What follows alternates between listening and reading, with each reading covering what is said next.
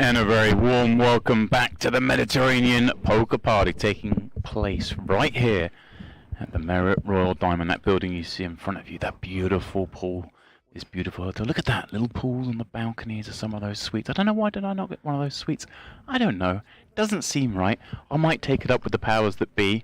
I am, of course, James Dempsey, and alongside me, Mr. Picasso, Mr. Andrew Headley. How are we doing, sir?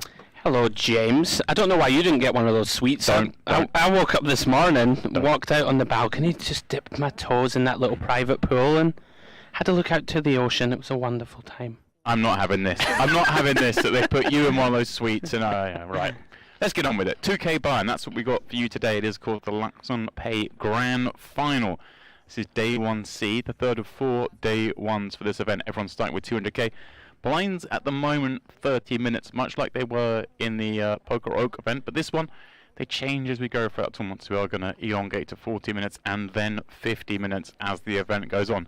Given that wrinkle, this one is going to be a 3-day event, unlike the Poker Oak. So you see there, we're covering to the end of day 1C today. We pick up action tomorrow with day 2, and then the final table will take place there on the 9th, and that'll be the last of the events we cover before, of course, the MPP main event kicks off coverage on day 2 of that one on the 11th, and then play that one out to a winner. And it will be, well, not myself calling the action on that one, sadly. I'll be out of town, but of course today we have joining us for the first time this trip, Jay Harwood's going to be jumping in the booth, Steve Warburton taking a break, going to play some poker perhaps, and then of course you three will crown us our champion in that. But that's a little ways away for now.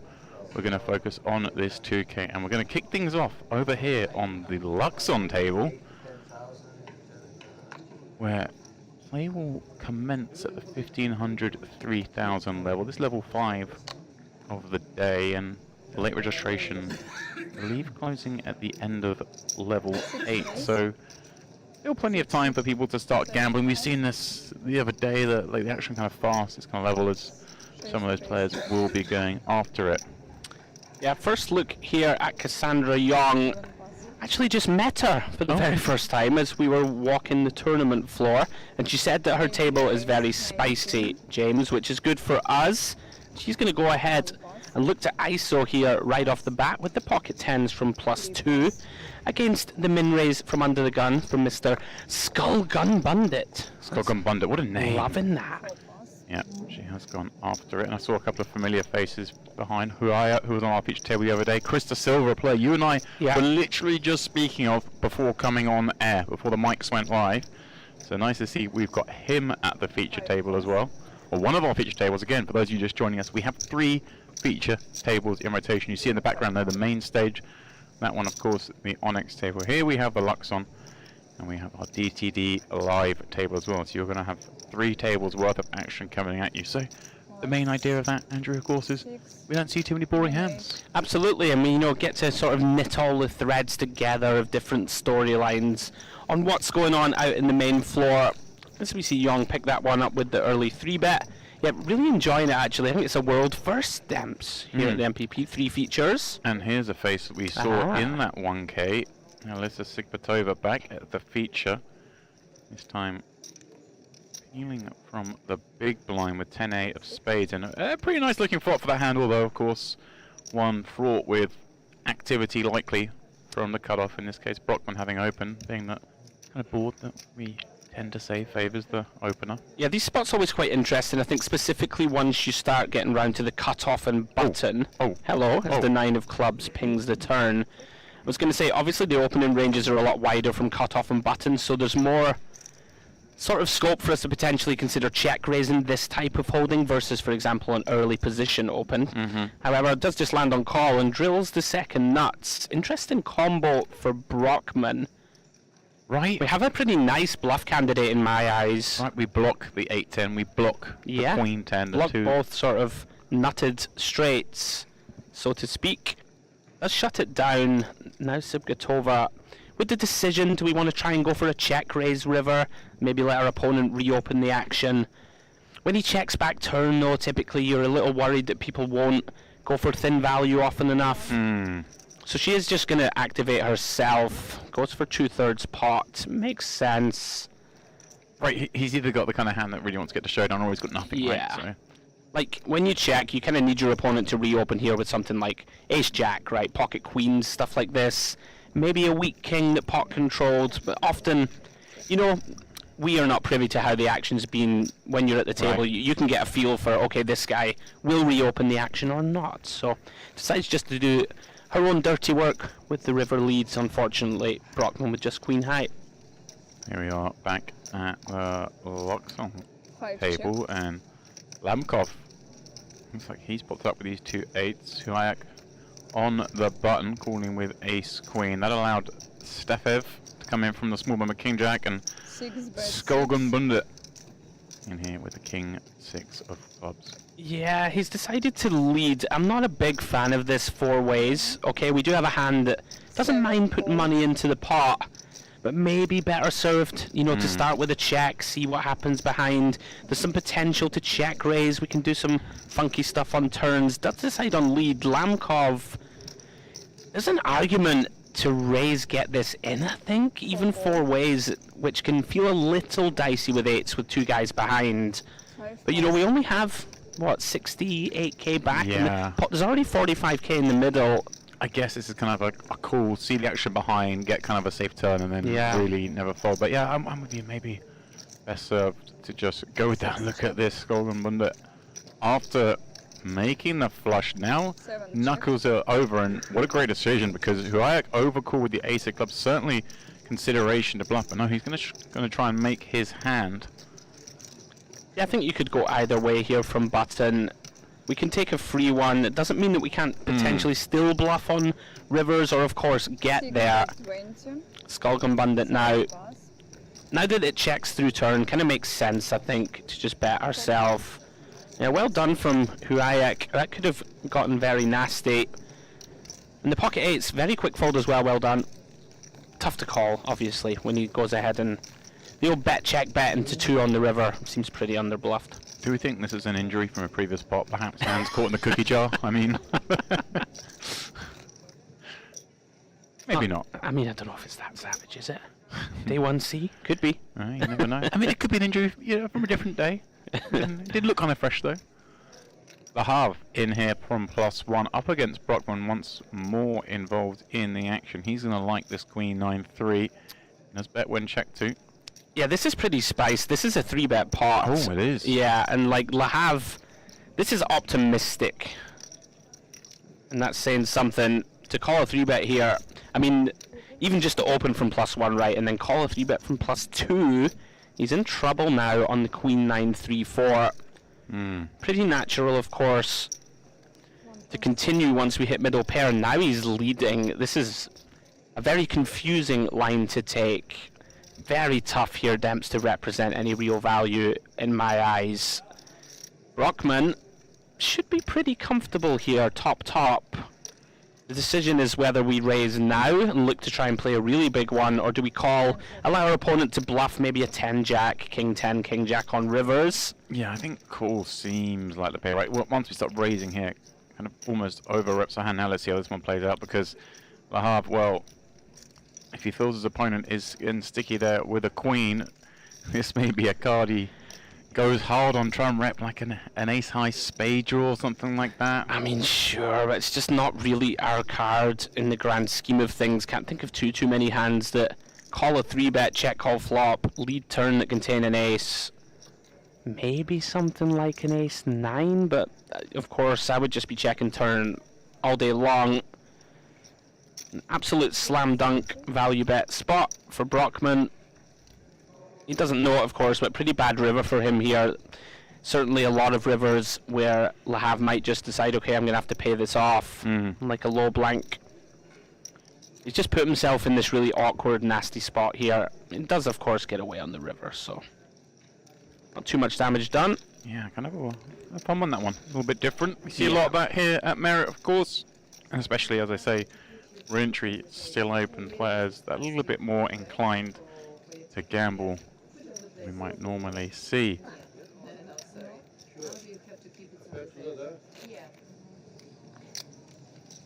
Okay, as we head back over to Luxon, it is Lamkov all in from the big blind over what seems as it's Pavlov open from +2. So this Quite a big one, 20 bigs. Wonder if there may be a squeeze, perhaps, in there. Does that make a little bit more sense? It would. As it is, ace-queen holding for now. Yeah, do know Atanas pretty well. Super experienced. Bulgarian looking good here Yeah. to knock off a player. Man with some recent form in this very room. Got third place in the Merit Poker Carmen series just back in March. So not no more than 2 months ago, he picked up 100k in that 2k buy event. So a number that suits him in this very room. And of course, actually came 6th in the Carmen series back in 2023 here as one of the main events. Okay. So he knows his way around this poker room. Yeah. Does hold through to the ace of diamonds river. So GG Lamkov can get there. And Tanis swells his stack up to 287k. I've played a lot with Atanas, and he's on the circuit, you know, room to room, knows what he's doing, very aggressive. He'll be fun to watch if he gets a big stack going. Yeah, one of those. Let's see, you mentioned hailing from Bulgaria, which pound for pound is an incredibly talented poker nation. It's insane when you look at the all-time money list from that country, just how much money has gone back to Bulgaria. Yeah, agreed. They're on the rise. Who do you reckon now? Right, back in our prime days, what it was Sweden or something like that were the most aggro, and now we've got that Spain, Bulgaria. It's funny because I remember when I was coming up, when I was playing a lot on the tour, there were like no German players. If you saw a German player, they were bad. Now, like, then for the last like 10 years, it's like the Germans are just the best. Sure. And now it's definitely emerging that you've got people coming out of some of these countries, especially in Eastern Europe, like Bulgaria, where they're just grinding away in the lab, getting so strong. 100%. And you get that community. You know, you get your Bulgarian native speakers. It almost becomes like a little club. They're all out traveling together. You know, you work on this game together, and suddenly you see them in the mix. We see it somewhat from the Baltic states as well. Sure. Real talent pool emerging. As we join the DTD live table here, 3-bet pot once more. Lahav opening with the 10s, gets 3-bet by Litvinov in the small. These spots always intriguing. Ace King's gone with C-bet, as you would expect on the 6-4 deuce. Backdoor flush draw, 2 overs and the betting lead, and Lahav's just decided to click this one. Actually don't mind it with the SPR the way it is. Kind of just deciding, I think, I'm going to run this, and if I run into a bigger pair, so be it. So much money in the middle. Litvinov now with the decision. Do I go ahead and jam it in? You can get some hands to fold. You can be up against the nut flush draw, which is, I think, is always a consideration in these spots when you're up against ace, queen, ace, jack, ace, 10 of clubs, right? You're doing pretty much, you're doing pretty well against these hands. But if you think your opponent kind of always has these 10s, jacks type hands, might decide to fold and does let Lahav. Nice pick up for him. Well, the two players we were discussing as we kicked off this frame, De Silva versus Young. She's getting frisky, defending the 5-2-0 from under the gun. Yeah, this is a bit out of line. And, well, a flop that one suspects one bet won't be enough. You know, De Silva obviously going to love that board. For sure. A couple of options for Chris in terms of sizing here. You can go really big here from under the gun on these 10 highs. Whether he decides to just go small. Our hand's so strong also that you don't mind your opponent continuing in some shape or form. It does go with a 3rd. And if we're calling pre, we're not folding flop. Let's just call.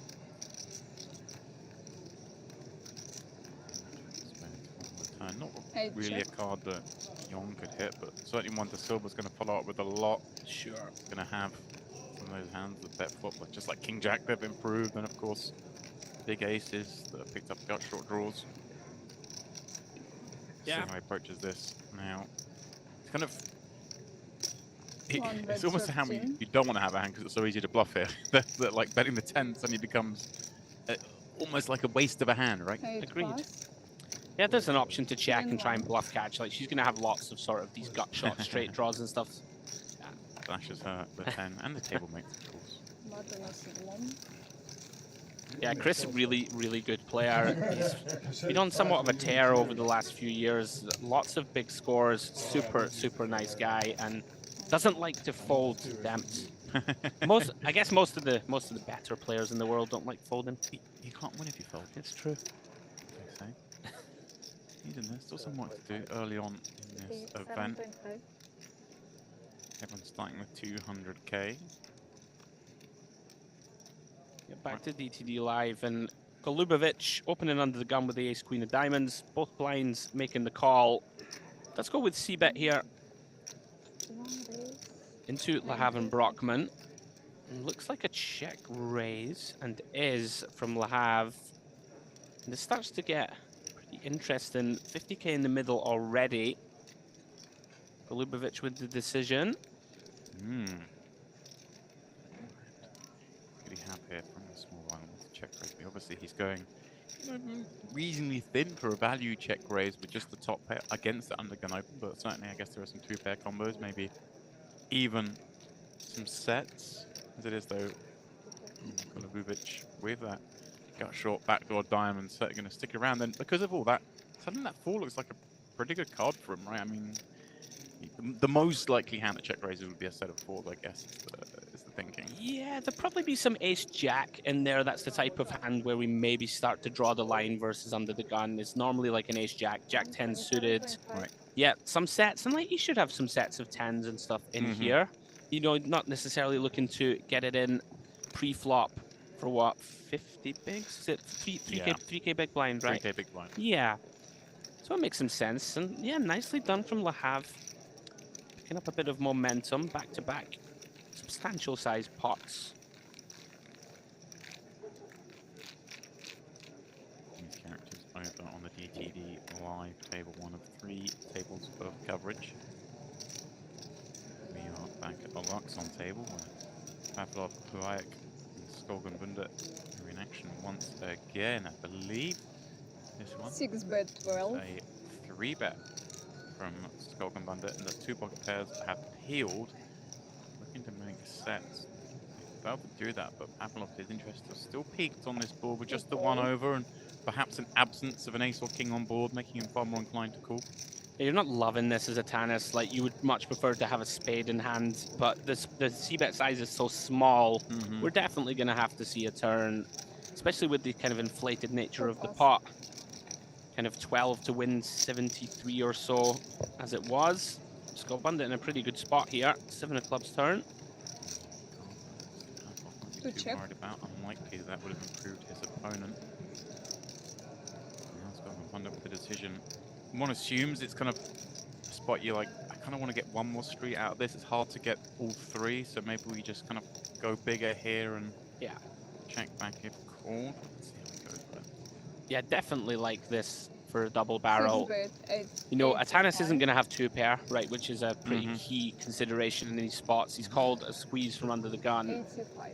You can have a few sets, of course. 4s, 5s, 7s, potentially are in there. But with the nut jack, 38. let's put money in. This does seem a bit small. Oh, there we go, it's 38. Right. And the ace of spades as well, quite nice hand to have, blocking some of those nut flush draws that Pavlov would continue with. So yeah, the 38k slightly bigger than first thought, but Nice hand. a good fold, Pavlov. Yes, it's just one of these hands that really doesn't have anywhere to go. You'd just much rather have pocket 6s here, right, that can improve any kind of flush draw, right? Any of these type of holdings, even like a 7-8 suited has gut shot. 85. Nice hand from both. And there we go, Skolgenbunda already leading this table, has got further ahead with just under 3 times the starting stack. Tim Agazin, it looks like just joining the table, he has exactly the starting stack, and then we see 3 players with work to do. Back over at DTD Live, it is Litvinov, Supetova at it under the gun and +2. Format having it opened, flopped 2-pair, and has now checked it over to Litvinov. Nicely done. Yeah, I think this is another 3-bet coup, which would make sense for us in terms of game flow. Quite like this from Litvinov. It's a little on the wide side from +2 specifically, but these suited Wheel aces play quite nicely as pre-flop bluffs, and she smashed the flop, of course. Now he has this decision. Do I get to kind of barrel this off with a no equity hold-in? You know, you don't expect her to have aces and kings. But having said that, I think at this stack depth, Sibikatova can just have ace-king, right? So it makes it less appetizing to sort of just try and blast it off. Right. He does wave the white flag. Interesting river, queen of spades. Now the decision for her, it's, you know, this isn't a fist pump value bet by any means. You bet here, get raised. Yeah, it's a bit of a disaster. And you can have all the pocket queens pretty much pure. You can have some ace-jack suited, right, that decides to take a free one. And what are the king X that are free bet for lot check back turn that can now call a river bet? Yeah, there's not many. I like check, I think. Could potentially go for the old really small block and induce a kind of spazzy raise from the king position. Pretty good give up, I think, from the ace-3. And yeah, there you go. Sibikatova, she knows what she's doing. Nestled in the middle of the pack, a little above the starting stack is Malov leading the way there with just over 2 starting stacks. And Ulibovic, we saw a moment ago in action. It's just 75k at this 3k big blind level, but again, we are still so early in the day here. Do not fret if you're on a short stack. Meanwhile, Hashim under the gun over here at Luxon has found himself a pretty delightful little flop there, considering he hasn't hit anything. It's like the ultra disguised. Yeah. And don't mind this, you know, on some of the ace high boards. I mean, you are going to want to do a lot of checking, right, in multi-way pots, even from under the gun. But with this exact combo, I quite like this. We can just clear out some hands that have equity. We can double barrel on lots of different turns and win the pot. So he does narrow the field just to Timur Gazin. Yeah, I feel like I'm with you there. Yeah, we do check these boards, but I think when we got the 7 high and reasons to bet, we bet the 7 high. Sure. We saw obviously hands like 2 7s finding the mark, 2 9s sticking around. Now does Hashim find a way to go again? It looks like he's reaching for chips, and this will surely put an end to the Timur Gazin curiosity. This is nicely done. Yeah, really nicely done. Just a really nice turn as well, I think, to continue the story. Like, we have all the ace king, you don't, from cutoff really. We have, you know, all of the best top set and the like. Let's just bet again, put pressure on the mid pairs, put pressure on like a 9-10 of hearts or whatever. We could get that out of there by the river. Well done. Now, our first look over at the Onyx table. That is the main feature table, as it were. Where the big file tables will be decided at this festival. And we see Veselov Biofri battling this one out. +1 be +2. Ace check with a heart working on the Queen 8-5 board, but he is going to check it over to his table mate. Yeah, you see lots of checks in this exact spot. +2's range is pretty strong. I'm going to start with a check often and then decide what to do. He does have a hand, Demps, in my eyes, that could consider check raise here. Backdoor's working, blocking the best top pairs. You do get to just put a lot of pressure on 7s, 9s, 10s. They're in a really bad spot if he raises. I think that's what he's done. Yeah, I really like this play. Very nicely identified, and you're just in a horrendous spot now with the 7s. Yeah. Bet to deny equity and end up getting bluffed. Well done, Veselov. I really like that play. Picasso approved. Yeah. High praise indeed. It's nice when it works, you know? You know, you do your study, you're like, all right, this is a good one to check raise, and then you check raise and they jam or whatever, and you're just like, yeah. Well, they call and they just go king queen. And they call, yeah, and you're like, all right, now I don't know what to do on the 4 of clubs turn. Look at this, back over a lot. 6.5 again from the big blind. The pot wasn't. So it's single raise. Single raise, so he's just kept it a bit coy here against the Golden one that opens in +2. 6 plus. Here one decides to lead the 5-3-6. This is the board that, you know, does favour the big blind, but it's, I feel like it's not often we see this sort of hand class be the one that does come with the lead. 100%, really intriguing. Timur Gazin's not going to fold here. 7. Have 2 overcards. It's not the most appetizing board, of course. No diamonds lurking for us down the streets. But we do turn a 10, which could be troublesome. Now this will be interesting. Hashim bet once, bet twice. Timur Gazin folded. These 2 back me again. Timur Gazin haven't just joined the table with a fresh stack. So the second hand of poker he's played at this table, been just like the first, with Hashim barreling him into again, and you know, now with the 10, of course he's kind of hamstrung here. Yeah, we just call again and make a decision on the river, it feels like. But like just the instant you sit down at a table and you play the first 2 hands and this guy's just blasting into you both times, you're thinking, right, okay, is this... You don't see the hand strength, you don't see the hand classes. Sure. You already start to think, hang on, this it's far more likely this guy's bluffing a lot than actually making hands, right? I would agree. Or have a weaker hand than this, 100%. Now, will Hashim go for like a little blocky type? Like, our hand just doesn't feel like it's worth a big bet, right? On the backdoor clubs run out. It's one of those. I like this a lot. Just 10k. Yeah, and and he's just going to have to pay it off. Yeah, and Timakazen, recognizing that like he beats quite a few of the hands that bet this size, right? If he's just up against a 6 or a 5, it's either a gut shot kind of hand that might have led. And well done, Hashim. That's getting really nicely found line. And Timakazen's like, hang on a second, you got jacks here? This is an open. I feel like you didn't squeeze, and then you woke up on the 6 high board. Okay, I'm into some stuff here. See that? Look at that. Hashim chip flow. Gorgeous looking graph. I saw him win 2 in a row. He's moving on up. It's still early days. Let's not get too excited. 3 days of play, but nice nonetheless. That's a lot. Yeah. We just saw him with the ace jack getting a bit fruity post. Now he's like playing the rush.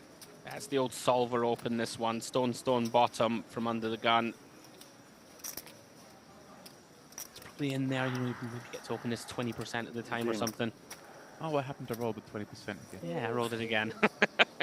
28 times in a row. I mean, it's King 7 suited, right? We just got a check raise through. Let's go. Lasuski, I recognize that name, Demps. Get down the rabbit hole. Yeah, Maxim Lasuski. I remember he won something big. Oh, yeah. Somewhere or other. It was here. I seem to remember him. It was like a really good final table where I think they all chopped and changed the lead. Let me have a look on the old Consult the Hendon mob. Yeah. Yes, I remember him. He was great fun to watch as well. He was box office. I remember he sort of wore all his emotions quite publicly. Yeah.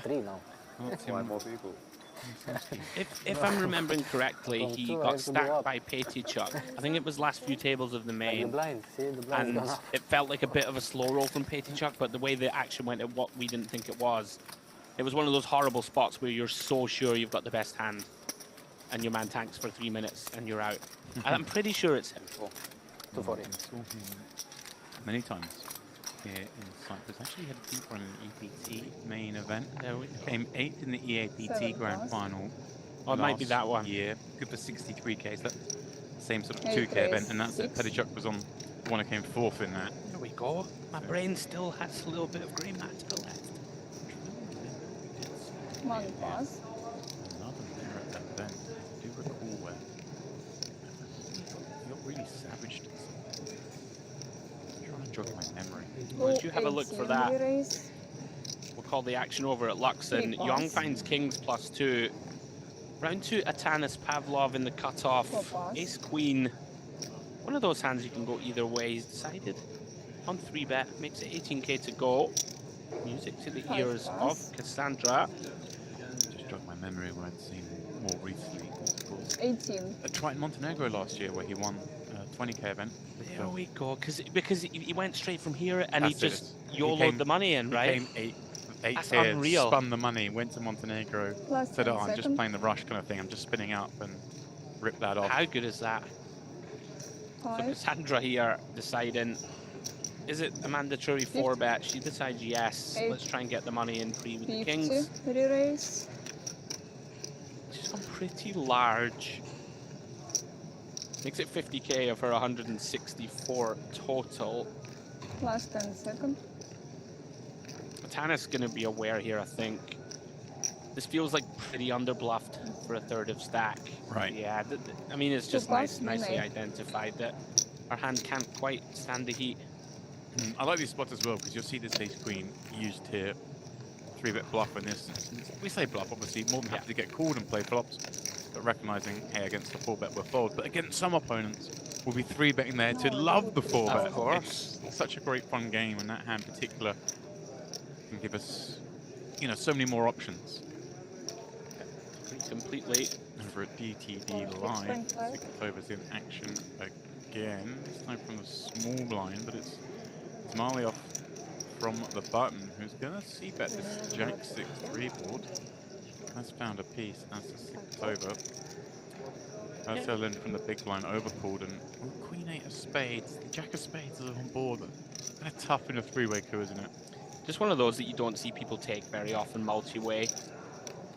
Very wide open, of course, from Ismailov. Don't mind the small size flop, you know, just try and clear out some equity. It's pretty dry. Let's just get the king 10s of the world out of there. Sibgatova, of course, not going anywhere. Bottom pair, backdoor nut flush draw. Decision on Ismailov. One of these. Do we want to bluff this hand? Potentially. You're not thrilled. Like, it's kind of hard to win at showdown, is what I'm saying, against Sibgatova's range here. She is going to have a bunch of some pocket pairs, some Jack X, some threes like she has when you have the ace high to go with it. King of spades, river. Sibgatova with the decision.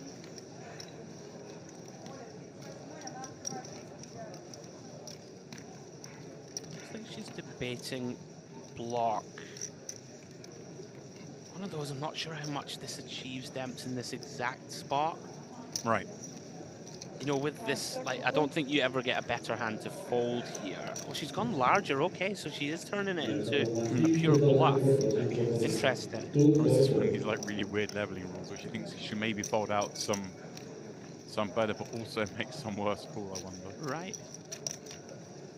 I actually kind of like it. I mean, it's hard for her to land on the river with many worse hands, is what I'm getting at. Other than the sort of queen 10s of the world that she decides to float. I guess at this stack depth, are we in there with maybe with like the 4-5 Yeah. suited? I know there are not many combos. We can be in there with 4-5 for sure. I don't think we're in there with many. Maybe some 5-7 suited if we're feeling a bit spicy. So there aren't too many, you know, sort of natural brick draws. And he's kind of hating this because he does need her to have these sort of queen 9 suiteds with a backdoor queen 10, stuff like this, or a 3, which is pretty rare that it's going to be, you know, in there and then turn itself into a bluff. Well done. Well done, Miss Sibgatova. Well put together there. I mean, it'd be so easy just to try and check the 3 and win at showdown. Just check and lose. Yeah, well done. Fun one. Stogan Wundit over on the Luxon table. He's checking his option with 8-5 on this 10-9-4-6 board. Hashim in the mix again, this time with a flush draw. 3-bet 8. Yeah, this is pretty wide from him pre to peel the raise of Pavlov. Decided to take a free one on the flop. Well, let's put it out. I mean, we're all leaving the tree a little bit here. Pavlov with the ace deuce right off from the hijack. 100%. The boys are playing. They really are playing. I mean, Atanas, wow. I mean, this is Pavlov. pretty spicy. Defined check call. I think he's planning to bluff a river spade, potentially. I mean, is it a case that he's seen Hashim play fairly aggressively from what we've seen so far, and now wants to check the bet turn, and I think, hang on a second, what hand, look at this man just doesn't slow down. Love it. 3-bet 12.5. 38.5 thousand in the pot. He bets just 12 and a half. Really nice. The value bluff. Value bluff, I love it. Yeah, that's an intriguing check call turn from Pavlov. It's hard for our hand to really... It just feels like the one that doesn't really have anywhere to go. Good luck, in my eyes, a little too wide, I think. But he was correct. Nice sizing from Hashim River. It really did look like value. Gets him over the old 2 starting stacks as we head on over to the Onyx, where we have some potential danger. Veselov with a pair and a straight flush draw up against the flop flush of Luski. Let's check around. Sowski was in the mix, of course, here as well. Now that turn card, actually, kind of a bad one for Wowski, isn't it? In the terms of, it just makes the board that much richer. The monotone boards always are, but hard to get action, especially when we block the jack as well, isn't it? Yeah, Veselov here already thinking to himself, if I continue here, what are my possibilities to bluff? And there certainly are going to be some. We have a pretty nice candidate already to consider it with that bottom pair blocking some sets, with that very key 8 of clubs in hand. He is going to call turn. You know, we have a straight draw to go with it, so potentially we can just realize our equity for 9k.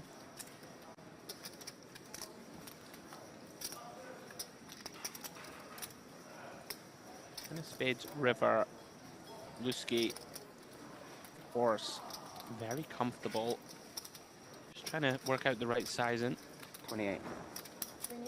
And that is 28k, 2/3 pots.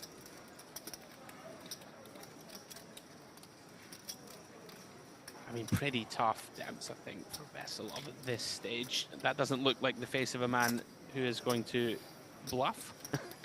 Yeah, and not one. I mean, obviously thinking, what hands did you beat? You need your man to be really taking a fly with most of the Queen X, which doesn't seem too likely, and always bluffing some big club offsuit combos again. Hard to say if that's too likely, so it does arrive on. Oh, Yeah, almost no bluffs, I think. And he's peeled pre-flop facing the open from EP. Nathan? Background to Luxon and Cassandra. Another premium. another premium. Come on, you're doing this hand a disservice. We've got the boots, my friend, and the blinds are up. Even better time to get them. The premium of all premiums, the first class hand, the #1. It's the Merit Royal Premium, that one. Merit Royal Premiums, aces. Well, you're staying, of course, because those unfamiliar with this fantastic complex, kind of, it's 4 hotels at the moment, it's 24. constantly building, there's another one under 24. construction, but 2 of which are adult only, as it were. 2 take the kids in, and you've got baby Arlo with you, so you're in the Merit Premium. It's which is lovely. gorgeous gotta say. hotel, yeah. By the way, Whoa, Hashim, whoa, playing no, absolute note perfect so far. no. I mean, it's quite reasonable, right? Under the gun open and +2 3-bet. Like, Jax isn't doing too But well. the speed he did it. I know. Hang on a second, put a note on this man. MVP so far. We're dealing with a player. Wow. I don't mind this, by the way, from Atanas. I think most people just auto-call this hand. But you do have the full table behind. Sometimes it can be nice to just sort of Get Jacks to fold. get Jacks to fold, right? And also take the betting lead, you know? Now, does Cassandra 4-bet again? We saw her do that a moment ago. Did this time she get trapping and called? I think we just 4-bet this one as well. Like 50 bigs effective or so. Ace 70. I think when Atanas 3-bets from early position like this, he's going to be weighted to like 7-0. stronger hands than 7s, right? Of course, on this occasion, he does just have the pocket 7s, but he's going to have lots of really good hands that just won't fold, right? Or will look to get it in. Yeah, it's always a bit awkward here as well. You just 3-bet this player a moment ago, got 4-bet, or you 3-bet them again, you get 4-bet again, assuming you fold here. You're like, hang on a second, is this, am I really running into it? Hand after hand, as we've seen, it has been both the butchers and the boots. He's an experienced campaigner. I'm just going to recognize that, okay, I tried again. I've given up nothing. If I stick the table, I wouldn't be sure that she's had it or not had it. She just seems to take it all in her stride. Did you just fold Jack? Like, without too much thought? She went, nah, yeah, Jack's no good. I mean, it's not doing great, is it? From under the gun and +2. I don't care. I'm going to think about it. I'm on the TV. I want people to make note of my fold. No, this man's an absolute G. He's just like, yeah, whatever. I don't need to play this one. We saw him slow with the Jacks a moment ago for the big. Now he just kicks. Maybe he just doesn't like Jacks. I'm going with that. Okay. Because Mylov, 2 8s from the hijack. He's opened this one up. And we see the boots once again. And in the hand to zip it over. Now, if you're watching the other day, I saw her play this hand like 3 or 4 times. She found them often. Oh, hello. Ooh, here we go. Yeah, this is a potential trouble spot. Note the open size here from Smilov as well. Up to 11k at 4k big blind. 2.75x. So already this stack's getting shallow here. Super Topers near 3x 3-bet. Just getting flat by Ursulan on the button. But, I mean, ace queen suited, it's one of those hands, right, that we quite like to call them player flop in position and keep in those weaker hands that Sipkatova has 3-betting in this seat. We can certainly be dominating her, right? Yeah, you can. It's always very kind of murky and tricky. especially against that inflated initial open. And this is a troublesome flop. Oh, yeah, no one really likes this board, do they? I mean, Sibgatover is hating this against two opponents. Figures that at least one of them has smashed it. Right. I mean, Urslan with the cold call, we often see the 9s, the 10s, even the jacks. These are the kind of hands that love to do that. They all improve on this board. Ismailov as well called the 3-bet. He may well have some of those hands himself, and of course, the King-Jack suited of the world that have nutted, but she is nonetheless going to go ahead and bet. And we have to remember, we are in the rebuy portion of this event. It does change the ranges somewhat. I know it shouldn't, in theory. The book doesn't say that. But the book's also not down here having to fold hand after hand. Not wanting to be here picking up big stacks. That's absolutely true. Yeah, I mean, I would check this hand all day, every day, and twice on a Sunday as Sibgatover and just look to kind of see what the button does. Then we're going to get to see what hijack does in any case. And we can sort of just carefully tread through this hand, but she does decide just to c-bet.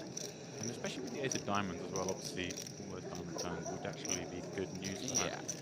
Well, I still think about this himself. He has the bottom lane gut I mean, he shot. can't continue with this, I don't think. Yeah, I mean, if you're not beat by Sibgatover, you're definitely beaten by the button in this spot, and you may well be drawing dead. Very often drawing dead already. Even if we hit a jack, it's unlikely to be good. If we hit an 8, unlikely to be good.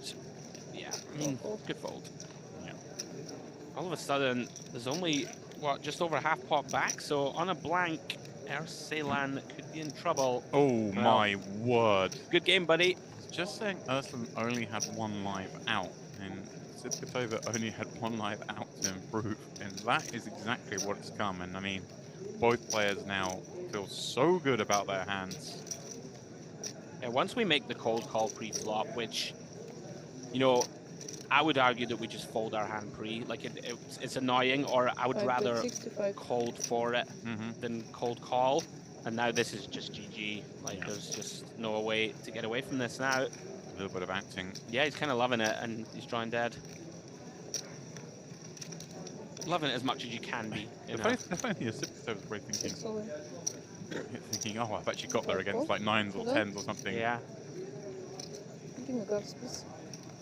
Good game. Yeah, GG's, Urslan. That was a cold one. As played, nothing we could do. Andrew's, you know, he's too strong. This thing is just working. I'm in there. Flick it in. Build me a stack or send me to the rebuy. All right. Oh. What's that look about? Does he think he has... Oh, maybe just the table. Table 2 sit open. We were taking our time. Yeah. We're just giving you more time to express your thoughts. On that hand? I feel like when someone's drawing dead, let's just rip the card off. Yeah. Send them off. I'm not loving it. When, it's like when they, you know when you bust in various different series and they say you must stay by your chair until the floor comes to collect you. Yeah. Yeah, but sometimes in the massive field events, you're stood there for about 3 minutes and you're like, you're raging, number one, punted it or something. You're like, I really want to get out of here. You're looking around the floor, like scanning the horizon. There's nobody to be seen. And then you'll have to force her to stand and watch the next hand. Yeah. And like, people don't want to talk at the table yet because you're still there. But you know, as soon as you go away, they're going to be like, God, he punted that off, didn't he? Awkward. Although the plus side is, if you wait long enough, the floor doesn't come round, maybe you do a dirty little ladder up that wasn't justified. Oh, yeah. Absolutely. I'm always like, hold tight, dear. 6 away from a page. Don't shout. So you can just... Team Snake. Well, you call me what you will, but, you know, look after the pennies. Oh, dear. Right. Back to Onyx. Open from Lusky, defend by Giorfi. Check call. Very spicy Queen of Clubs turn. Giorfi now improves to a gut shot and flush draw. This is a check back from... Was it on the end? I think he bet. Okay, we bet small. I think it was just 6k. 6k C bet. Okay. Could be wrong. Looking at the pot size, it's pretty small, but here we are. Yeah, these spots are kind of dice. Like, you know, like middle of our range like this, if we get check shoved on, it's not a great spot to be in. Although, having said that, Giorfi's pretty shallow. Certainly an argument to check shove turn, but typically you normally call when you have a pair and have some showdown. You know, maybe jam like a jack-9 of clubs. How's that river for you? It's a pretty good one. You're thinking if I hit the 9, it's so obvious. I hit the clubs, it's obvious. But if I improve to a 6, you'll never see it coming. Good check. You will not see it coming. Lusky with the decision, do we want to go for value? This starts to get pretty thin. I feel like I'm going for value. All the draws have missed. Our man can have a 7 or an 8. He does check it back. I think like with the king kicker, you can definitely consider betting, but like for example, an 8-9, we would just check. I'm with you there. I think because we beat that queen, I might bet, but he does check it back, and it was a good check back. Definitely not unreasonable to consider it. With the goods. If you are just joining us, welcome. Where have you been? We are watching the Luxon Pay Grand Final. This is a $2,000, $2 million guaranteed event. It's just day 1C. There is a turbo fight tonight. 18 for day 2 tomorrow. Still towards the end of late reg in this one. You see the field signs there ticking up. 365 bullets so far today, pardon me. And well, Hashim has probably caused a few of those bullets to be fired because he has been faultless thus far. And look at this. Yet again, he's getting it right. Falls ahead on this 7, 8, 9, 8 board. Safiev, well, gets there on the end in the form of a counter. But now, does Hashim turn into a bluff? Does he lead? So this is a 3-bet pot. So I'm starting to just try and quickly analyze where we're at as Hashim. What does our range look like? That calls the 3-bet. I believe flop went check. Then Safiev decided to bet the turn. He is finding it. Yeah. Quickly becoming the GOAT of A1C. Really beaten into the pot. What happened was there? He just dropped the chip. Oh, he did. No. 5, 4, 5 in. Are they going to make him call? No, he snap folded. Okay. Wait. He did call? Wait, he did, like one chip within a microsecond. And then Hashim just mucked. Is that what happened? I guess so. Yeah, I was going to say we didn't have much time to dissect that, but what sort of 7 and 8x do we have that didn't bet turn, check calls, and then leads? We don't have too many 8 and 7x, I would suggest. So maybe just looked like a brick heart draw or a low pair, and he quickly ticked it off. I like where his head's at, though, Hashim. He's really played very well in the early goings of our coverage here. Raising a half pillar, half limping with the queen deuce. Oh, he's sticking around. Perhaps a little too speculative, but let's see how the one plays out. Jack 10-5 board. Still going live to the deuce, in fact. Yeah, we've seen that he's playing like a very spicy sort of, like just lots of hit on it. And I suppose this hand we can never check call. He's deciding to himself, all right, I'm just going to take a stab. 7k. Brockman with a hand that can't go anywhere just yet in my eyes to this sizing. Is he raised? This is pretty nice recognition. Wow. We're playing some poker here. Yeah. Like, in theory, La Havre should have no leads, right? It's one of those spots at this stack depth. So Brockman's just going to pounce and say, yeah, I don't think you have any of the really strong hands here. You limp call pre and lead. Well done. Nicely played, Brockman. He says, nah. Wag the finger. You don't get to lead. You don't get to lead here. Yeah, no. Nice hand.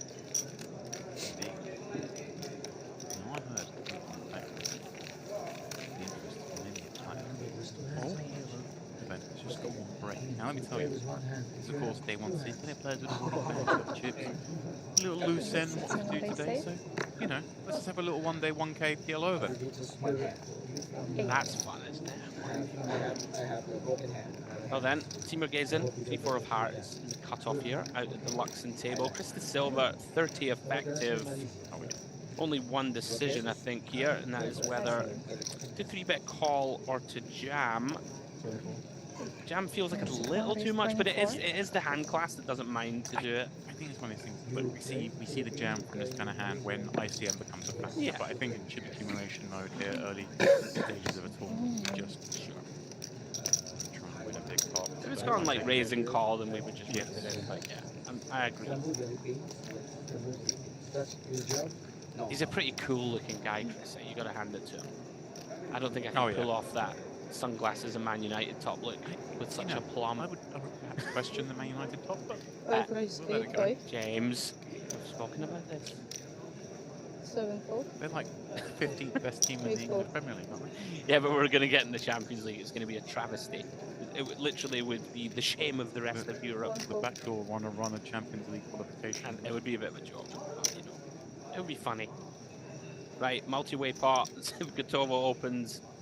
Interesting from Amar, and I like it, by the way. I think most people auto 3-bet ace-king here, but you should have a bunch of calls, even at sort of 45 bigs deep. You know, you can induce squeezes behind, and Golubovic has a potential. I think he'd like to have more chips than this. But Like, maybe you have a lot less fold equity here with 17 blinds, but I wouldn't be shocked. Yeah, just to run it for those reasons, but like you say, it just does cool. I mean, this is such a playable hand, happy to go by the way, try and make something of it. I think if he has like 30 bigs here, that like shoving is really attractive. Yeah, and I suppose the thing here with 15 is, hey, look, hey, if I call away a flop a queen and end up going broke with one pair, it's no disaster with 15 blinds, whereas with 30 it would be far worse, right? Yeah. 100%. So everyone bricks in there again on the button with 9-10 off. Takes a free one. It's bad news for Sibgotova. She does turn to a pair, but Anar with that beautifully disguised ace-king. Bronwyn's not leading to this, is he? Okay. It's itching. He's about to leave the booth of that. Yeah, exactly just saying, like, Anar playing this quite free means that Sibgotova is looking at her hand like it's the absolute crown jewel. She does not think someone has a better ace. She thinks a 2 would have made some noise. 7s probably would have bet. It's like hard to imagine any hand she loses to. Yeah, you're only really worried about Anar having ace-queen exactly in the long term here, in my eyes, is typically the hand. I like her sizing, by the way. There's no need, you know, to absolutely blast money in here. We want to get called by all the weaker ace-X. We can size up river if we think we definitely have the best of it. He's not, is he? If Lahav raises here, this is spice. What is going on? 40k? I mean, it's going to look so strong. But what do we... I mean, we're repping a slow-played pocket 7 somehow, Right. or... That's about it, right? It is. Like... But people don't bluff here, right? Which is the reason you're thinking, what in the world is going on? Yeah, it's true, because I would never put this as a bluff. Like, Ever. why? No draw on board. He's going to get called in 2 spots. Yeah, and it's funny because Sibgotova pretty feels still alright about this hand, right? I mean, when Anar overcalls, I think the alarm bells are starting to go. But yeah, I hear what you're saying. It's such a random spot for Lahav to decide to go for it. Yeah. Against bet and call. He still had the 2 blinds in behind him, by the way, who could somehow have a big hand. Oh, wow. Anar with a block. Recognition. This is amazing, this hand. This is a ridiculous hand. I was like, well, whoops, I got this one wrong. Save face for a moment, and then Sibgotova, I can't wait to see her reaction when we cut back to her. Something that's interesting here is that if Anar thinks Lahav is just giving up here with a bluff, he's not. He's not giving up. Oh my word. What is going on? And now, I mean, he's not going to fold. And I was like, yeah, whatever. He's just snapping it off. You got to and Lahav going to show his hand, or is he just going to muck? Oh, he jammed, so he's got an extra few chips in. No. He's going to get to fold. No, I think they're working the count out. Okay. Lahav's going to see that it was. Lahav's not going to show his hand. He might be forced to, right? Will he force it? It will be, actually, because they're all in. Let's see. Yeah, they are. Hang on. You are down because... Yeah, but I didn't expose my card. I don't need to show my card. You need to wait for me to show my card. If you didn't wait, I don't need to show the card. I marked the card. You must show the card. Okay, sure. Otherwise you can play with it. The hand is tabled, as is correct. Now, if the bet had been 125, at 125 and Anar had like 126, it wasn't all in, then of course, if he shows the cards first, he can up. But because it's an all in, because he needed 124k of the 125k, at an all in, all hands must be exposed. So the dealer, of course, completely correct there, and the players recognizing that. No need to bring the floor into that one. they all got there in the end. But wow, what an incredible hand. I mean, no one at the table would expect the 10-9 offsuit to be shown there, surely. It has to be the worst feeling in the world when you go for this big river bluff, and then I just shrugged his shoulders, counted up the chips, and just deposited them in the middle. Yeah, unbelievable. Action here, fast and furious at the Luxon Pay Grand Final. It is, of course, day one C with a whopping $2 million guarantee. That was something. Wow. That might be my favorite hand thus far. Absolutely is. It's just, he went so hard at it, delayed, repping like just sevens full. Yeah. Sipatova was supposed to lose a bunch of chips, but somehow didn't really. I mean, she put 40k on the turn, but She might have lost more. all the money came from the wrong place. Yeah. Main thing is that now got the full double up with the rare slow player Ace King. Nice to see. Here we are then. Yeah, it was well done. Back at the Onyx. Veselov betting nut diamonds.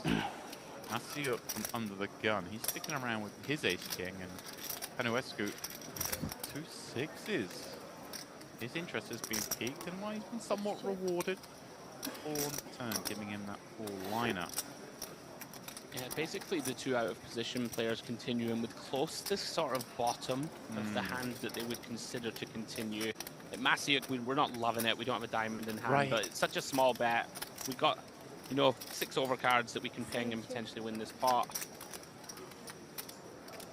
Panescu's is a curious one to overcall. Veselov now, yeah, this makes sense, right? Like, if you bet and get raised, it's a disaster. Let's take the 3-1, try and drill the nuts. Somehow 6 is his best. Obviously, if Veselov can see how wide he's been killed by both players here, yeah, then he would flop and we'd be blasting. But yeah, as you're right, Panuescu looks like he's going to take this one down. This is a really strange spot because you might think he needs to bluff, right? Like, it's like, though, right? We're it's trying to real bluff thin. Pocket 8s and 9s, that's it. And they don't always bet the flop, maybe. I mean, I know I think you just check and try and win. Yeah. Yeah, he is gonna. He is gonna win. You're a big boss. Pretty reasonable, I think, from all. Veselov just decides. I got so much equity. 3 diamonds would have been fun. Oh yeah. All right. Sorry, James, go on. Welcome, all of you joining us. I haven't yet mentioned, but I have one BDI on the GG Poker YouTube channel chat. So if you do want to get involved, share your thoughts, ask any questions, tell us who you're supporting, please do go ahead in there. We'll be keeping an eye as the day goes on. Right now, I mean, 3-9. it says it's the Luxon table, but I'm renaming it the Hashim table. Yeah, he's my favorite player of the day thus far. So is this a squeeze? It is, right, okay. We have a 3-bet of the open by Hashim, called, I think, by Huayak. He's in deep trouble now with half pot back. But he does have some good turn cards to look forward to, and that obviously the best of them. Just half pot behind. These 2 will be getting this in, we know that for sure. Yeah, this is a grim turn of events for Hashim. Very unlucky. He's just going to put him in, it looks like. 6-4-1. What can you do? Very unlucky. You're going to have to find a lady on the river. 147k in there. Big pot. Yeah, as you can see, looking pretty for the KO. Instead, likely to send chips the wrong direction. These ones sting a little, especially when we've 3-bet. The big blind's cold called. You're thinking ace, jack, ace 10 suited are in there a lot. Right, and you see his hand knowing full well that the half pot he was never folding the turn. You were always going to snag them, given that they like flop top pair. I had a feeling that you Double up factor. What, 3/4 of a starting stack? Sheen? No. Just a little call for the man that has impressed us most thus far. I'm still flabbergasted by the speed of the ball with 2 jacks. He's just like, whatever, get this dust out of my way. Yeah. Yeah, Huayak back in the mix. Skullgun Bandit way out in front. 571k. Great start for him. Blinds, of course. 2 and 4,000 still. Back to the Onyx we go. Open from Paunescu from under the gun. Luski from +1. Falls with ace 10 of spades. Lasuski, who has entertained us on many an occasion, he's been called from the cutoff here. Pretty wide, 8-6 of spades. Does that position though? I'm Saidi part-time. wants to get in there, allows I'm doing part-time Masio job. to come along from the I'm big blind. 4 hours Ace player, 4. 4 hours dealer. King 10-9 all hearts. No player with a I heart mix it in up. I hand. play mixed game. You would imagine 1 round leads dealer, 1 round poker player.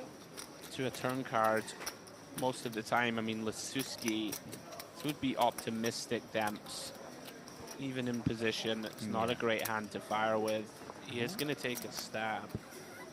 I mean, I guess the only real way to win this pot is to start bluffing. Not a lot of fun to do into 3, but with the exact hands that we can see on our screen, I fold. the only person who can really continue is Luski, and he's hating it. It might get through. I would fold this hand. Like, where, you know, where can we go with it? Yeah, nicely picked up by the Southgate. Pocket queens. I no, 8-5. I know you're friends with that guy. I know. I should have figured it out. Would have been 8-5 of hearts. I had ace high. MPD last year. Right then, back over at DTD Live. Anar got that unlikely double up with the ace king. 60. He's in here with his king jack suited popping up to 10k at 2k, 4k. Lubovic finds the aces, jams 15 blinds. I thought you might flat this one, James, just looking at the way the stacks are. But if you think your man is just 2.5x opening from early, has a lot of chips, is just going to give you a spin with lots of the hands he's opened, it makes some sense, I guess, just to put it in. And he does get the max value, at least until the 5 cards are revealed. Yeah, let's not speak too soon. I believe once in the history of time, King Jack has run down 2 aces before. Maybe once or twice. Should happen about 25% of the time. Oh. King of the window. 1.5 behind. Slight improvement in equity for Anar. To flop. Lubovic pleased to see low black card on the turn. And even more thrilled with the 7 of hearts on the river, doubling him back up to 130k. Yeah, just in time. A lot of runners today. 376 now as the counter ticks up. Of course, 2,200 buy and 2 million guarantee. Blind on blind confrontation here. Looks like limp check on the flop. We have a stab from Paunescu with that flop trip jacks. Luski, of course, with a flush draw. Hello. 8 of diamonds, turn Demps. Yeah, in there. He found it. Paunescu. The diamond working himself. Breaks to lose a number of chips in here, but I suppose at least the pot is small. Just 20k is a pair board. Makes a lot of sense to check this turn. Pretty dangerous, coordinated one. All the 9-10 get there, all the flushes get there. Right. We can induce some bluffs, sort of king 10s, king 9s of the world. Red card on the river, but it is the deuce of hearts. This is going to be a really tough spot. We have that 6 of diamonds in hand as well, which blocks some of the natural flushes that Luski can have. 15. I think some of those plus might be like the 8, 9, the 10, 8, pardon me. They all are paired. We don't bet as it is. 15k bet is And I blocked the cheap flush. price. Yeah, didn't There you go. get greedy. Yeah. It's alright. It's like this. I'm a little surprised it Poker is didn't go a fun. bit bigger than that. I think our hand should bet larger. But again, it's hard. You know, if you think your opponent has a queen, for example, or something, you're going to struggle to get them too many chips in. Goblet. It did look like a goblet. That looked like quite a generous pool. I need the backstory on this hand injury, by the way. All inclusive. I'll have a goblet of Order Shiraz, please. So under the gun versus big blind here. Skullgun Bundit going to continue, and Staffy has one of those hands. 3 to a straight, 3 to a flush. I think her opponent is c-betting too liberally. Let's punish it. I can recommend the house of A little splash, if you like to say.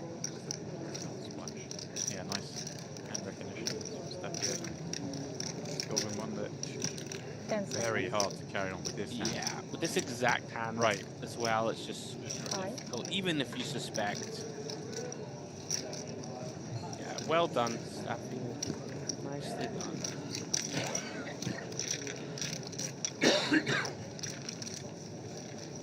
It's very much a feature of the modern game. You got three cards in a row, or three matching suits in a row. Bump it up. 7 check. 1 bet 10 Ace, 7. 9 board here over at DTD Live. Lahav actually having the hand for once. 4 This pass. is the best 5 for these pass. 2 queens. Bet's going to see everyone fall round to Litvinov after working diamonds. A few strange decisions in my eyes from Lahav. He's very aggressive, so that is going to pay off sometimes. But c-betting here into 3 with queens, it just doesn't really make too much sense to me. But Litvinov, of course, going nowhere with our flush draw. 4 of hearts on the turn, still good. Check.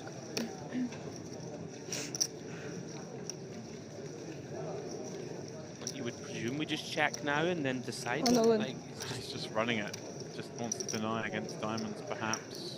it's the only reason to put them in, yeah. Yeah. Maybe thinking, hey, is anybody thinking he can make Litvinov maybe fold a bad ace? 7 I mean, fold. C-bet into a 4-way pot, right? He did. It looks like he's got a big ace. Although having just shown the most kamikaze of bluffs, I'm not sure. I'm not sure I want to be putting it in here and trying to make someone fold. Small big fold blinds. an ace. That's pretty fair. 20 vertical. As it stands, he actually. Maybe so you get 7s to snap. Right. There we go. Reputation precedes him. That's about 4 bet ace, 16. queen, clubs. I'm between 6-4. Flop. Look at this. And rescue. Yeah, this could get fun. Especially this board texture, right? We see ace queen with the backdoor flush draw, the 7 working around that 6-4 as well. There's so many interesting turn cards here for these two play out on the 16k bet for now, being matched as we head to the turn, and it is one of those interesting cards. Deuce of clubs, both players now with the nut flush draw. Resber, of course, loving life with that top pair. Typically here just goes big bet turn and call again. 4 bet It's gone 16. small though. I'm not a big fan of this. I think it's too small, like 16k. Third pot, almost a quarter pot in fact. You just make it really easy for your opponent, right, to continue. I suppose when they have sort of the 7s through 10s of the world, we don't mind giving them a very good price.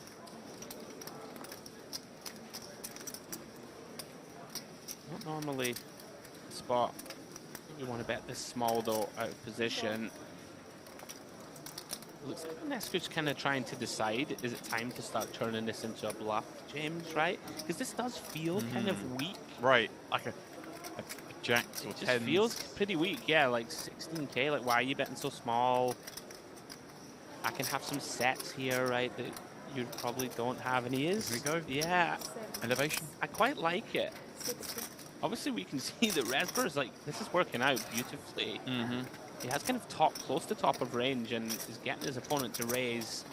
He has to put the puzzle pieces together here and recognize, okay, I've induced this, rather than being up against a hand that has ace queen beat. 4 10. I think we just call Demps and decide on rivers. We're in a beautiful spot now. Shallow to snack down to 1-1. Stack to pot and backdoor the nuts. So if he wasn't sure it was, he's loving life now. He's feeling okay now. And I mean, there's I hope he Yes, wins. good. Hope we knuckle.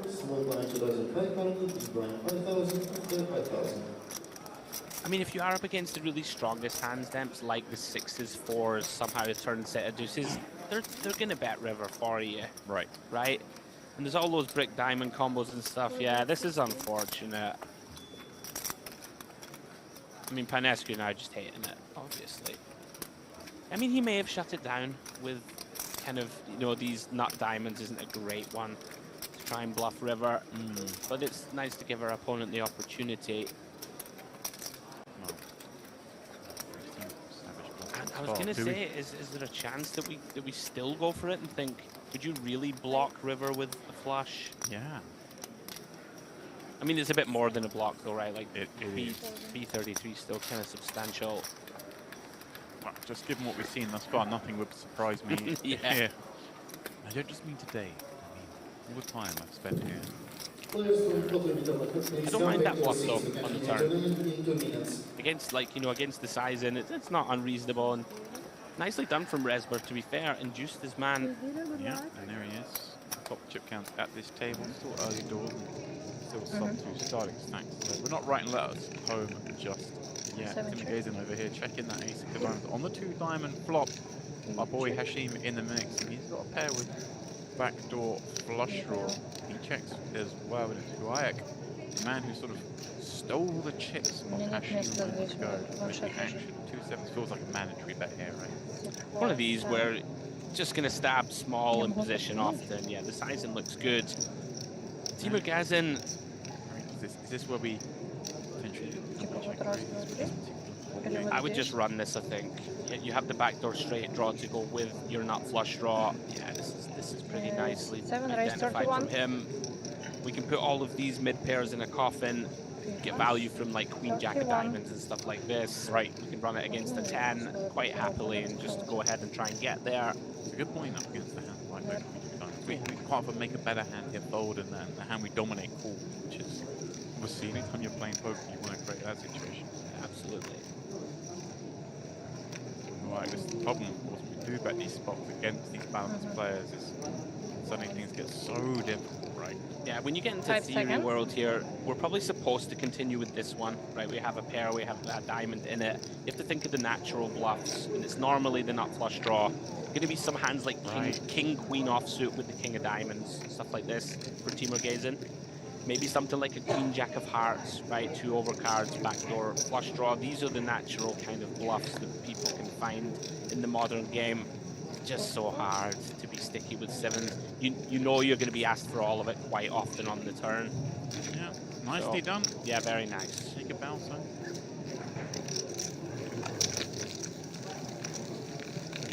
Pretty cool customer.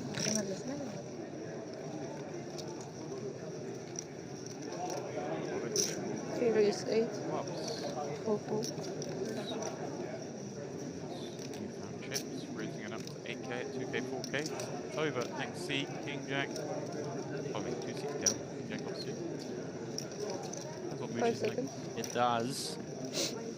You could mix a 3-bet. 5 raised 20. I much prefer it to call. Like I think when people call here, it's a big mistake. 7 folds, 8 folds. I guess not particularly big size, Andrew, but I guess against stack depth, it seems okay. You would normally expect maybe 22 to 24. Like we're kind of nitpicking. What is it? He started the hand with 35 blinds, so I think maybe a little small. Yeah, 5.5 to 6 might be a little bit more typical. Right, we do want to generate some fold. It's very hard for Gulabevich to actually have too many hands that do fold to this side. Let's see what that hand, one of the weakest ones, is going to have. Sure. Timing spot on. She played really well like the first few days of her coverage. She just never really seems to put a foot wrong, just ticking along. Yeah, tends to get it right. We see that a lot with her here. This is, of course, the Luxon Pay Grand Final, Day 1C. And those eagle-eyed amongst you see the big projector screen in the background. I can see there's just 1 minute left at this 2K, 4K level. We'll be then kicking things up a little bit. The old 5K big blind, get things moving a little bit faster as we head towards the end of registration. Although, I believe actually there may be more registration today. It's in level 8, level 10, I believe, today. Oh, hello. Oh, Mr. Biz. Here's a man we know and love at this very venue. In here with the 2 9s. Against Vasilov's Ace-King. Yeah, around about 40 blinds each. Not unreasonable to see these two going to war. I think typically you'd expect Biz just to flat here in position, but he's just decided Vasilov's aggressive enough. I'm going to run my pair. So here we go. 344k in the middle. Vasilov, the man at risk. Biz is just 28k behind though. Critical for both players. I think. It's close. One of those that played all of his poker. 5167. He has 167. So. Couple of six-figure cashes in his past in. Yeah. Nice. Plenty of five-figure cashes. 150. 25. Yeah. He's in his game. He has more.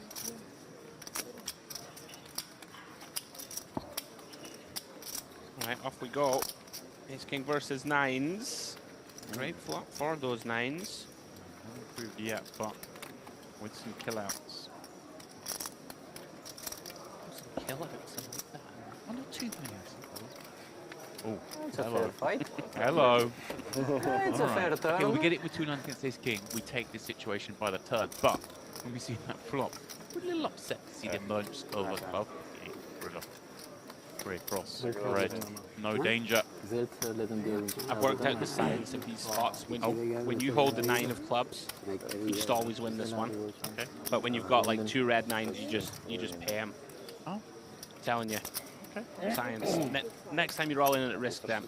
Have a look. When they turn a nut flush draw, you've got one. Just sit back down. You just toast? You just sit back down, mate, and when you don't have one, they just get there.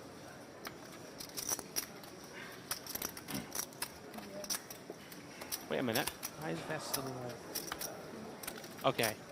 It's saying eliminated, but he didn't leave his seat. Perhaps. Okay. Perhaps has a few chips back. The break is in 28 minutes. Obviously, chip graphic is as accurate as possible, but occasionally there's a, you get one bet size wrong, and it kind of spreads around the table like a virus. You know, like, oh, that person's double, but that person's stat was slightly wrong, so the graphics then go further behind, and we'll see. There's going to cut down their stats. One important king 8-4 over here at DTV Live, and I'm seeing a lot of cards out there. We've got a 5-way pot. Lahav is just so spiced. Like, it checks them on the button here. Somehow in there with the 10-8-0 multi-way. He's just going to bet. Look at this. He's going to win the pot, I think. But it's better than that. He gets 9s to fold and a weaker 8 to call. So he's bet out the better hand. He's got the worst one to call. Now looks like he's in great shape to win a decent sized pot here. I mean, I'm trying to work out how Brockman was in here. Is it a limp pot somehow? I don't think so. I think the 9s opened and everyone else called. This is real spice from Brockman with 8-3 suited. I was saying, like, obviously not great to be called in this spot, but Lahav just doesn't care anymore. He's running at every spot. I'm all in. He is. And Brockman, you called the 8 here. Well, what do you think this man was going to do on the turn? Yeah, and also, by the way, we might talk ourselves into calling this off. There's a multitude of draws. We've seen our man. He doesn't even need a draw. No? This man. I think he might call this off. Just against the particular opponent in question. No, he's going to get out of the way. Back up to just shy of a starting stack. Well, he's scratching the back of his head. He's going to have plenty of players scratching the front of theirs. Right. I mean, the thing with a player like Lahav, if he starts hitting cards, then watch out, everybody. Yeah. I wonder now he's back up to sort of 170. Is that like, okay, now we cool down? Now we'll chill out a little bit. The reactor needs to chill out. Power has been generated. Veselov did have some chips behind. They found their way into the middle here from the hijack with this Queen 8. And Garofri matching it quite happily with the Ace King from the cutoff. This board, well, brings some sort of hope to Veselov. 8 of spades working in a couple directions. But alas, anyone with a win. That is to make a pair.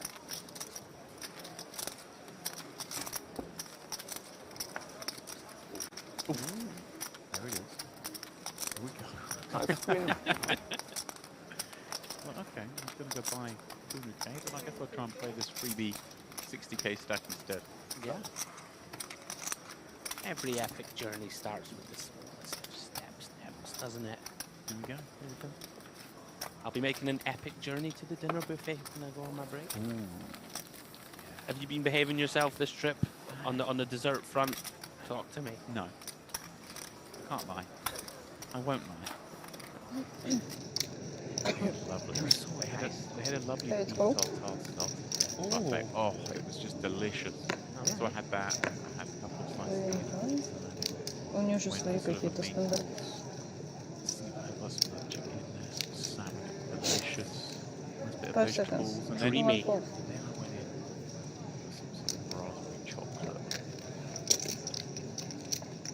Так они все друг на друга похожи.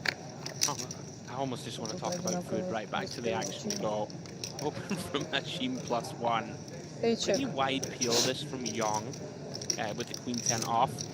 You know, he's been playing a lot of hands, right? So she's maybe just thinking, right, I want to try and get in there into the mix.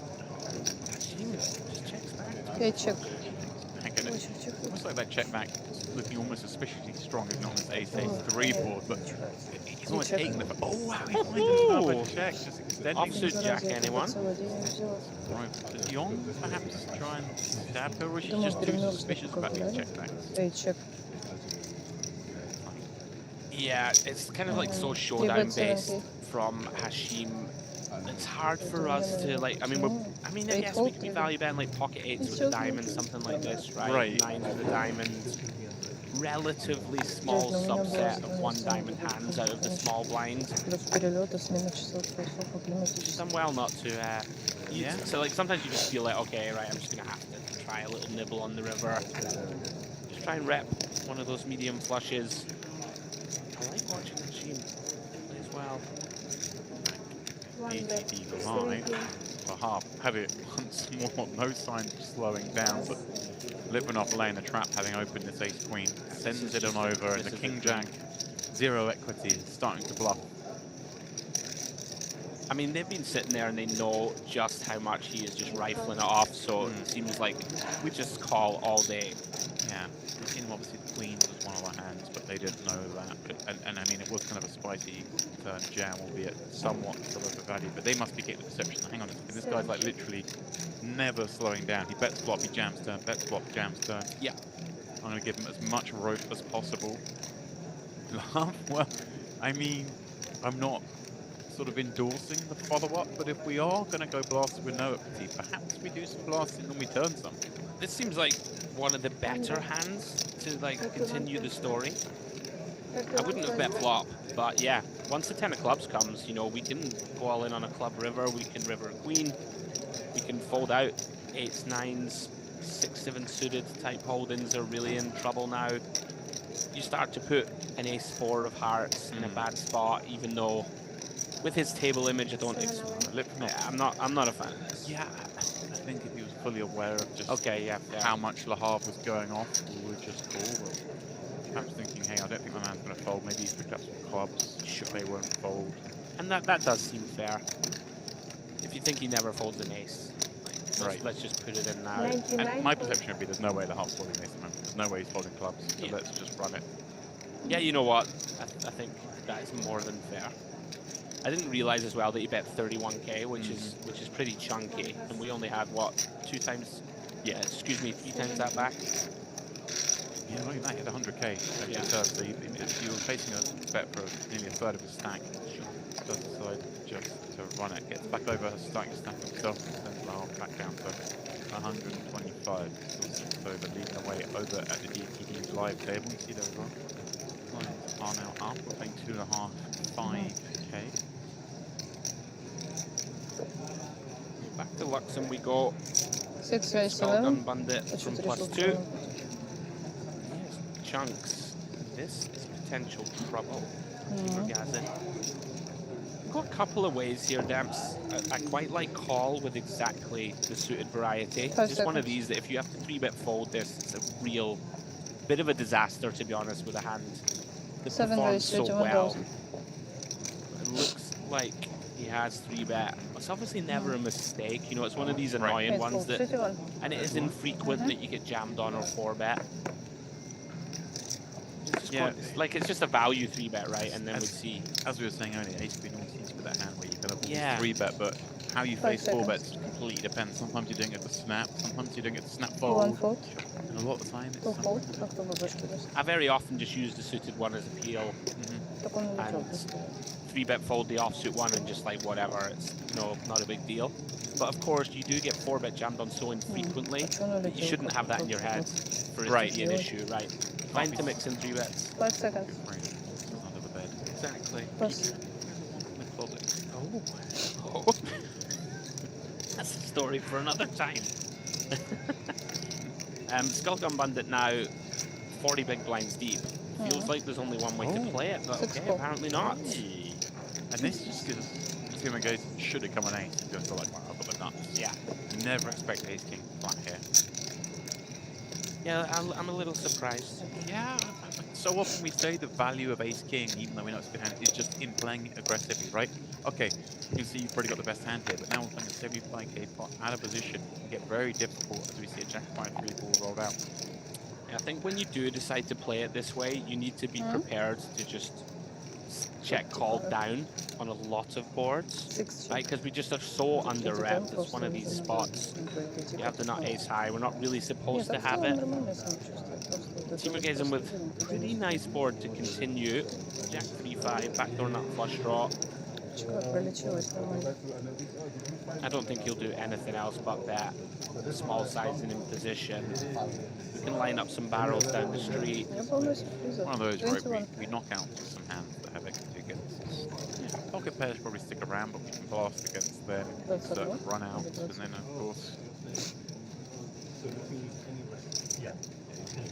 I mean, just pretty easy check call, I think. This is curious because it looks like he's considering raising. Oh no. Not sure about that one. Wow, I mean, for those Skogan Bundit must have just felt like he had some sort of read that this was the goods from Tim Agaze. I mean, it's dangerous to trust ourselves that much, I think. Wow. Didn't want to 4-bet it free if I could get it in. Really felt like he was up against the goods. Peeled and just check fold flop. Okay, back here at DTC Live. Some familiar faces in the mix. Lahav's got no part of this board, so expect to bet any moment now. It's over. She got in the pop in position, ready to take on her man. And I thought he said Well, here's the best part of this. From the flop with that second pair and a gut shot, drawing at the wheel. Ooh, what a turn card. He picks up an up flush draw. Lahav and Simkatova pair their kings. What is going to come barreling here with that pair plus flush draw? Big bet 50k to 43? No, it was 15, I'm sure. Okay. I think. I might be wrong, but yeah. That makes much more sense. It's such a tricky table. We've seen so many sort of out of flow bets from players. Like, an arse shouldn't lead this card in my eyes against under the gun and cut off. And now, with Lahav cool in the middle, I mean, Simkatova knows she's got a better hand than that player. Does she now consider raising here? Looks like she's just come with a call. Yeah. Anar can have so many draws. Lahav, it's like, how does he ever have me beat the way he's been playing? He is, but on the positive side, when we do just call, we have the kind of rocket man Lahav in there who could just rifle it off given the opportunity. I do hear you though. We certainly could consider it not having a diamond or a heart in hand. Now, could have set our own price, so to speak. I like this recognition from himself. I mean, we've seen it go off, but really hard to get value here. If Simkatova's got a king, it's almost certainly better unless we're looking sort of king 9 suited to the world. Let's check it over to her. She has clear the value of it. Goes pretty small. Very nice. Maybe recognizing that, hey, like, I don't think Lahav really has much as played as it happened as a king or any amount of this. And Anar's probably got some sort of weak one pair. Yeah, one thing I will say, she's sort of, I don't think there's any danger of it in this exact spot, but she's sort of opened herself up to potentially letting the big blind do something spicy when you just bet 25k. You know, like this small bet, we kind of, it looks like we have what we have, right? Which is like a mediocre sort of top pair. Nicely done. Yeah. She gets some nice additional value from Lahav. Hard for him to fold. And a really cool turn card for him. The only way he was going to do some chips here was on a king. There's only 2 in the deck. Here we go, Simkatova up to over $500,000 in chips. Well, seatbelts must stay on. Lahav is down for sub 20. Oh, he's not going to be on that stack for long. That's my prediction. It's going to go one way or the other, isn't it, James? Yeah, Masiuk, he's going to try and take these kings for as much as possible, but for now, it's met by a couple of peels. Veselov flops the flush as Masiuk has the king of hearts in hand. Come on, chip.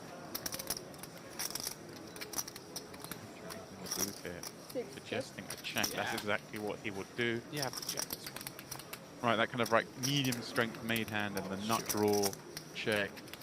Let the baby hearts in there, the raggy heart in there, pay you off. You also have Penescu behind. You could perhaps go bluffing here with, as we can see here, no equity. Okay, just this one of these spots where both the button and the big blind have a lot of flopped flushes. Also, we can check raise at some point in this hand with the king of hearts in hand and potentially make an ace fold. There's lots of good things that can happen when we check. Pretty easy for Veselov if he decides to put money in. To do so with this hand, obviously. And he's just going to jam. That's interesting. Okay. Kind of thinking to himself that if I bet small, it's harder to rep like a bluff, but we're sort of just repping like a queen 9 here with the queen of hearts. Something like this is our bluffs. Of course, the king of hearts becomes quite nasty now for Maciuk. You know, I was going to say we always get to the river, but we are now facing a pot-sized turn all in. And we do have that king of hearts in hand, which is normally going to be the kind of bluff combos of Veselov are going to contain the king or the queen of hearts, I would suggest. So we don't love this, but we can be ahead still of some semi-bluffs. And of course, we're drawing to the nut flush. Make the call. Yeah, completely understand. Spinning. Fade a heart. Up to 120.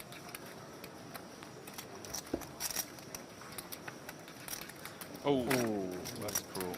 That's cruel. GG, sir. Nasty way to go for Veselov. Almost saved himself a couple of K.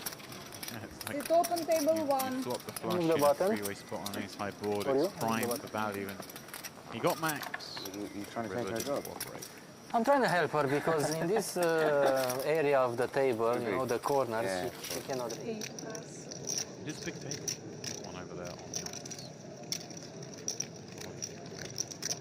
What's your go-go gadget dealer? Yes. You do need a bit of cooperation. Need one of those little stretchy sticks with the Yeah. creepy little hand on the end of it that pulls the chips towards you. Three-way pot here. Ace-8 from Brockman under the gun. Litvinov peels button. Lahav completing with 6-7 of diamonds. Let's go queen 7-4. I'm intrigued to see how Lahav proceeds here. As we've seen, seems like he's primed and ready. To bet 8.5. I have to presume that this goes c-bet from Brockman, call from Litvinov. Really no other way to play this with jacks. 7 call. Okay. 1 call. Have decides to find an overcall. This is very reasonable. Middle pair with backdoors. For like in Brockman shoes and a half of the pot, I'm just passing up all the like c-bet spots. I would be checking every time here from under the gun, I think. I mean, check this one. Yeah. I'd c-bet so tight. Oh, I hear you. Found an 8. Lahab has found a gut shot draw to go with that flopped pair.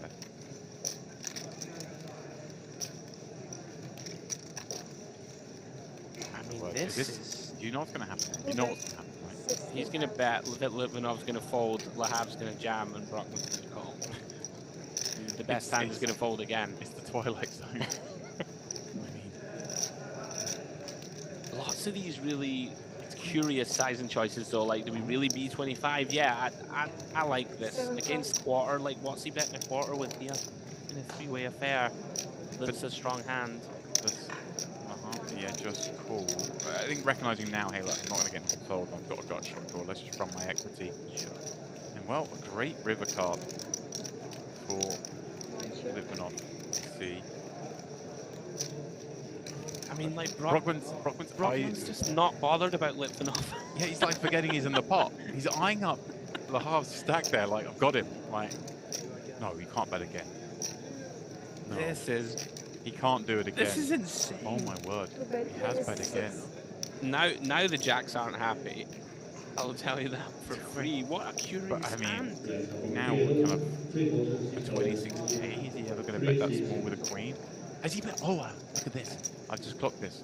He eyed the half stack, sees it's 52k, has bet 26. So should he face the check raise, it reopens the action.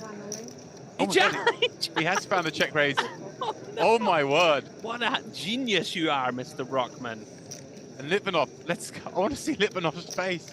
Come on, cameraman. What has happened in this hand?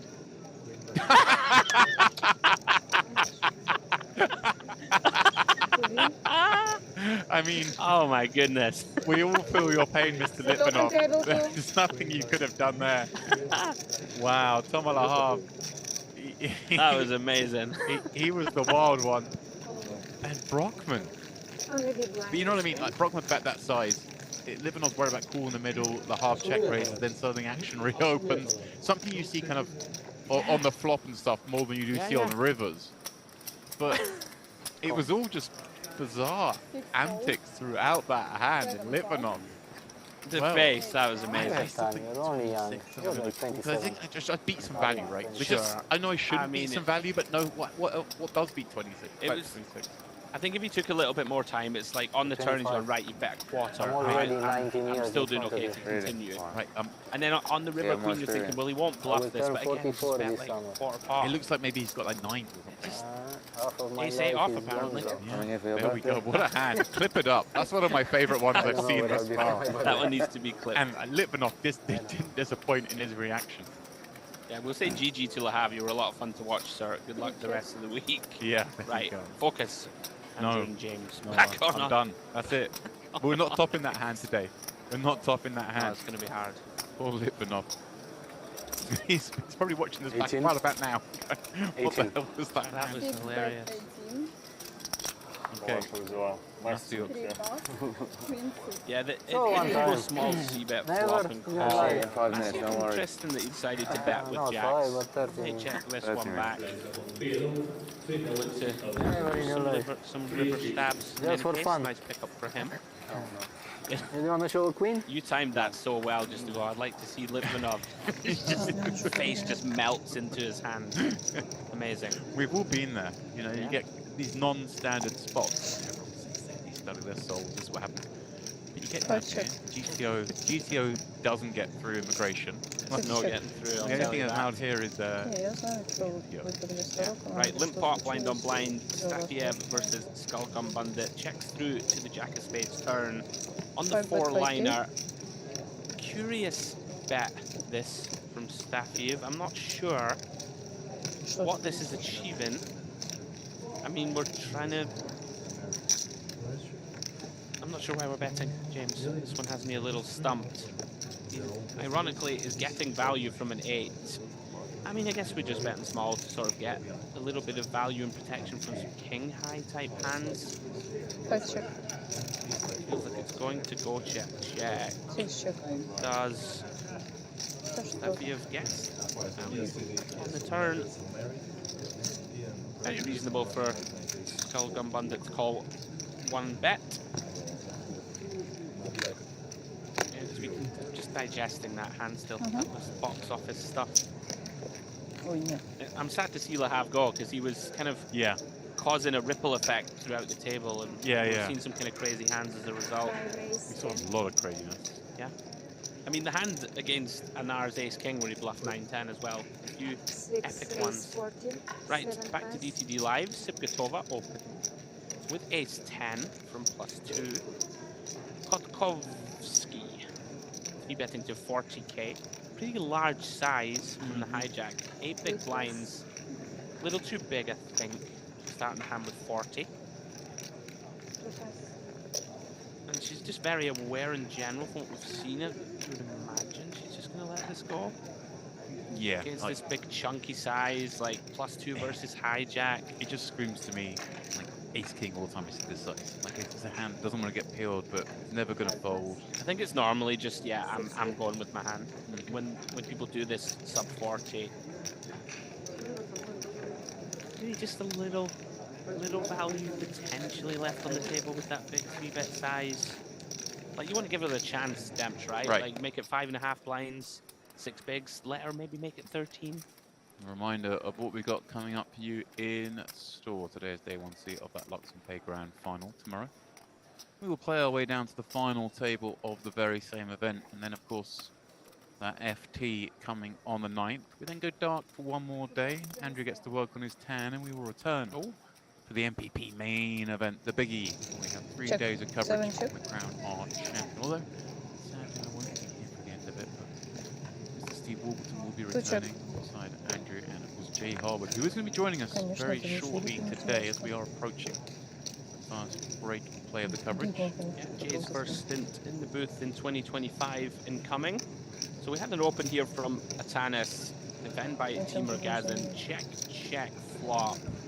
Makes some sense that Atanas doesn't want to bloat this one with a hand that has some showdown. Seems like Timur Gazin has seen enough though. Going to activate with a turn bluff, which makes, of course, a lot of sense. Open ender here, we can chase out some hands that have us beat, like the King High and Ace sides of the world. That didn't see that. Gets the job done.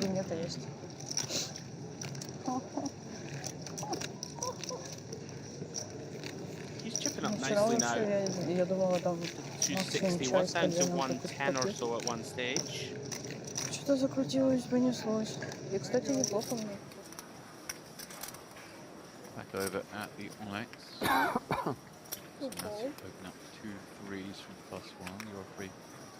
Comes in appeal in position. 2 6s on the button, and that will allow Respite in here with the very delicious 6 7 spades 3. Taking to the flop. You're free with only 67k back, but it's hard for these 3 hands to really see a flop that gets them all excited, and perhaps Respite with that gut shot most enthused here, and a board that the other 2 hands don't really want to bet, right? Sure. Like, Yorfi had that sort of stack depth where you could just put this one in pre. You might have just enough. Like, we're on the button. I think if we have sort of 17 bigs, for example, then peeling is a bit more appetizing than peeling off 15. And now this is the problem, is that there are so few boards where we get to just get it in post. I think I'd maybe argue for just running it pre rather than peel off 15. This to me seems like quite an optimistic bet for massing it, because that button peel is just going to have a lot of Broadway, right? I would agree with that completely. He's just deciding, all right, I'm going to start trying to leverage pressure here. And it's pretty uncomfortable now for Resber. You know, we do have a hand that wants to continue, but we're facing more than half pot.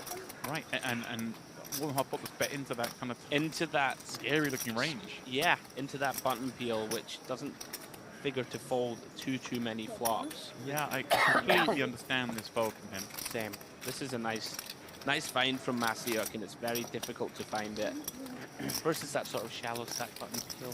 Well done. How much were the satellites? 1K? 1,000 or? All satellites. I know, all together, but the last one is like 1,000 or? 1,000. 1,000, yeah? From 1,000 you got the pipe. Okay, so it sounds like he was one of our package winners. They got 12.5k packages. Included a buy into the Poker Open Street down to this Luxon Pay Grand Final, and then of course the main event comes with your travel and accommodation included. So he stepped his way in with us. I guess from 125 until 1k, 12.5k package. Here he is, making waves in the Mediterranean. Anar, the opener here with King 3.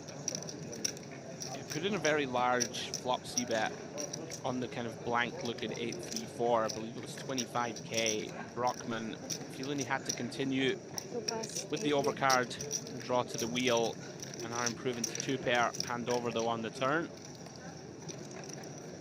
Yeah, some of those satellites are good to be looked out for future events here, because they sound like there've been lots of value, lots of people been drilling those pathways. This is the thing, we know these events. 45. Usually overlays the theme of the festival. Jack, I saw in the first event, 1,500 35 or 45? 40. 45. And of course, with the joys coming down to merit at the start of May, meaning that Давай, последний блеф надо показывать. 5,000. we're not sort of sweating over that. So many qualifiers being part of that. Ace deuce. Looking like we have reached that first break of the day. These players being informed they're moving back to the main floor, and a little spoiler alert coming up. We do have, joining that table in a moment, Espen Jorstad will be kicking off our next feature table. But as we go on the break, this is how the Luxon table looks. Artyom Lasowski leading the way. He's been in the mix quite a bit on that table. But this table perhaps not the most exciting of the three. The main feature 35 or really where 45? we saw 40, the lion's 45. share 45. of the action. Still very early, 45. of course. We That's all. have Давай, последний блеф надо показывать. 5,000 So euros. bluff. DPT live is six it's over. After the break, you will be paid Starting with 13. stats in the That's mix. one And that's the table where we sort of saw a lot of stuff going off, didn't we? Table? It was very, very chaotic. Of course, we saw Lahar departing, excuse me, not far before the end of our coverage there. He was the sort of unknown quantity that was causing everybody else to sort of widen their ranges, spew into each other. Whole lot of fun. Yeah, it certainly was. And then over at Luxon, of course, where we kick things off today, Stockholm Bandit still leads with 489k. Kimaga's enjoying that table not too long again. Of course, Hussein, pardon me, Hashim, the man that we fell in love with at the start of the play, didn't we? He was ducking and diving, making the right decision all the time. And of course, the shortest tack there, Joseph Huayak, who we saw in the 1K. Nice to see him back in the mix. Bit of a character at the table. Right, guys, it is going to be a 25-minute break. Andrew's going to tag out. When we return, myself and Jay will take.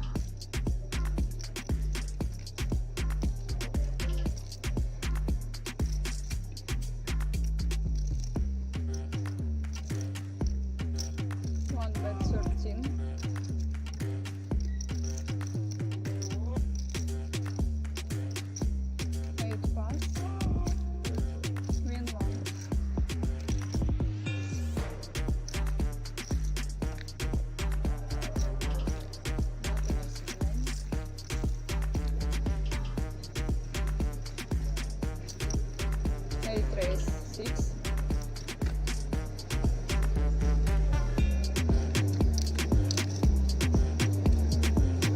One pass.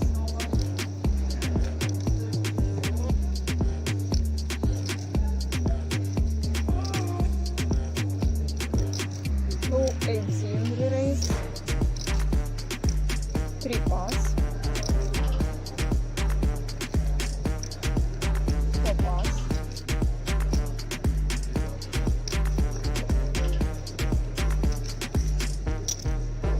5 pass.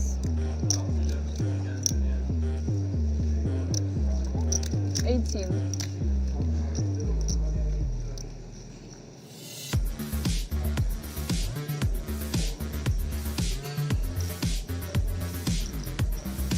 Last 10 seconds. 5. 50. 8. 50. Re-raise.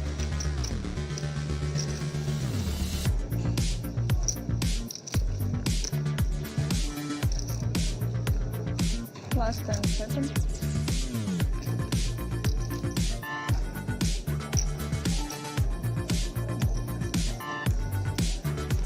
The pass win 8.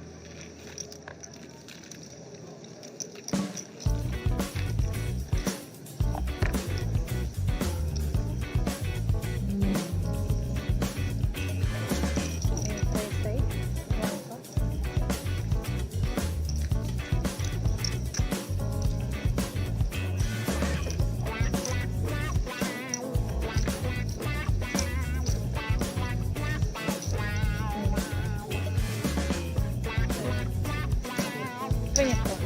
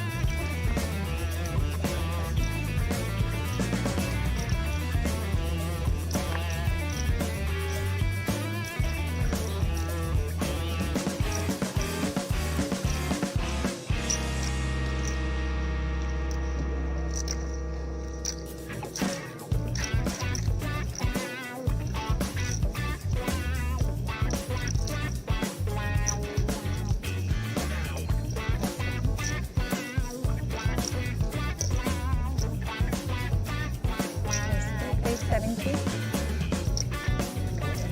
70. 70.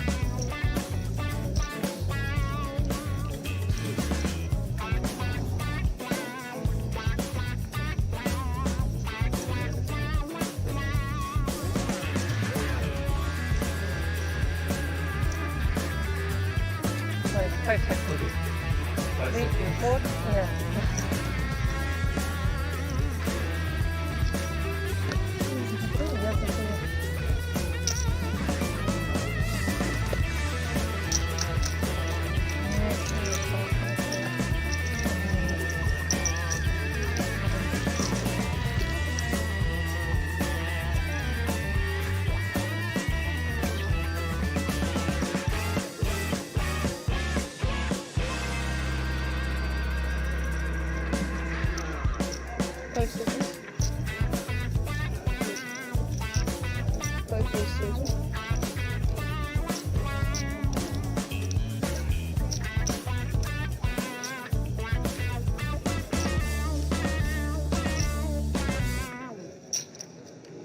Five seconds. 6 volts. 7 volts. 8 volts.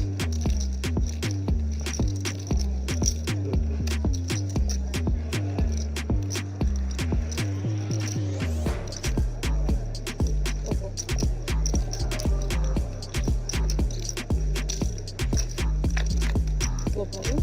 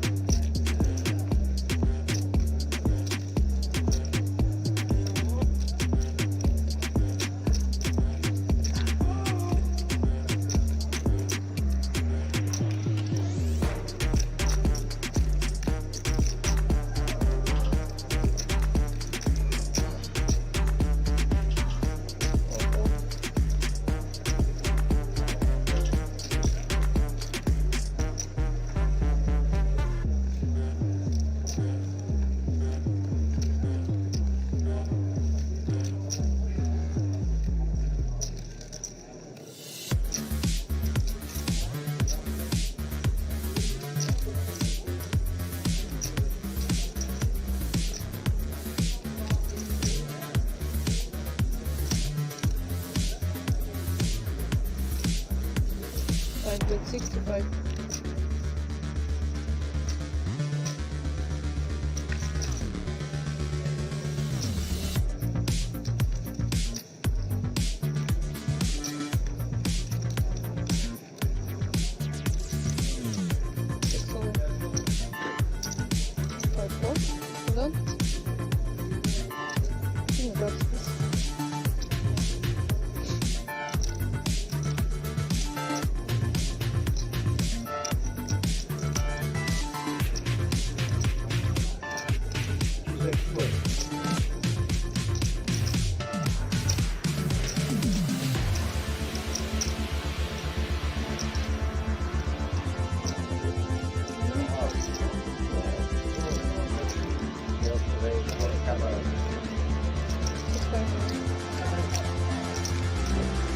Table 2 sit open.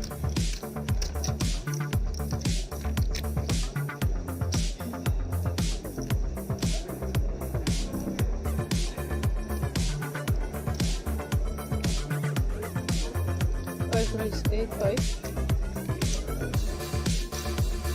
7, 4. 8, 4.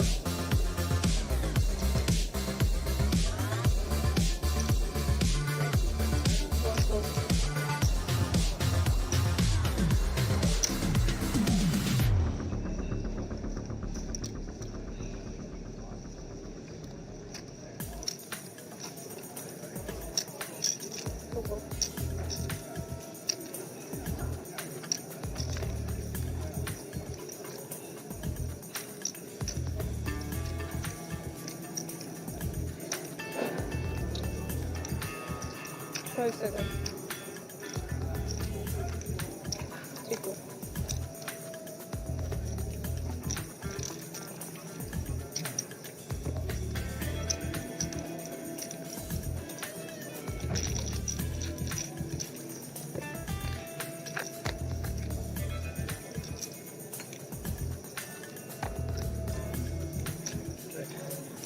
Let's go.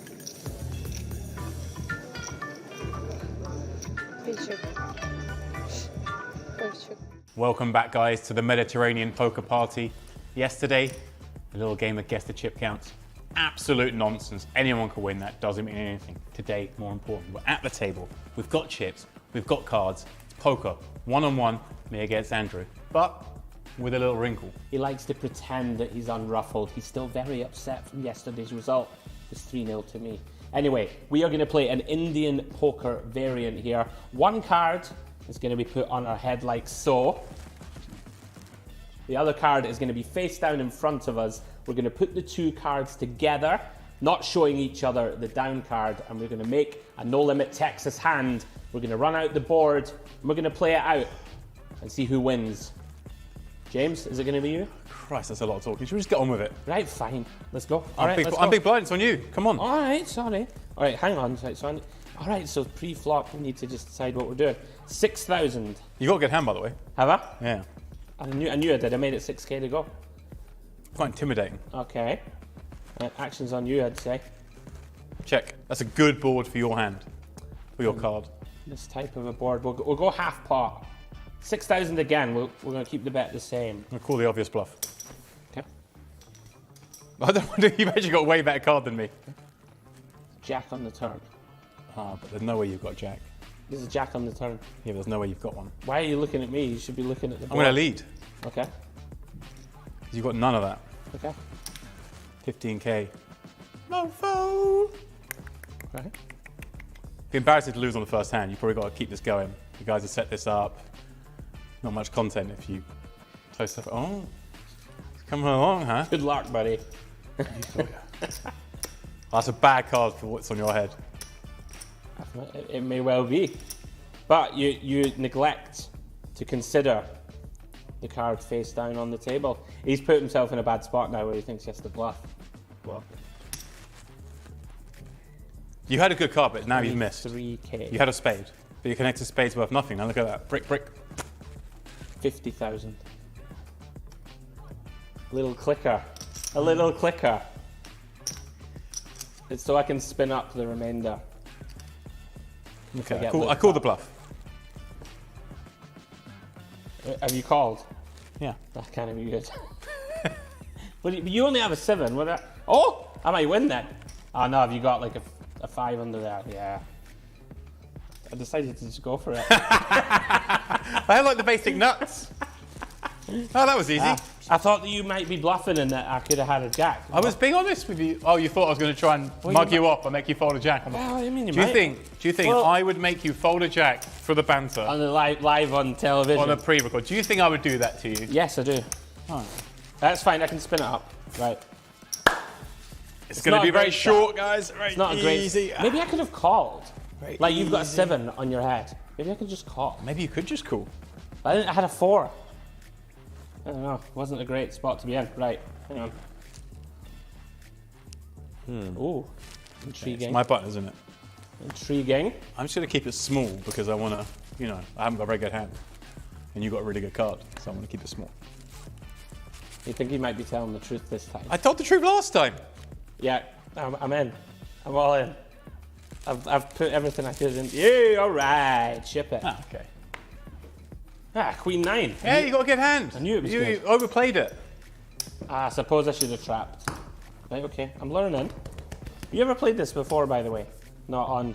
Not for in real life. Not for a couple of weeks at least. I played some 1K, 2K, Hold'em, Indian poker. I was with me, Phil Ivey, Daniel Negreanu, and a couple other fish.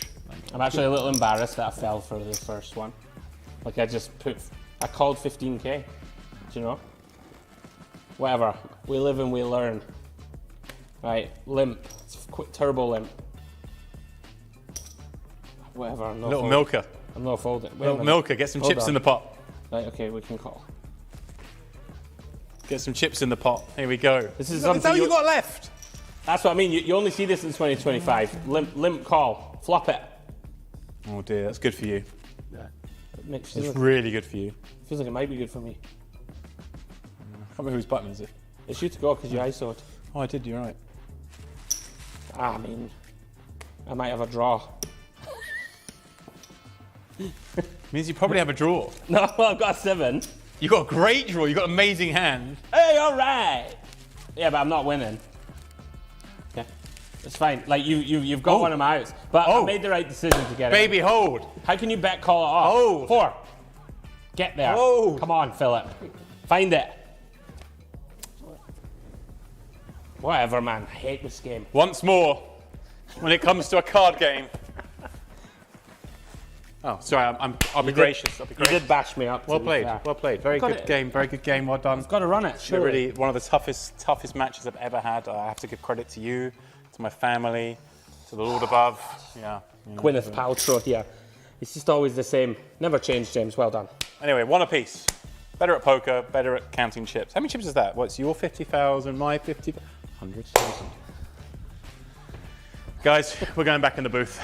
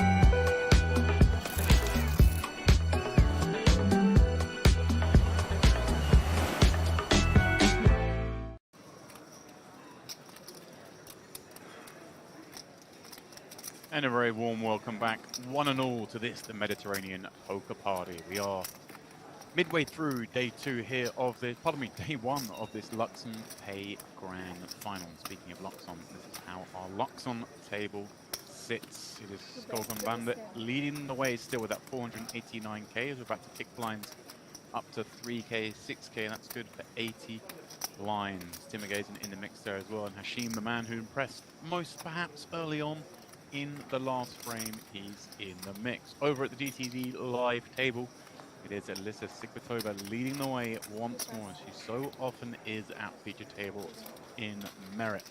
Henrik Brockman in second place. These guys obviously dealing with the live one before that break. And of course now busted, and this is how the table looks. You see Reveal joining here with a 200k starting stack. Late reg still open for these last 3 levels. Expect to see more of those 200k stacks as this frame goes on. Then of course over at the Onyx, our main feature table, we have had a table change here, and look who is coming in atop the counts. It's the 2022 main event champion from the World Series of Poker, Espen Jorstad. His stack good for 646k, and to get a little word before we came onto this frame, and he told me I got ace queen in against aces. Ace queen offsuit in against aces, I should add, and made a flush. Now, on the break, it was myself, James Dempsey, and Andrew Headley in the booth, but we've managed to drag him away from the pier, and for the first time at the 2025 MPP, I'm very happy to say Jay Harwood is in the booth. Good afternoon, Demps. Good to be here. Feels like I've been here an eternity already and yet to step in the booth, but can't wait to delve into some hands with yourself over this session. Looks good. I tuned in briefly last session, saw a mad hand and just couldn't wait to get in with yourself. Yeah, we're going to see a lot of that kind of stuff as this goes on. Yeah, why are you here even? Here we go then, perhaps a little bit more at this table for you as we do pick up our first hand of this level. Alexandra popping up Queen 10 in the hijack, and Dmitry Gromov, someone we see often at these feature tables here in Merit. Actually coming out with a 3-bet here, Jay. Yeah, 45, kind of nice against the hijack. Can knock out some stuff that dominates us, potentially some king jack off, some king queen off, this type of stuff. Printing off on this occasion into the muck.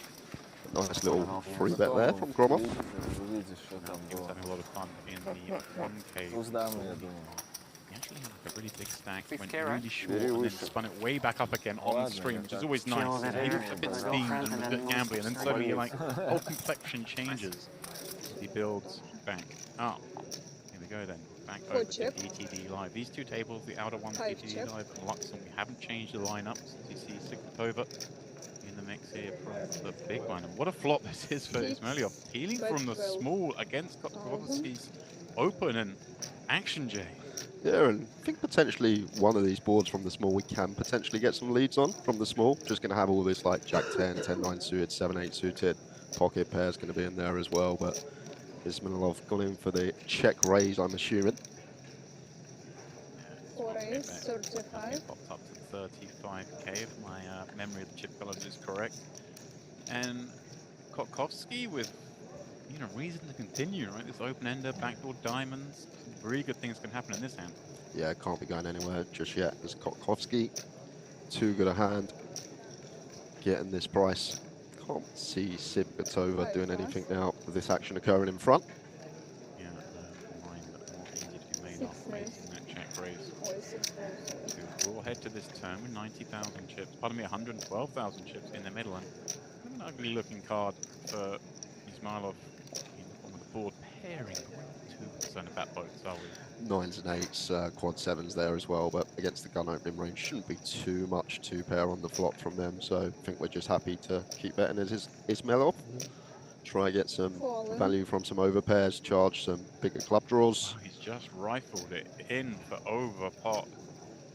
That's Kotkovsky out of here.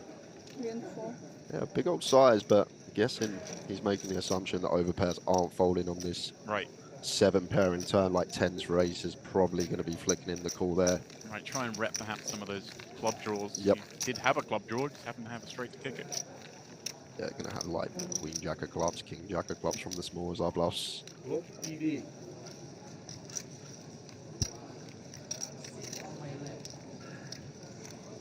Tapiev opening a6 of hearts from the hijack over here at the Luxon table. Timagazen getting frisky.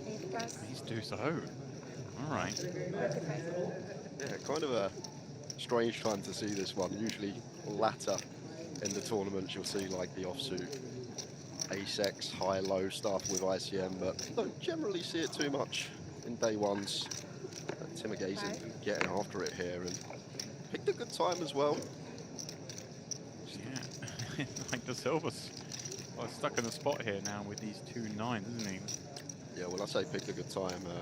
I guess this is player dependent here for Chris De Silva, know him well from the UK, and if he feels like Timagazen's getting after it too much in these LP versus LP spots, potentially can go for 4-bet send. Still maybe a smidge of fold equity, but maybe feels like when Timagazen has 35k in, not going to be getting too many folds, but we can see Timagazen's actual holding never going to be calling off.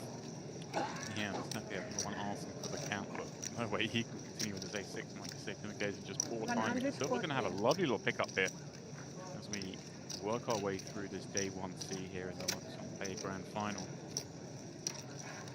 And do you think, you know, Chris, these kind of spots when late reg still open, like encourage you a little bit more to sort of go for it when you are sort of half stack stack?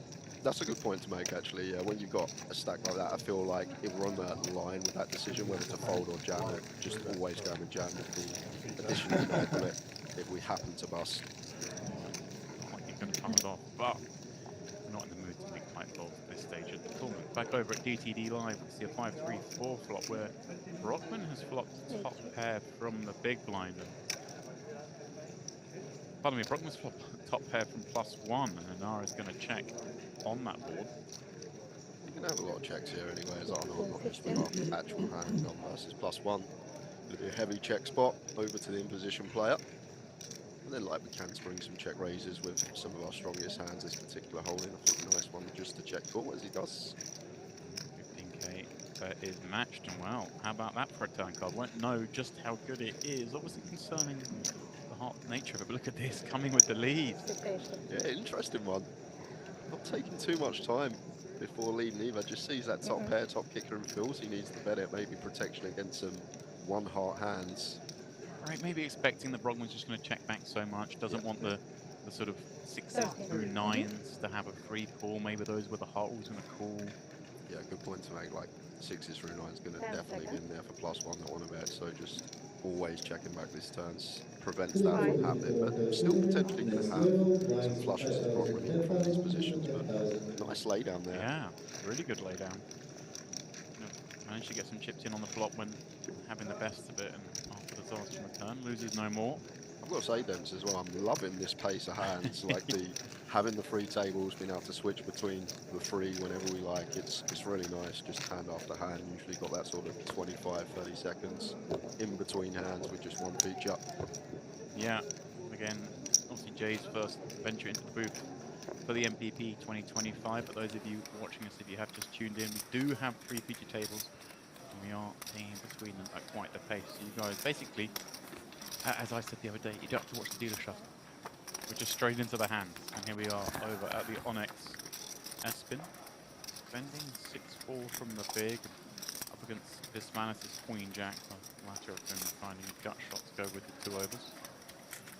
So, not the worst board to continue here, as Vismanus can knock out some king highs, even some ace highs from the big blind. Let's been with an interesting one here. 6-4 off with a dummy and gut shot. 15k into 39, so around 40%. Like usually at 20, don't see as much check raising with like the gut shots. Usually need to be a bit deeper because we're just happy to realise, but this situation still going to take the turn in the form of the check call. 2 players all head to that turn, and the beautiful looking Queen of Clubs rolls off with this Manus. So I guess now.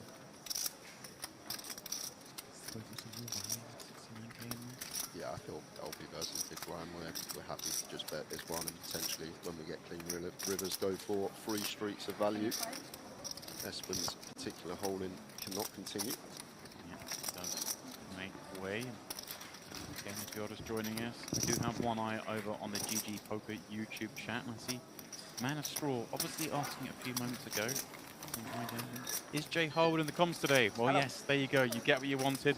He is in the mix, calling the action on this one, and Jay's going to be with us through to the completion of the MPP 2025. He had other duties back home first to take care of before coming out here. Interestingly though, guys, he managed to arrive just in time for the day off. Funny that, isn't it? Well, to be fair, I thought I was working the Monday when I landed, but the guys gave me the day off, then we had the day off. It was a coincidence, James. Just in time for the party, all sorts of things happen. Very suspicious. Well, here we go, 3 hearts and Queen Jack on the board. Suits and Hearts, King 10. That heart working, but his mail off with the set 7s. And did he check this one back on the flop? Is that what just happened here? Getting sneaky? Yeah, checking it back, middle set. Feel like fine to better this stack depth. Like when we're this deep, when we flop a set, probably just want to go for 3 streaks of value. Maybe the times it's rainbow in a top set, Robinson continues. These are the ones we check, but sneaky little check back. Yeah, and obviously then when the Queen of Hearts comes off, not feeling like he can raise because so much does now beat him. But Glory's looking river. Feels like, oh, maybe bluff again, and if he somehow did have the hand, Ismailov now making the unlikely boat. Well timed shot down though. Yeah. Still Yeah, it just kind of looks like we're up against the Queen a lot of time here, doesn't it? exactly that. Opening from hijack, you open probably like Queen 9 suited, Queen 10 half, King, Queen, Ace, Queen all in there for sure. So just shutting it down as on up. Betting half pot on the end. Before Nar does anything crazy. Well, there's one thing I've learned at Merit is expect the unexpected. Yeah. You can never really call a spot 100% and be sure it's always going to happen. Tuned into that ace-8 hand, I wanted to check out the 3 tables, how it was working, and Jack's folded river and 6-7 shoved it on. I was like, what is going on here? It was a crazy old hand. Yeah. And anyone who regularly tunes into Merit streams will know just how crazy things can get. Back to the Onyx, Aspen from the hijack, Dimitri Gromov feeding the big blind. Now these two I think we can trust to know how they're going to play fairly closely. Both very strong players. Not too familiar with Gromov, I'm sure you are. He's a regular here at Merit, but everyone knows Espen from the 2022 WSOP main event.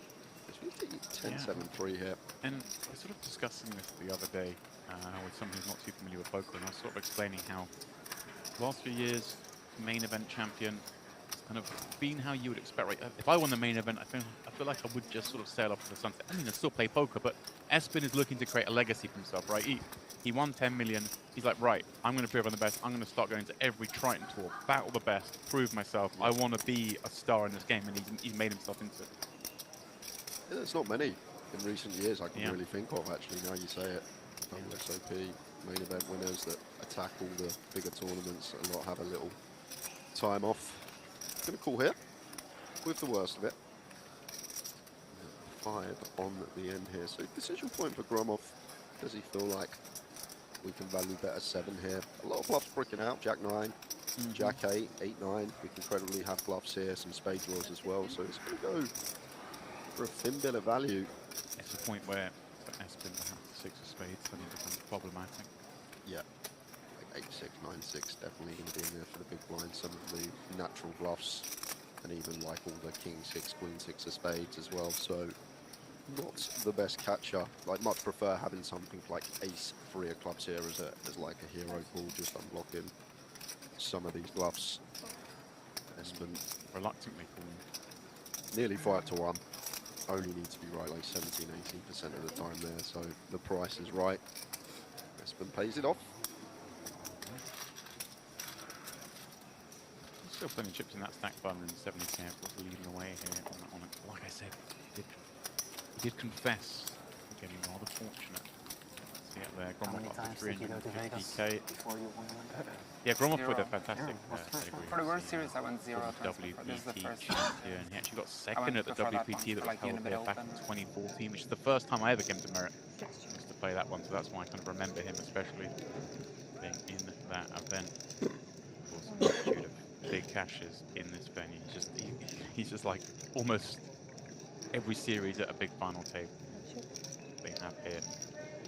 Back over at DTD Live, Cyprus kicked this off 2 10s, and 3 players have found their way to this turn card, and looks like Kotkowski deciding, facing the second check, to now start to get a little bit of protection / a little bit of value. Yeah, tough one for Cyprus over here. Wouldn't fall her for taking one off after flop checks through. Expect a lot of the King X to just be better multi-way, just flush out some equity, so can't fault her here for the call with the 10s. And I think Kotkowski here, this is sort of bet designed to check back a lot of rivers, steps. Yeah, that kind of knock out some of those lone spades and be able to check back off a card like that. Especially when Cyprus over starts to ask how many chips have you got. The hearts shouldn't really change much here. I think maybe 8s. The Cyprus over 8s with a spade, 2 combos. Can you ever see like Kotkowski try and get small value here, or are you just too wide that ace queen is still a large part of the range? That's the thing. Like she can have queen jack suited as well. She can have ace queen as well. I don't think King X are going to check twice. Maybe some, like maybe a king jack, jack of spades might be the one that checks twice for Cyprus over. A small one goes its way. Almost a standard hand. Who'd have thought? At merit.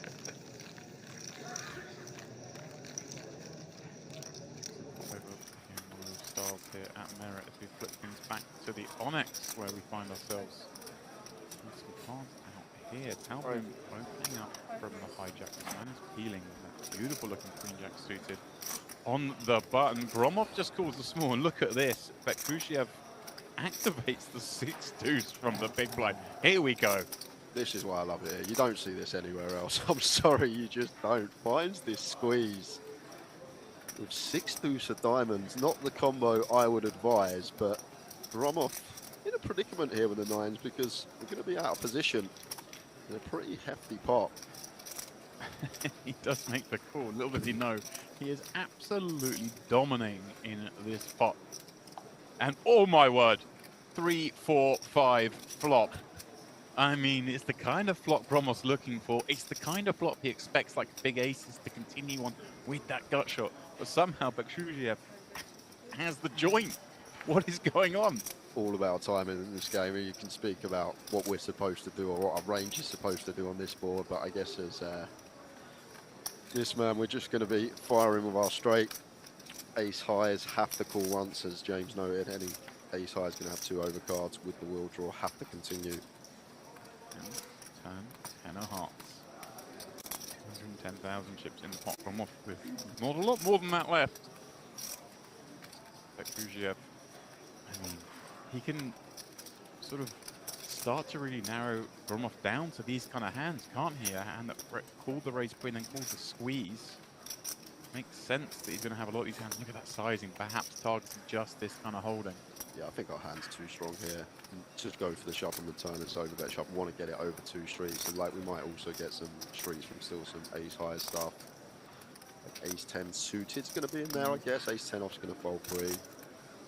Some heart combos as well. I guess maybe queen of hearts. Stick around. Maybe not. But a tough spot with the 9s here because supposed to be repping jacks through aces here, maybe turn top set that goes this size. Never assigned 6 deuce suited. Ace deuce suited could be a thing as a bluff potentially. That is definitely one that could get in there. Squeezing pre as a bluff, flops the wheel. Well done, Gromov passes the test. Suspicions. Pete. There you go. That's not how we saw this hand playing out. And as I said, you only get that merit. Something else you only get a merit, James, is difficult surnames. I'm used to Smith, I'm used to Jones, I'm used to Baker. It's nice and easy back in the UK, so you might have to take the lead on some of them. Well, I'm going with Bekrushiev for that one, I think. Last 10 seconds. Chat will let us know if we're wrong on some of these. Back over here and name me. 5. Mud from the off today, myself and Angie. It was Skogan Bundet. 3 raise. We did speculate that perhaps his hand's been caught at the cookie jar on 1 or 2 occasions, given the faster on board. Here he is, 3-betting from the big with his ace-9 off over the Pavlov open, who looks like he's going to continue with the dominating suited hand. I like the aggression.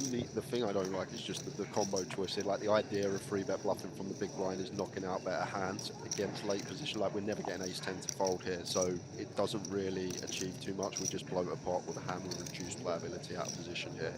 Like better to 3-bet something like ace-deuce, ace-3 that can fold out ace-5, ace-6, ace-7, etc. So it's an interesting choice from Skolgan Pundit. 6-bet small 10. one. 10k into the 75k pot. We know that more than enough to continue to that size. I'm following this one against this flop size here. Just makes our decision easy, just calls here turn. To call. As you say, one that has swirled this pot out of position. Not a lot of hand. And there in 3. Telling the story here that he's got one of these overpairs. Feels hard, doesn't it, with that 10k c-bet that doesn't overpair really go so small. Maybe sort of aces, but even like a hand like 10 is kind of monster bet, doesn't it? Yep. Bet out the king queens of the world, these kind of holdings. And over to Pavlov here. I don't really think we need to turn this one into a bluff. Only really targeting like ace jack, ace queen, ace king. We'll see. 2-bet 17.5. Oh, looks like he's going for a pretty 17,500. small bet here. 820. Interesting stuff here. This hand. Seeing a lot of Atanas play over in the UK. Plays a lot of the high roller stuff. Usually a pretty solid player. This one's kind of interesting though. Like, what is our bet achieving? Is he just trying to knock out some like king queen, king jack, some potential bluffs? Right. Last 5 playing seconds. together all day. We may have more data points on Skolgan Pundit than we do. This is the thing, player dynamic as well. Sometimes players are taking a line that seems outrageous, but it's an exploit. They've seen someone do something that we haven't, and they feel like this is an exploit that's going to make them the most over the long run. Really struggling to come to terms with what this bet's doing here. 20% on the turn from Pavlov. Interestingly now, of course, given all that in mind, Skolgan Pundit's not expecting better ace highs to bet, so does this now kind of look like there might be some overpairs, but also some of those king queen, king jack suited type combos? I was thinking about it because the problem is the flop size. It doesn't knock out anything. There's not a single hand that calls our free bet that now folds to this tiny flop size. Like anything with 2 overs is just going to continue. So we're sort of still playing against the pre-flop range. The flop doesn't really start knocking out anything and condensing our opponent's range. Interesting hand. Certainly is. Switch back over to DTD live. We find a queen 8-5 board. Rock defended from the small blind here. Kamakarev with queen 9. Top pair. Goes for the check back with one of these top pairs. I guess one of the worst queen X we're going to have, so not a bad thing once in a while to go for the check behind. But so unfortunately, we check behind to invite some bluffs, and the man pairs up the bottom card, and not one you attribute to the small blind 2 off on the 5. 10 of spades through. We're really going to struggle here to let this one go. We check back flop to induce some bluffs, and can't see a world in which we fold this one unless we're met by some extortion. If Brockman gets greedy. Wow, we found the check. Kamakarev now going to feel like he certainly has the best hand, and he's in for a nasty surprise. Really surprised that this is going to work out well, but you think of Kamagarev's range, he's going to have some 10x, turn 10x that are always checking back, some 8x as well, some ace highs. Like, not going to assign too much queen x. But what a well-timed check here from Brockman. Oh, just a snap call. Wow. Obviously, Brockman a little fearful that there may be something stronger checking back that flop. And Kamakarev sort of shaking his head, but I think he should count his chickens lucky that he didn't face an elevation there, because, as you said, his hand was so under-repped. Having checked back, he may have had to call that raise. And it's not even like we're met by a big river size there. 27 into 67, I think it was. So it's like between 40% and half. And against that size, you just never expect to be behind with a 5. If he's river jack 9, he's going to go bigger, surely. So maybe something to read in the size in there. Yeah, certainly a surprising hand here at the Luxon Pay Grand Final. This one, of course, that 2K buy-in. Guaranteed prize pool at $2 million. We're pretty confident we're going to sail through there. We're not going to have to dip into Jay's wages just yet to cover up any kind of shortfall. Everyone's starting with 200,000 in chips, and still a little bit late, Rich, to go here on this third of 4 starting days. The fourth one is a turbo taking place tonight, and then of course everyone will merge tomorrow for day 2. Over at the Onyx. Albums. 7s in the big up against Cromwell open. Aces, and he's going to be in trouble on this Jack 3. It goes for half. It should just be a Там только через 2 часа тебе будет. Album still ahead of all this ace high, queen high, queen high stuff.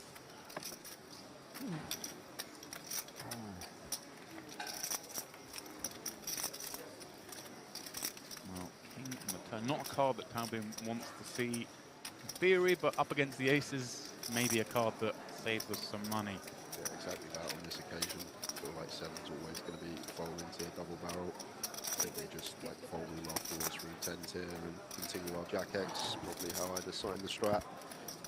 55 into 79. So it does size up as Gromov. Really like this. I think the size is on point. It just sets up like 90% river jam, which I think is really nice from Gromov. Now as Talbin might be letting this one go, yes, our opponent can have some 10-9 suited, they can have some queen 10, ace queen, ace 10, but we just don't have coverage on rivers here with 7s. Like, what are we doing against the triple? Right, sometimes we get bluffs in this game. Yep. We're not getting bluffed, we're calling too much. And even a player as relentless, should we say, and well known in this room as Gromov, we do have to give credit once in a while. There he is there with 300k, middle of the pack. On this table, about 50 blind. And the thing is, you can tell, I've only seen him play 2 hands, but you can tell someone's good just from size, and sometimes, James, the size of their leg to choose, it says a lot about a player. Do you find that when you're sitting at a table, not even seeing the hands, you just see, okay, that guy's size that much on that turn card at that particular range, you just kind of, it's a flag goes up, right? Exactly that. Well, we've gone all in and the call here. We are flipping. Yeah, Globovich. He's flopped a gut shot to Broadway. Does have that heart working for him as well. Yeah, diamonds, not a welcome sight. Needs to hit to get back up to the starting stack, otherwise it's the re-reg desk for him, and that's going to be the only way he can continue in this one. Come at Gareth. Sending him out. They seem pretty standard, look about 15 gigs effective, cut off versus small blind, these 2 hands always getting in at that stack depth. Table to sit open. Sometimes. Yeah, some involved some early skirmishes. Can really get things going here on this bullet. I always say that quite quickly. Like, oh, it just goes through. It's another $2,200. Like, this is a big tournament. A lot of money on the line. I feel like anyone that's travelled here, though, would have a few bullets in the bag. I feel like if you bust before the late reg, there's no one saying, oh, I'll leave it till next year. Yeah. They'll be jumping back in for sure. Fair point. From +2, Huayak raising things up with his king. Young in the small blind. Ace-8 diamonds, and then just over in the big kind of offsuit 1 gappers that suddenly get much murkier 3-way. Yeah, spot on, James. Like, that's a misperception a lot of people make.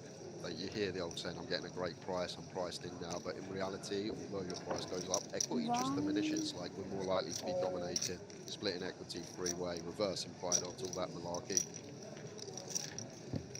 Taking this one on. I'm actually surprised Huex not open jammed here. 10 from +2, King Queen suited. Well, that's why he's not open jammed. Yeah, flops all the world on this King 10 6 board. Check. Oh, 8 check, 1 check.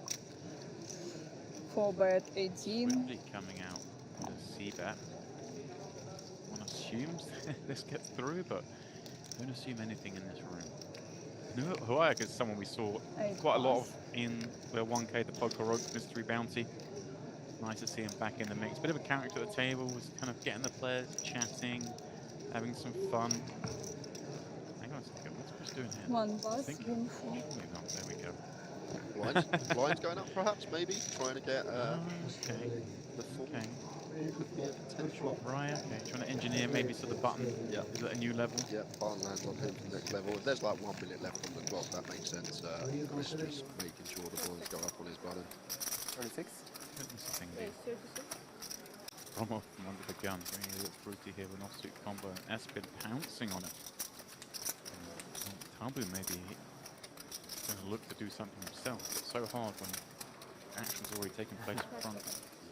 See H-Jack doing much here, gone over and Espen wants to free back quite off person. Yes, it's nice. Good TV. This for a fight. You outplay champion of the world. No? We are playing some poker here at the Onyx table. Basic fight from Tabu. This Manus? Yeah, okay, there we go. Maybe forgot it was him for a second. 75? And obviously, just come back off break and playing 30 minutes. Espen already seen this table for that long. We don't know what's been going out on out of tables. If Espen's been free betting a lot, then potentially Tabu's just going for this. Then this guy's free betting too much. I'm just going to 4-bet like ace 10 plus whenever he free bets in front of me. Could be the idea. Yeah. I'll do it for mine. A little chat. Flick in, not something that Tabu wanted to see, although what does he know? The situation is pretty nice. 177,000 in the pot. He has his man drawing thin. 0.67 Rainbow as the 4-bet are still going to have strongest over pairs. Generally going to see small sizes in 4-bet coups when the ranges should be so condensed. We'll see what Tabu's got in mind. 32? 32,000 declared. And this is just one like Espen taking a pill of the 4-bet, but this board is just like that. Okay. Yeah, we do have that free to flush, free to straight out position. Open. One time, show. One time. We'll feed anyways. I will not watch this. Okay, you want to show us. He was like, he was going to mark, but he's so happy that someone asked him to show. He doesn't want to just rip it in Espen's face, but really wants to show. Oh, here you go. Переживал, я думал, ну ты же не просто так открываешь из первой. А то, что там, эта хуйня мясорубка, This table. It was me thinking the ace jack just by the muck free, but 720. no such thing. Lipanov, the man who's had the most pain face of the day when he had to fold jacks on the river in the most bizarre pot I think we've seen this festival so far. It was the one hand that you tuned into just before the break and saw. I'm like, what the hell is going on here? Yeah, it was pretty mental. And well, he's got a good situation developing here in the sense that should both players make a straight, he'll be sitting on top. Obviously, Sipkatova drawing to the bottom end as well. Leads there from Sipkatova against +1 on this 9.5 turn. Just going to have a lot more 9x in the big blind. I think 7-8 and a diamond's a really tiny one to use. We can bluff diamond rivers, we can still bluff ring rivers. As it is, both players have proved to a pair, and one imagines maybe it's just, let's get to showdown. But yeah, I'm a little surprised maybe not seeing that lead from her there. I mean, no, she's more than capable of understanding these situations. Check. Very experienced player. Check. Showdown.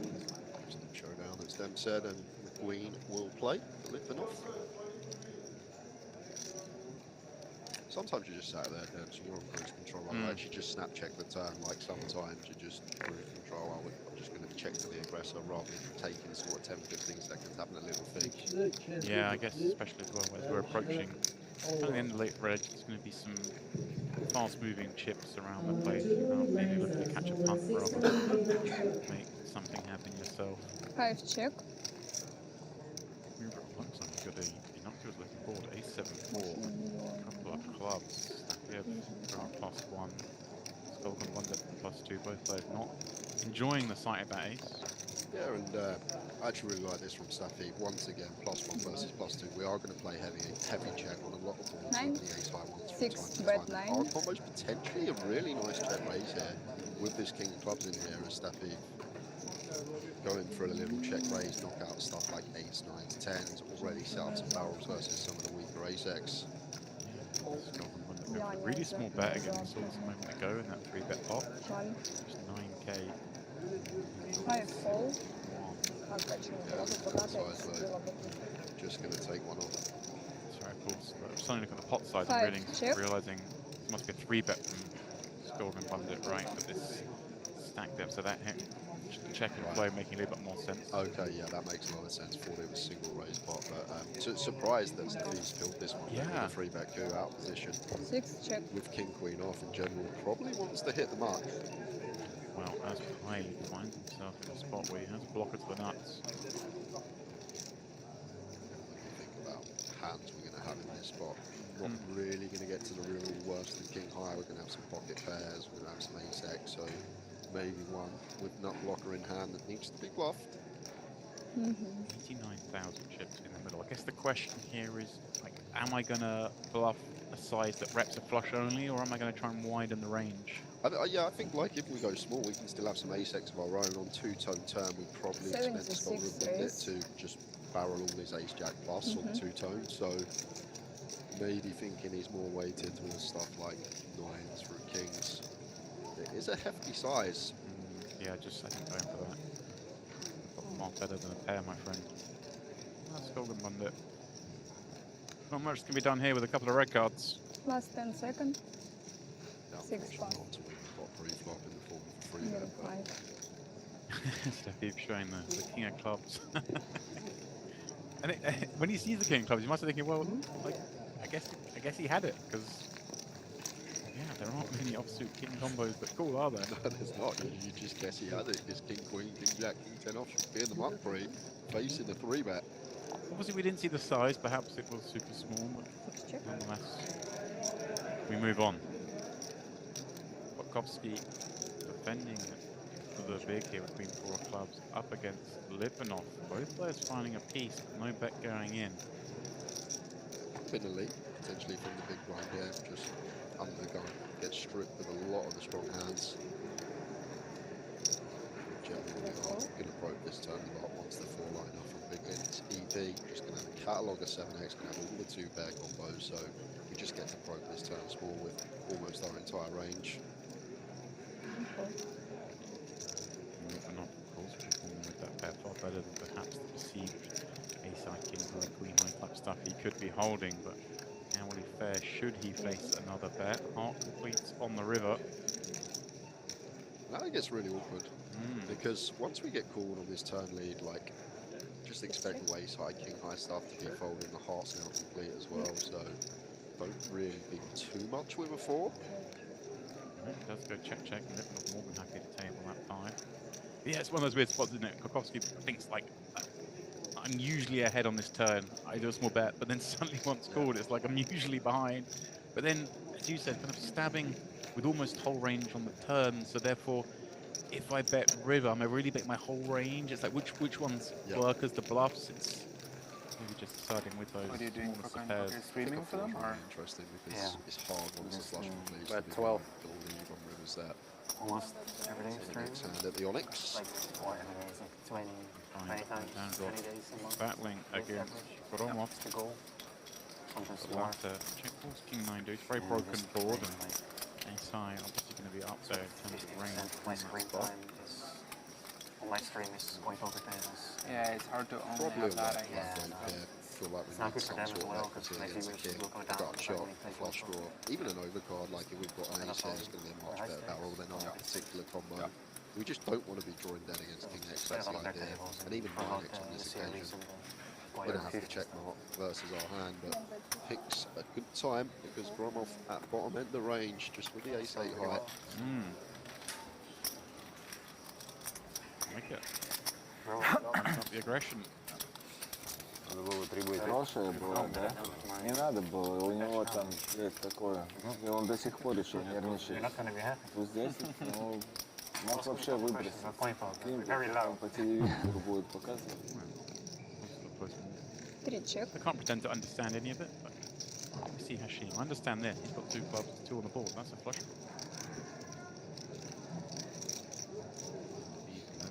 From under the gun. Ugly 20. board though. 5 bet 20. That position, but he is just going to fire this perhaps with the 2 deuces, recognizing very hard to win if he does anything else. An interesting one for Chris here. Now getting 4-1 with a gut shot and 2 overcards position. Potential to win this on later streets as well. Feel like we can still need to call here, getting this particular price. 1 ball. Now, Hashim, does he have options in how to play this flush draw with an over? 3. He's just content to try and make the hand. Once he goes back call, maybe it just feels like there's reduced fold equity, not getting through 2 players. Probably would against these particular hands, but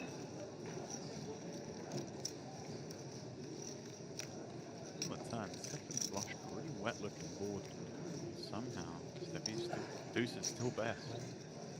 Oh, look at this, Hashim. Let's go. Love it. Find a different way to apply the pressure. Should just knock out the deuces and the jack higher, Chris. Pass. Nicely done, sir. Okay, count. No way, 80,000. Look at the sunglasses, just 80, obscuring the cutter of the chips. Or is he just really that suspicious that this is low clubs? I mean, even still, Dem's like, yeah, just gotta let this one go. We got so many better calls here as Chris. We can have an 8. Obviously a 7 for trips, never folding, but we're just gonna have Last 10 seconds. Jack 10 and diamonds. Yes, we unblock both flush. We unblock both flush draws, but we can lose We the got queen high. eye clubs, queen eye hearts, king eye clubs, king eye hearts. Yeah, see how bad a shape he's in. But he's thrown the time bank chips in. Do we know how long we've got left of rage period, Temps? It's these 3 levels of reg. Okay, so still plenty of time. I was thinking maybe it's one of these, either spin up or go and re-enter. Seems bizarre to me that he's thinking this long, unless somehow we have some sort of graphical error. It's beginning to feel like that's the only thing that makes sense. Or perhaps Chris has misremembered his hand. I mean, it does happen. I don't think I've seen him look back at it yet, so it could be a possibility. Eventually, we get the result we were expecting. Now, there is one other possible avenue that I think sometimes gets overlooked is on these stream tables, perhaps he saw something in the way Hashim acted, and he's trying to get maybe a baseline for later, so he's going to make him sweat this, see if he gets a read or something. Look at the stream later, be like, okay, that's when he was bluffing. If I see that again later, maybe I'll know. I'm just sort of coming up with ideas and reasons why it might have taken so long there. What is going on here? Gromov been singing his praises, and then he just rattles this in with the 7-5 off. Notice the bet size as well. 57 with 5-7. The opener, well, he can't play, and then Alexandra was stuck in the middle there with 2 sevens. But 2 sevens is sort of not 2 9s, is it? It's I don't know what such a different hand. Like, yeah, like this I don't think the hourly is higher. I think the hourly is higher just playing online. To play, the times we don't got that set. For exposure, if you're brand building. He is going to call. Wow. This is against the early position open as well. This is pretty spicy, but he thinks it's the nice 7s. to like break up the Well, more that he thinks Gromov could be up to no good here. I mean, he's bang on. Gromov, obviously very well known in Russian circles. Reputation preceding him. 7 of diamonds, wrapped around the 6, is going to continue. Want to make educational stuff? Teach your wizard? All 6 in the pot. Decided 26k. Probably mostly for them, yeah. 7s now. I don't know. Can't fall to that size. Down to below. Must give up 1. Look at this turn card for Gromov. Now this is really interesting because what do we think that Alexandrov's got here once he calls our flop bet? Like, yeah, I guess he could have some over pairs, but you just expect that like 30, potentially like 9s plus to just set us in if he's flatted and free. So maybe feel like he is going to have a lot of flushes here, a lot of suited hands that want to kill in position. I know we can see he's got one of these select combos of over pairs, but I'd be worried about barreling here as Gromov for sure. Yeah, it feels like okay. Yeah, I can just beat some of the King Queen of Spades, like holdings. And well, he does bet here, and I mean, if he knew he was up against 2 7s, it would be pretty spicy. Like do jump in front of some stuff once we pair this 5 as well, so it's like it's a really intriguing hand from Gromov here.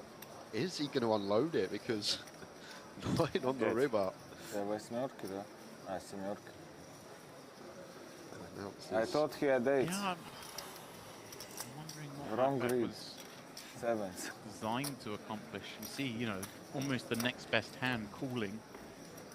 Maybe some live stuff. Feels like early position opener, which was in middle of range, was weak. Using that free bet to target the open rather than the callers in between, and just never expected to go post with one of the flattest pre-flop.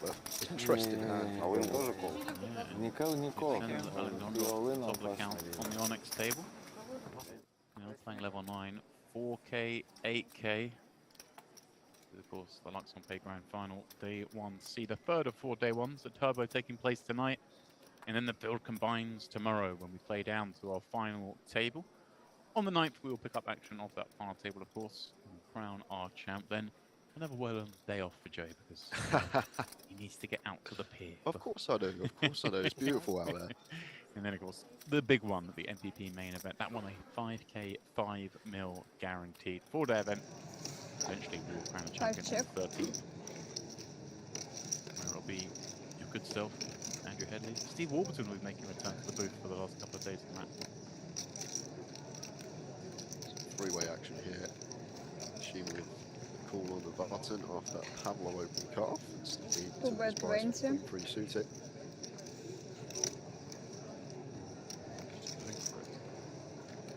Surprised this from Pavlov here with a 10-9 off. Always speak about this spot a lot. Anyone that's listened to me commentate before, that one of the most misplayed spots I see in Hold'em is cutoff versus button. I don't think people realise how often you're meant to check this spot. Even like on the ace high, king high boards, like you're just supposed to just play pure check on a lot of them, and you just have so many whiffs as the opener in the cutoff, whereas the button's range actually becomes stronger because they have hands that you don't have, like the king 4 suited, the queen 8 suited, the offsuit ace X. They're just going to whip the board, so you are actually supposed to play a real heavy check cutoff versus button. But now we get here, just going to be a send from Steve, setting both players in for a hefty amount, but happy to run his equity with pair flush draw. Yeah, I think we're just reckoning a good one way or the other.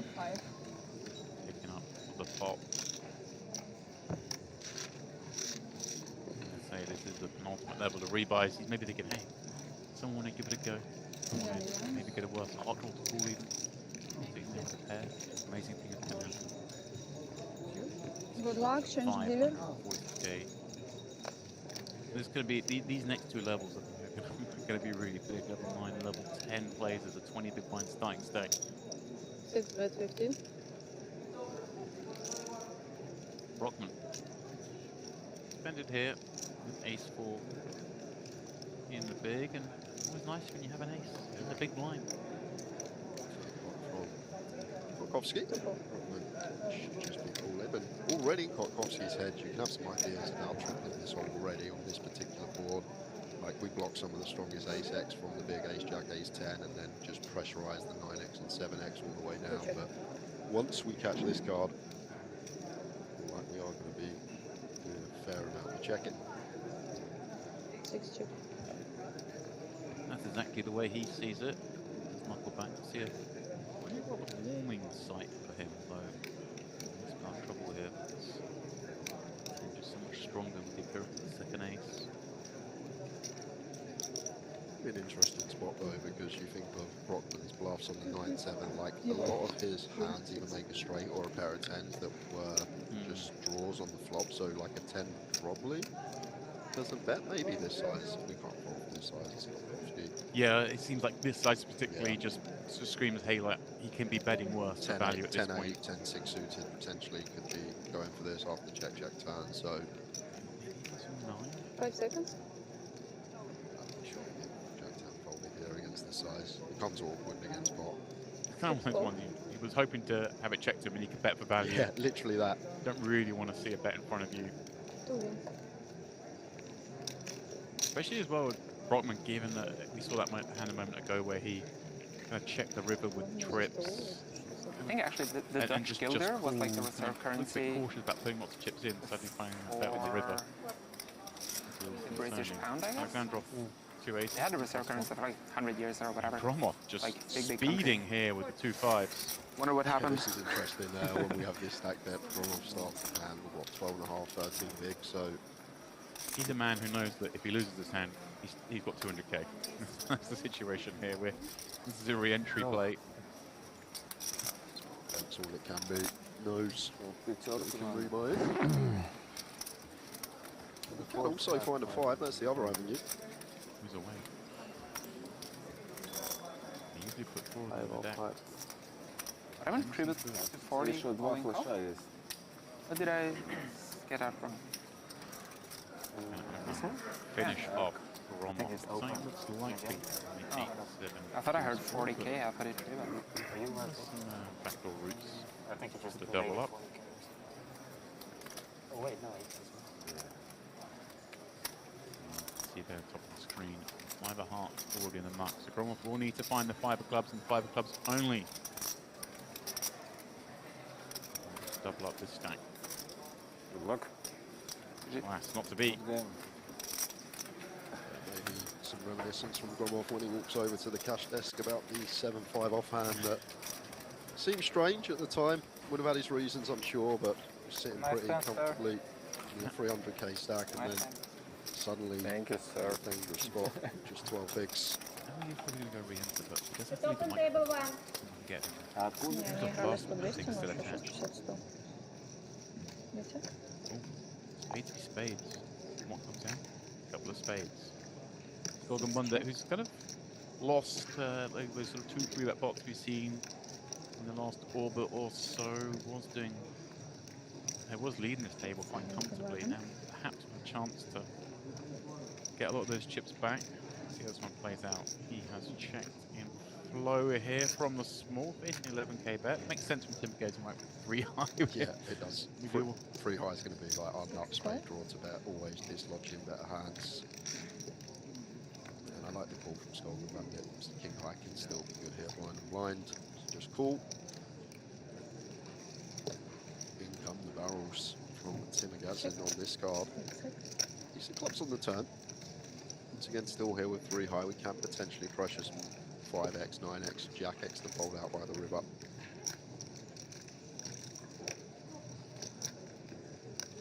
Maybe not wanting to bet and get jammed on and having to fold and not getting to realise could be what's going through Tim Gazin's head, but blind and blind here.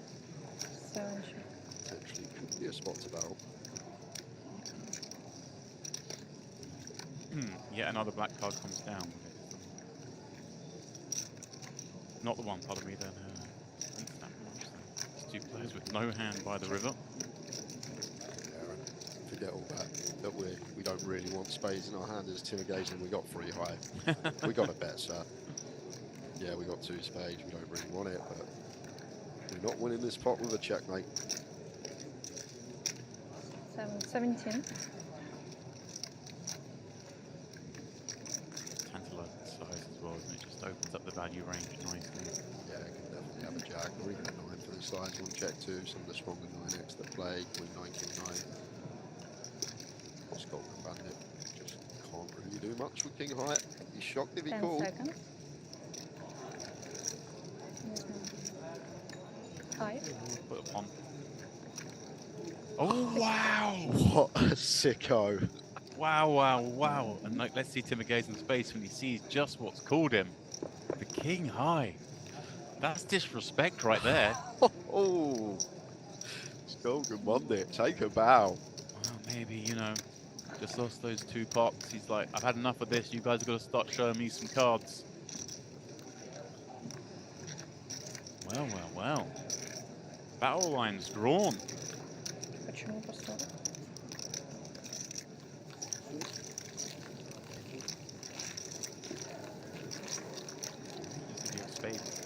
Clock at first. He's there thinking, not that he's won the pot, he's thinking, oh, how unlucky I was that it didn't come a spade. I would have got it all. Over at the Onyx, we've got 3 spades on the flop. Tool who slaps the button here against that. This man is +1. It's getting a little fruity. Hang on a second. Oh, so pardon me. I thought for a second. Check call, but no, see about this board. I think this. Has he bet 25k? He has. Wow. Hang on a second. What is going on? I have no idea. Maybe one of these re-entry plays again. Near. Side eye look from Tool and 4th spade. I mean, if we were going blasting, assumes we had a plan to sometimes barrel a spade. Here it comes. Sizing, 140 out there. Bets 40. Perhaps just recognizing that Paul has exactly this kind of hand. Looks like he's going to fold it without too much thought. Yes, I win. Bluffs once he goes bet, and then the spade completes on the river. Really difficult to assign bluffs here, so agree with the fold from Tal. Not much we can do there. Now nothing makes sense. Handcuffed on this river. The bluffs pretty much now all completing. If you still play 5 to 10 years. No good. Huh? If you still play 5 to 10 years from now. Yeah. Not frightened probably, but. There is a much. Fold again. 32. Golden Monday. Free betting the button to 32k. Hashim with the fours here. Starting the hand just north of 20. 3 call. Gonna go for call. It's just a 4 big blind free bet here. Feels like he can take his price on the hump for a set. You won't hate that 8-5-3 board. In front of ace king, ace queen, potentially some free bet bluffs. Free check. Straight draws working. Back on club, not wide. He's not to know this. He's going to face a bet from that. 17. The skull on there with just size and flop to get a nice comfortable turn jam. Might have gone bigger here. Goes fairly small, 17%.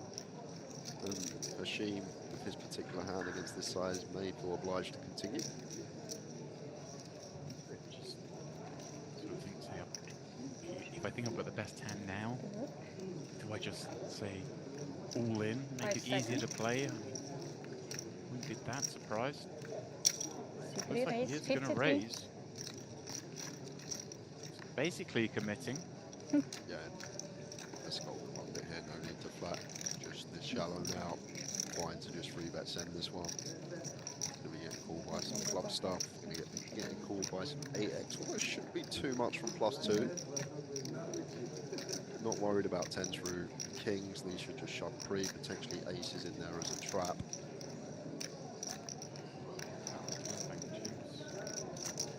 Through. I can't see how he just flats it.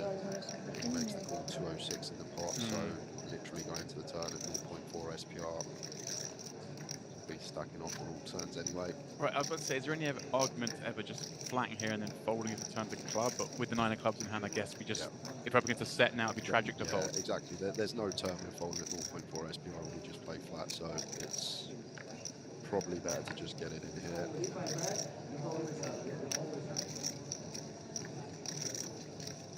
He's not thinking about folding, surely. Be very surprised.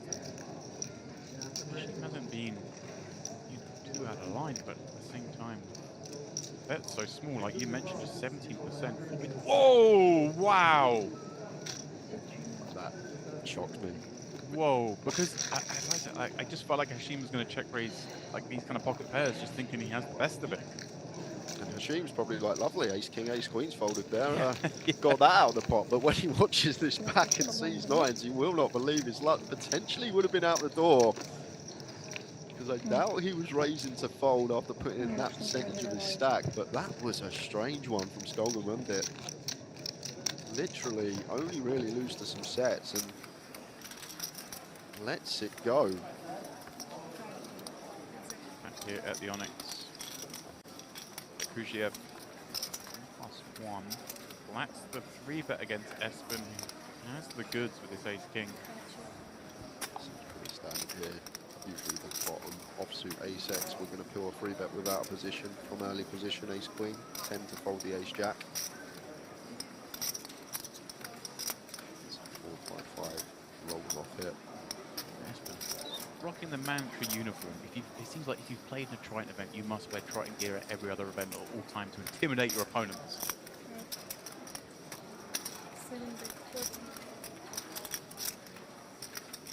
Starts with third. Это сейчас второй уровень, да, мы играем? would still be calling 1-10 against Espen. Capabilities, going to have some 3-bet bluffs, stuff like some king queens, some jack suited, even some queen jack suited, some of the real aces. All right, it's one of those things, doesn't it? It goes both ways. You don't want to play mediocre hands out of position against the elite players, but at the same time, you've got to recognize the elite players are going to be having in here with worse hands against some like worse players. They just never have worse than you here. Exactly that. Like that's potentially an exploit against maybe some recreational that's been playing tight all day, and if they see bet this flop, maybe we can just fold ace queen as exploit. Maybe just fold it free as an exploit if they free bet us, but against someone with Espen's capabilities, just can't fold flop versus third.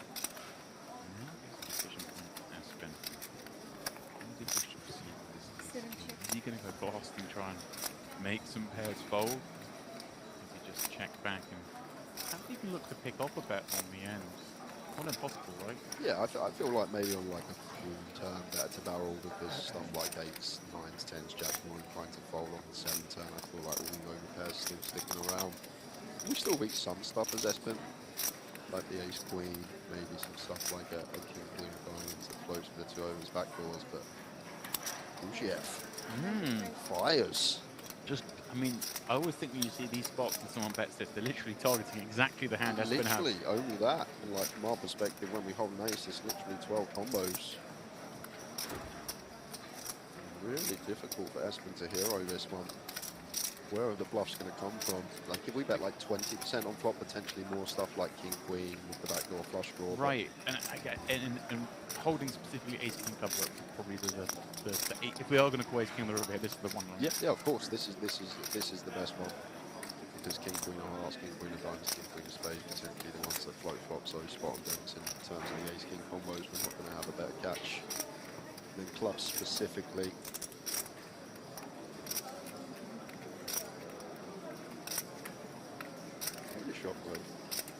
Went for the bet here because we still beat enough stuff that Espen just waves the white flag with some of his pre-flop bluffs, ace queen as well that we chop with. Targeting specifically this one hand. Wow, and Espen hates it but makes the call. Look at his face. I don't think he was expecting to see that hand, was he? I don't think he was, but that's the difference right there. I feel like in game live, difficult to call ace high, especially in a 3-bet 2. And exactly echoes the words of that man. That is why he's world champion, or was in 2022. Oh, we can play with there. The person stands for 10. Yeah, like, oh, literally every time. Yeah. Espen, big as but you know, champions, they change. At some point, you're gonna be champion of the world. At some point, I will be. 110 million. I've got 18 million in earnings. I'm okay being a former champ. Means I was a champ. Jack 8-7. Hashim with the best of it here. Again, put some more chips in, holding just 9 high and not open to work it. Fruitful open from the hijack, 9-6 suited off of this stack depth. Let's get a flop that 7 check. we like it up and down.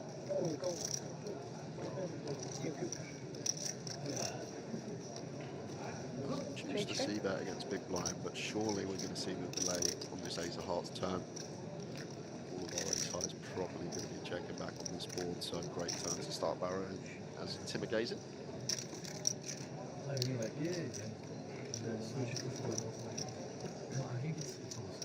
25. Barry does with a healthy side, I guess. Just really puts the pressure on those 8s and 7s, right? She has Jack going over, especially gutshot draw with his kicker. Another ugly card to see. I feel this Timagazing Three check. bad a hand not to bet once again. Literally bottom end, 9 high. Doubt we're going to get to the river. This is probably not worse. And then just in terms of our range, we have some delays with King 10. He's still going to have some strong hands on his turn. Like a mandatory barrel here.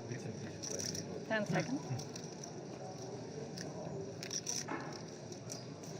No diamond in hand as well, good thing.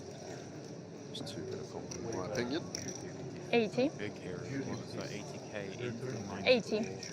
80. really up against it now. Such a juicy looking flop with that holding, but the ball just ran out horribly. And this time, Simon gets it through. What's a little bit more worrying about pockets? I know. You had to go, you feel like. You need to try and take that out of your head, though.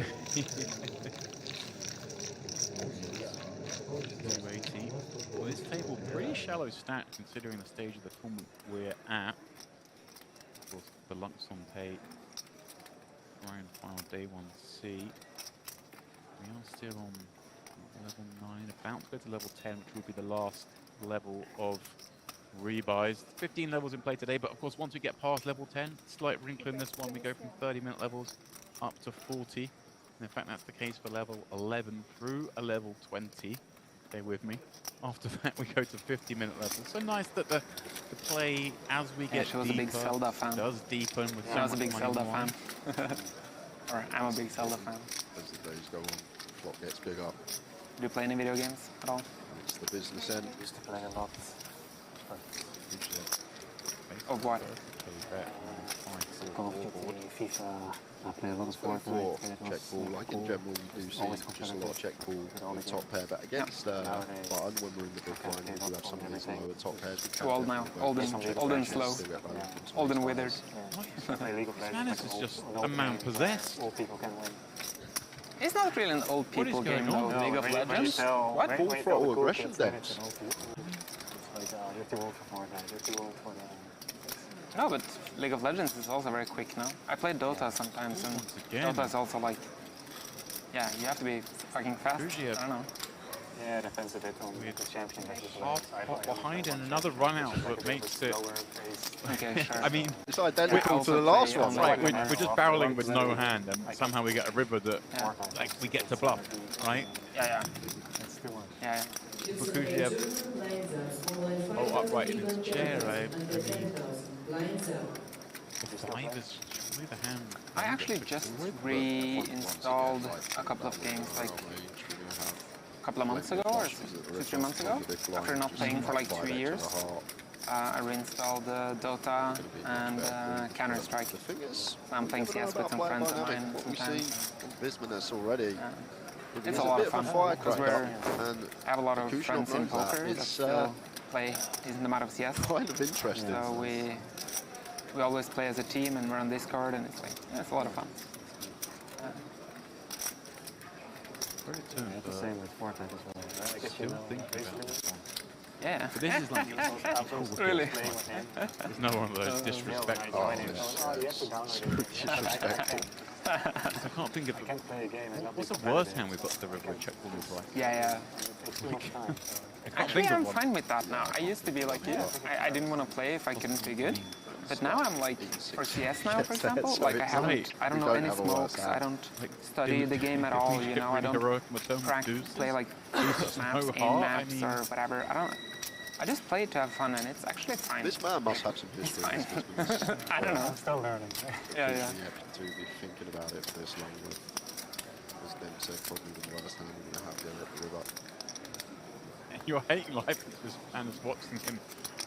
I still try my best when we're playing, but I'm not studying, you know, not try-harding. This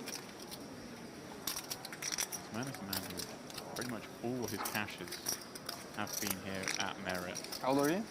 It's like, all his bluffs on the turn should contain a heart, like king, queen heart, ace high heart, like I can't really think of bluffs on the turn that don't contain If you feel too slow, you can imagine. That's the problem we got here. One thing. One thing. Would be some time to throw on that cake. No, with Fortnite it was actually crazy. Does he want to be a hero on stream? Is that the last time Bank Chip just gone in? We're into the final 30 seconds of his tank. He's burnt them all. So many things you could do. Yeah, I haven't played it at all. Still miss it, but still. That's great. This is heroic. Yes. There was just no skill. Just want to see the table in Oh action. wow, he's made the call. And he doesn't even get to show it. he does show it though. Better not to bluff at this table on TV. Don't do it. And Just only value. If I do anything, it's value. Same. Bit of advice from the table mates there. Don't bluff this man when he's on What do you mean, TV. you Little bit of It was advice. actually valuable. It was actually What a valuable. sick call. Kuziev take a bow. 5 seconds. Deep into the tank, use of his last time chip, and then made the correct call. It feels so good though when you get them right. Them save feels so good. Over here at Luxon. Newton. Young Yeah, popping up sorry. two jacks, 5k, 10k minnow Flop from check. her. Ryak flopping a pair and a flush draw with just 43k behind. Shallow stack depths here, mate. Just set him in a jump on the flop. Z50. Or only. Straight flip for these two. Young with just 7 blinds back to herself. У меня просто слиплись карты, понял, и у меня получилось так, что я на флоп выложила 4, но потом забрала. Нормально у тебя все сошлось? Окей. Да, блин, стой. It was impossible to hold here even in front of me. When you're sitting there with the 2 jacks, doesn't it? See that card, that hand get turned over. Well, 3 now works, 8's a chop, clubs, 7, 4, all still good for the win. And there it is, on the end. With a much needed double up. Takes 18 bigs, Young down to just sub 9. She's going to need a spin. We've just kicked off the 5k, 10k, so we're even deeper into the lower here. Young with just 7 blinds left on the last level of re-entries. Лена уже вышла на первый стол меня. There isn't time to round Yeah. Jump straight back in if you don't win, you're all in. Right, much better for that hand to happen now than in 25 minutes time. Exactly. Frozen out of it.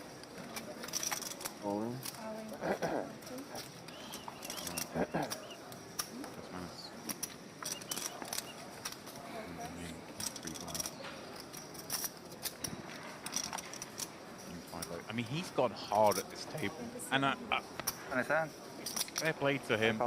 I mean, Bakuziev had to come out with one of the sort of the great calls I've seen in order to pick him off. He's going to get it in good here though. Kuziev with Queen Jack of clubs behind to the King High with Bismuth. Finish the map going off. Pretty good hand to see. King on the flop. Yes. It's better 2, 3, 4 flop. Well, maybe the runner flush again. We need something exciting. It's all right. Excitement on 963. Now 10.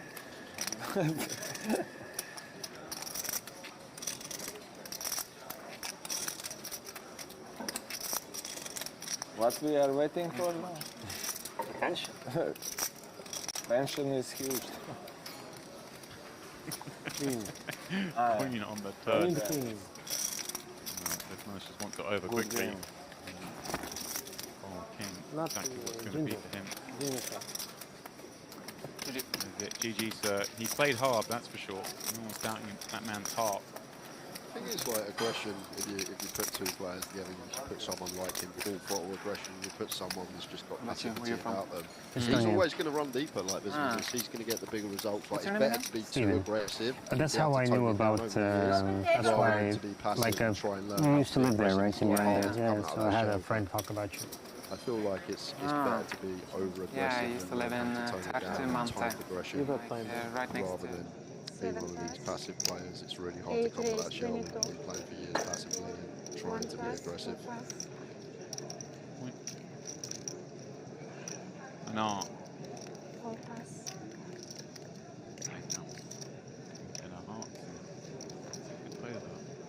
A little bit of a decision here from the big blind against that hijack open. The player who hasn't really stepped too far out of line. They're at 35 now. Can go for 3-bet call here. Sipkatova important. If we are going to 3-bet, then we never 3-bet fold here. Important to know that. If we are going to 3-bet fold, better to just play cool, keep some dominating stuff in. 150. Whoa. Okay. Just going committal. Huge 3-bet. Yeah, 15 blinds. Massive one. Would have just gone for like the 8 big blind, 7.5 big blind, somewhere around there. Like sometimes still reduce some stuff, get some potential ace 5 suited to rip, like in this spot, potentially queen jack suited could rip as a 4-bet jam. Right, I guess maybe Cyprus over exploit here, recognizing she doesn't think NR's likely to do that, and maybe if she goes this size, maybe he like overfolds some of the hands, like 9s that might jam, so she's just trying to maximize equity that way. See all sorts of different ways to approach these things. Players at the table know their opponent's best. Pavlov, he's up against Hashim on a King 10-7 board. Flop going check here. Yes. Pavlov likely to check all third pair on the turn. It's a cool one. It's a real cool one for Hashim. Now it comes down to what size to choose here. Something really interesting for Pavlov. Queen Jack should bet flop here at a high frequency game, so I feel like Atanas just gets to raise this one. Well, that's what I was going to ask. We do bet. We do get bet into. Do we check raise this hand? So you're saying yes. I feel like Queen Jack's going to just be high frequency bet on the flop on the King 10, 7 rainbow, so probably not going to assign much of that. I guess an ace 10 one that could value cut ourselves against. 2 4s as well. 5 seconds. Does 2 4s go 30k on the river though, like 30%? Right. Probably Raise not. 67,000. I feel like this size is just too good not to go for the lot. Oh, he's actually gone for the really clicky side. I actually quite like this because that's what I was thinking. All those kind of a lot of the 1 pairs fold. Maybe he's chosen an exploit sizing here that like 1 pair just can't really ever fold to, right? Does Hashim ever value bet like King Queen King Jack? I feel like that just snips back. So I feel like Hashim's either going to have a bluff here or ace X plus, which is going to struggle to fold versus any size. We'll see here. I can't see how we fold against this particular size, but I really like the raise from Pavlov. I feel like our hand's too good not to check raise it. Yeah, I hadn't thought of a non-all-in sizing, so this is obviously just pure trust from Pavlov that if another bet came in, he knows his beat. Tables it. Really unfortunate river for Hashim there. Wouldn't really like to do.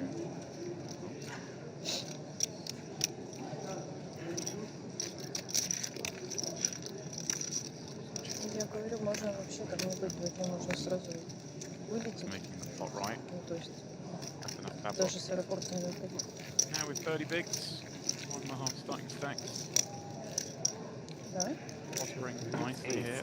Yeah, like 8 people, and I won.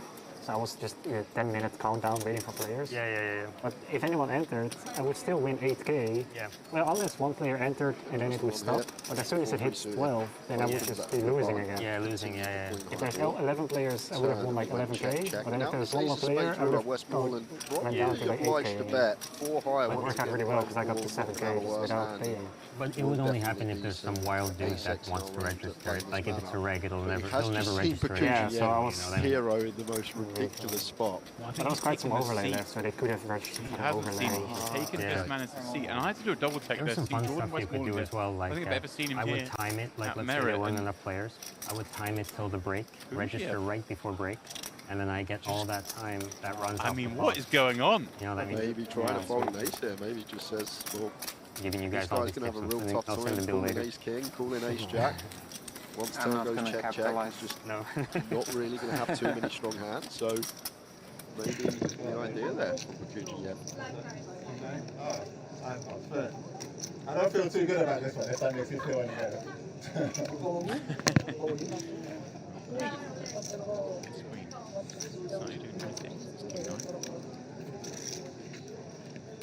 Get back himself. Two of the shortest stacks in the room. Battling out with 15 minutes left. Late reg available, and a queen in the window is good news for the silver, but the check behind it presenting problems, perhaps.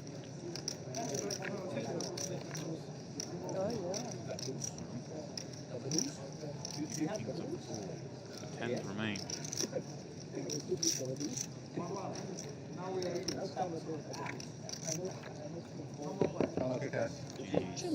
Sandra. Вон він. Table 3, sit open. Here. Late on level 10. Silver's been battling and finally finds himself just above starting stack. One way to save 2k though, isn't it? Yeah.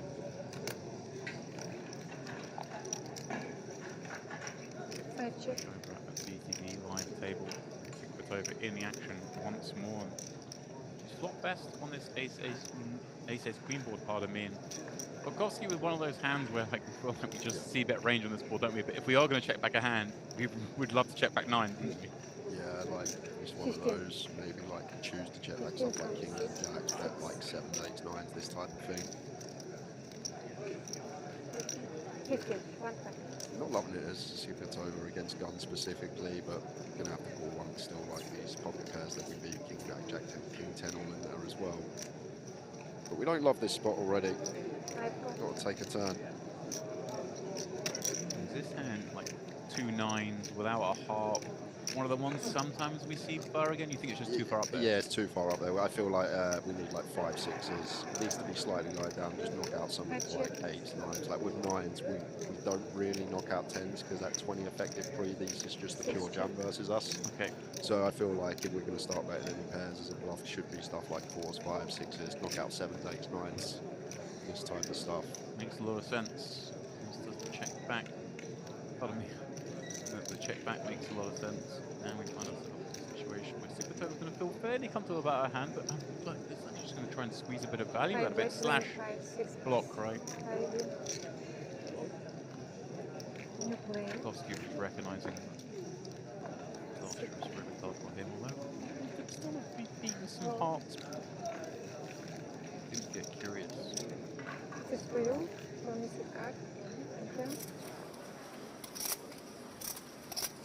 Yeah, it was always one of those spots when I saw when people sort of worked out those small pocket pairs from out of position raises just work out as like the great bluff hand. Like, I started seeing people pop up and I was like, what the hell is going on? Like, you know, almost like overnight, population realised, oh, hang on, we go hard with these.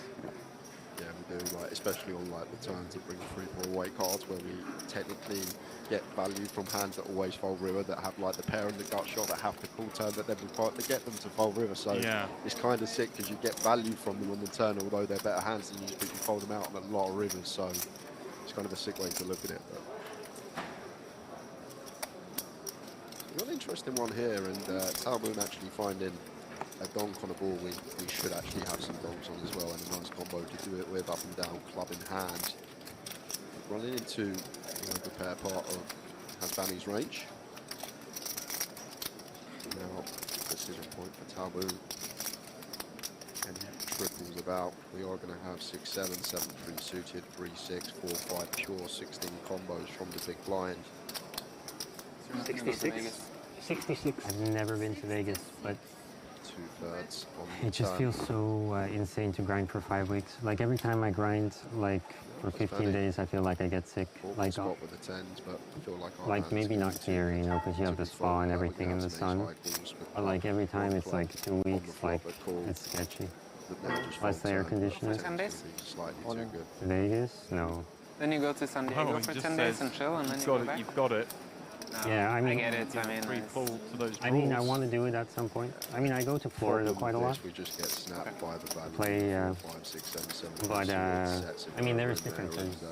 You rent an apartment, you do it kind of half-half. Just sitting in a hotel room. And if you do get sick in a hotel room, I feel like it's so miserable. I had the flu A playing in Morocco. I don't know what flu A is, but it doesn't sound fun. No, it's horrible. Bird virus. Just wanting to take the pot down there. Look at this. One call. Just want the pot to get up to 20 blinds. Blinds aces and blinds the trap. Yeah, generally the stack size that we do like to trap off as well. Like sub 20, 15, like around there. 2 fold, 3 fold. Pavlov just separately suited into the mark. a hand that a lot of players would be tempted to peel with, but he's probably recognising there that the silver is going to be good enough to have some of these traps. I'm going to call, flop a pair, get myself in trouble a lot. So I really wish you could have them back right now. That queen deuce, a couple of heart board. Well, it feels like he's in danger here as he flopped that pair. Doesn't bode well. So he's actually got the nice one to particularly here. Versus cut-off. Jack got some removals, some of the stronger queen X. Chris in the cut-off, but does go for a well-timed check. That's Chris here, just going to start betting from now, try and go heads up for a turn, but look at this. Wow. I guess he feels with ace of hearts. Fine to just check, and now he gets Huyek to just send it in. And he's feeling so good about his hand right now. Open, please. This was gamesmanship going here, one card at a time. Well, Huyek showed Chris the queen, so then Chris showed him the ace of hearts, waiting for the other card to be span over. I don't think any slow rolling going on there. Just Huyek just is in place, just perplexed at the sight of the ace, having just flat free, checking back the flop. Shocked to see that hand. 3 outs left in the deck. In their hits. And it's not to be. Very deuce. Sit on win. Silver, win yet another win. 10 minutes out for Chris. Only big blind, just no one. You see the background of the clock there, 1 minute 30 left on the level, so just take a moment, break coming up, and potentially reinvest in this one. I loved it. I've loved this free table, how quick it is. Usually you've got that sort of 20 to 30 seconds to fill, dealer shuffling, but this is fantastic. Having the free tables, we need to switch between the three. Action thick and fast. 23. Boost in production. The guys at GG. He's looking officially on the envelope. This is Espen with 2 sevens from the cutoff. How boom, will he find a cold 4 earlier?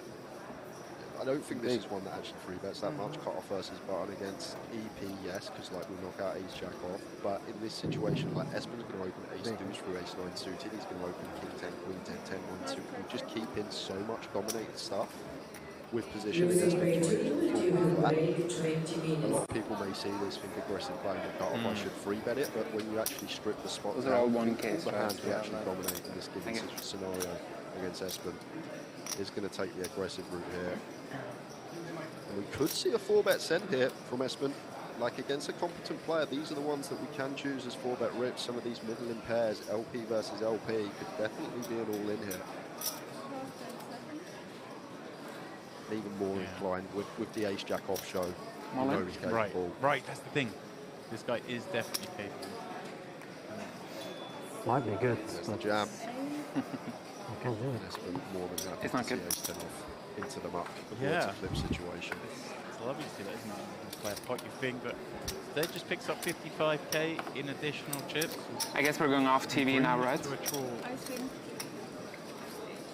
Brings to a close the re-entry period of this tournament. Okay. Players are going on another break, and with it, I will be shortly stepping aside, but Tasso will be rejoining Jay Harwood in this room to take a quick look at the counts. As we start that frame, Espen is leading the way on the Onyx table. He's increased his stack up to 689k, but a lot of the action on that table has come from the man third in chips. It really is pushing the envelope here at Merit. 35 or 45? 40. 45. 45. 45. I believe that's the kind of name. We're very familiar to a lot of Последний блеф the American 5,000. Live table. Now it's over 1 million in chips. That is a big stack here. A lot of times she's increased her stack up to 700k, but obviously only good the third in chips there. Right around the start stand involved in a number of fields, certainly in the first frame of play on that table. And of course, as we look at the Luxon table, very, very different sort of landscape here in terms of chip sizes, but we've seen some really interesting play from the players here. Atanas Pavlov, not surprising to see the moves he's been making. Very accomplished. Jay pointed out someone who plays a lot of the higher rolls around the UK, and then of course the climb somewhat of Chris Da Silva into third place there with 330k. And of course Skolgan Mundet, the man who started with the big stack there, still doing just fine. So guys, please don't go too far. We'll be back in 25 minutes.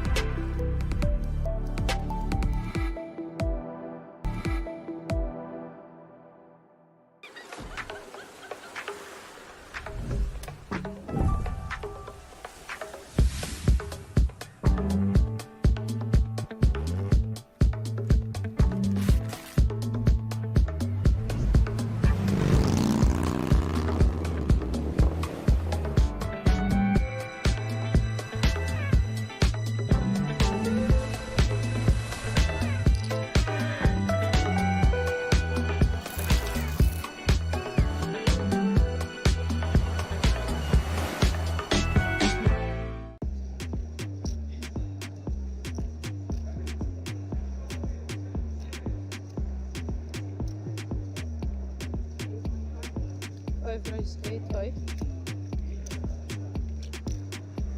7, 4. 8, 4.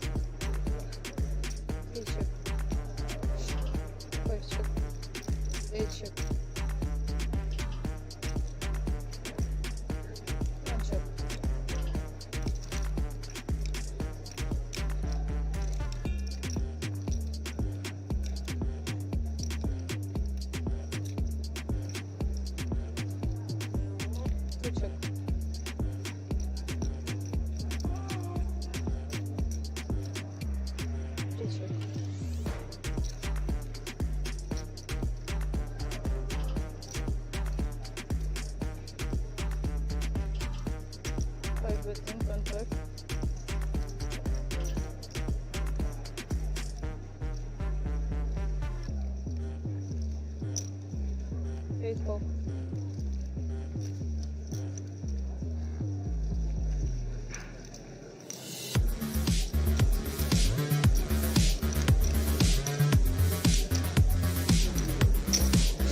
One goes 40k.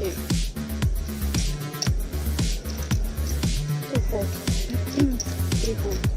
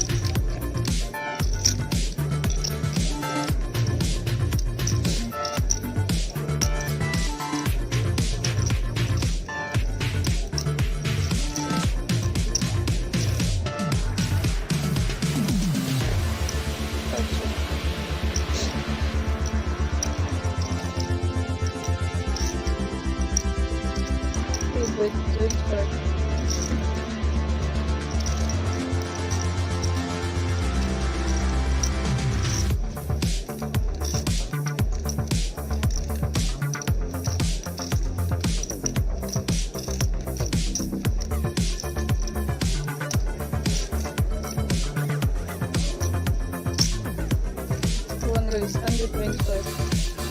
5-4.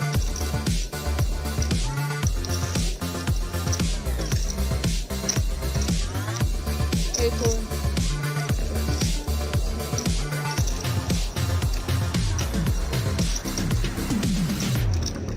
It's less. Showdown, guys. It's less than 125. Wait.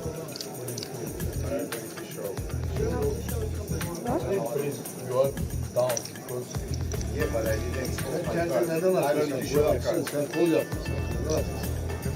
You need to wait for me to show my card. If you didn't wait, I don't show the card. I marked the card.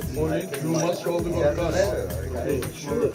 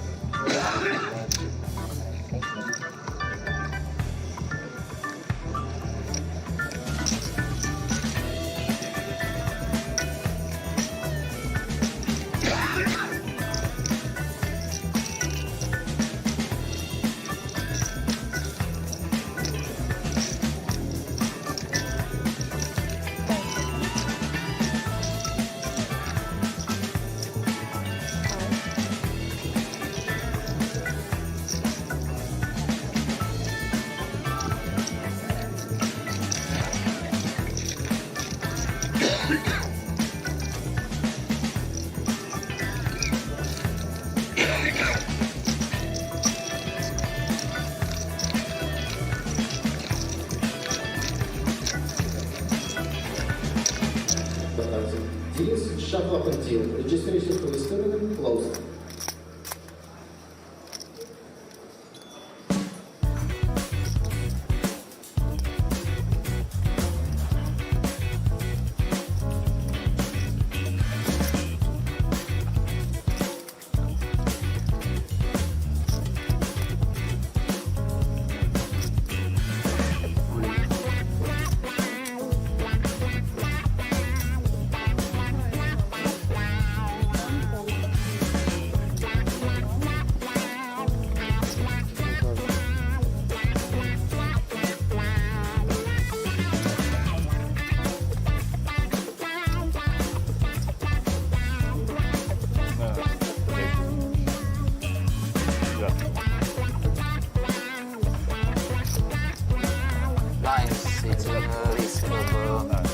Nines are using risk for basket.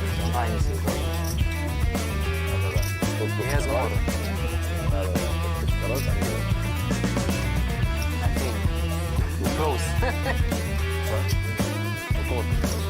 150, 167. Yes, 167. Yeah. 50. Yeah, this is this game. This one.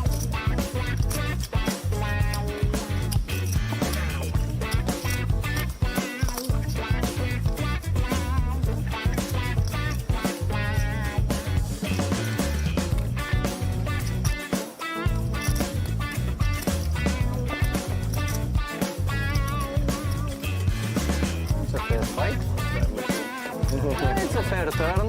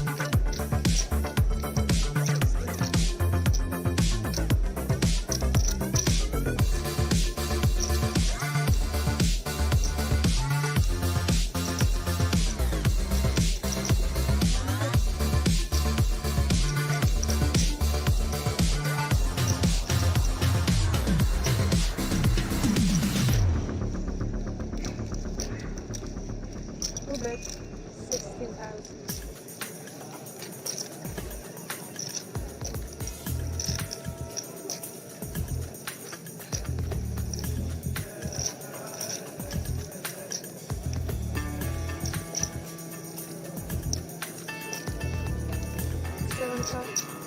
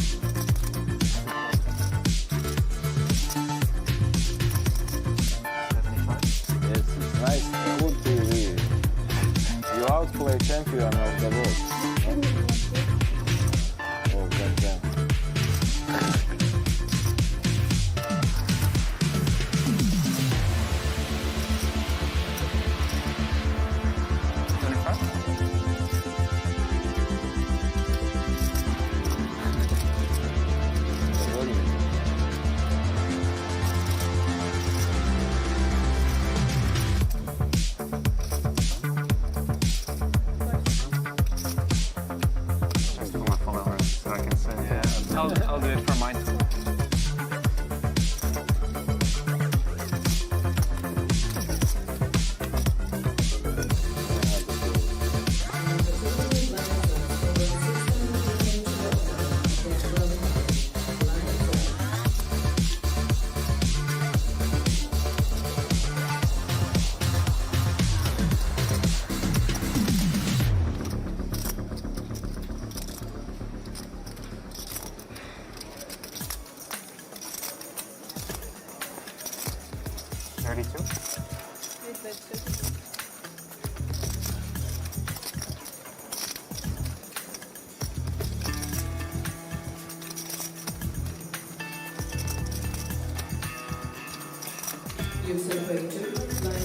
Open.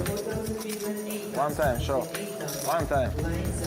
Don't fear anyways. I will not watch this. Okay, you want to show us. Yeah, not the bull. It's my story.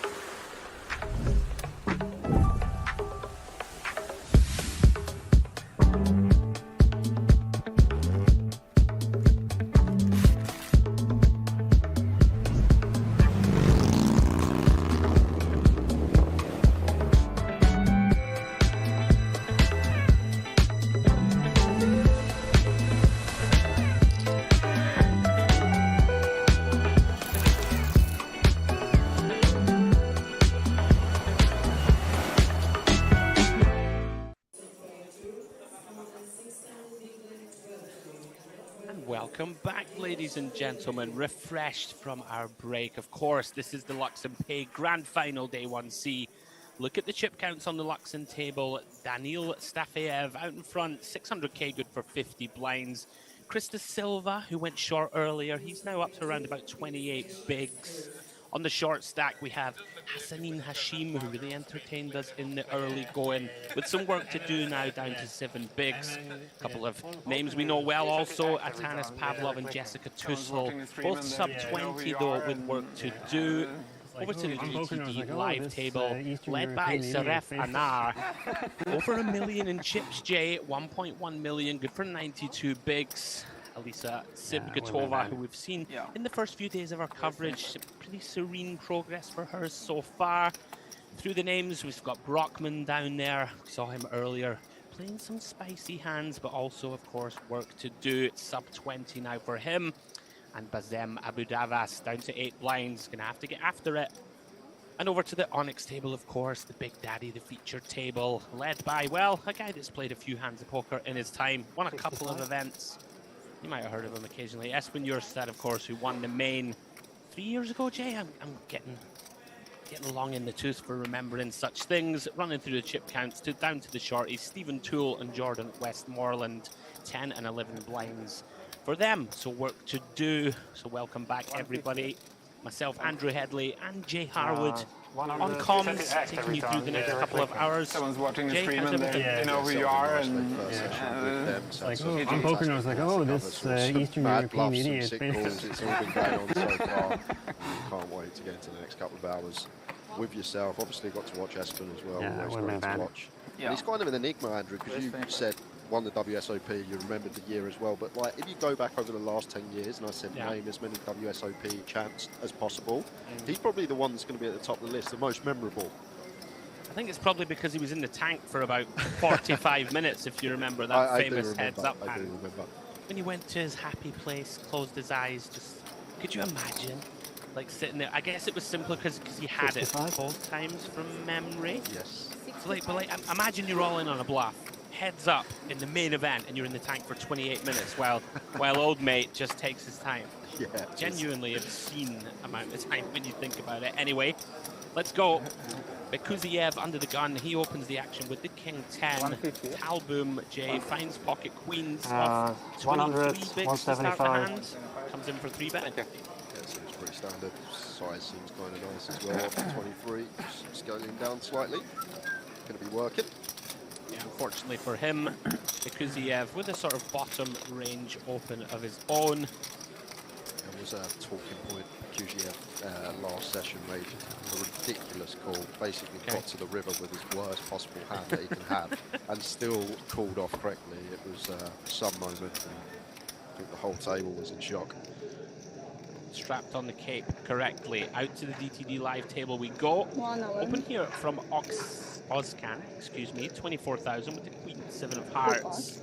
Abu Davas 10 bigs, sends the troops in. King Jack suited, seems pretty reasonable. Yeah, standard gets, I think this one should always be jamming versus his cut-off open, especially off 10. Still got a little bit of fold equity, and Ozcan with one that I doubt's going to be calling off here. Yeah.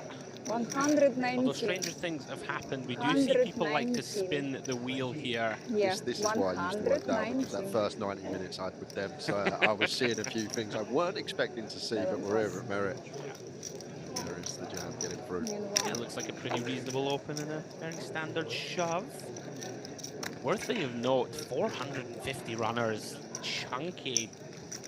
In 1C here, so I'd imagine once more on course to smash the prize pool. It's been a great start here at the MPP 2025. Back to the Onyx table we go. Looks like a single raised pot here. Alexandrov content to check back with ace 10 versus the big blind defend of Toole, who has a double gut shot, Jay. Yeah, kind of an annoying card here for Toole. In our head have a lot of leads on the turn, but Queen of Diamonds probably one we should be checking over. That makes sense. Lots of Alexandrov's checkbacks could have some interactivity. Oh, it's kind of funny to me anyways when people have like what do you like here, Jay, with this 10? Like, do you want to start It's kind of interesting, isn't it? Because Toole has got this stack that can just potentially 10 main check event down winners against us. in the last 10 years, like how many of them like do I respect? Actually does check here at this Just like, oh, look at this, and he's found it. Very nicely done.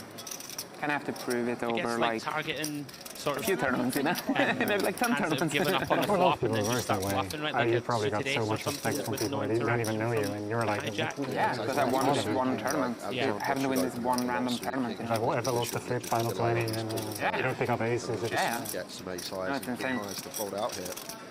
Yeah, credit to Toole for finding this one. It's not always immediately intuitive, right? You're Maybe this worried is also why I like get after the main was so determined to like play high stakes and stuff, because I wanted to actually earn that respect, you know, like I didn't want to just. You're getting respect from like 90% of the people, but not from the 10% of people you kind of want respect from. Yeah, gets himself a little bit of breathing I don't room think Mikita and Jason thought too much about love these new the main event winner. tables of chips for each table makes it a lot easier for us in the booth. Espen still with the table chip lead. As we head back over to Luxon. Single raise pot here. Stafeev from the cutoff Chris De Silva defending.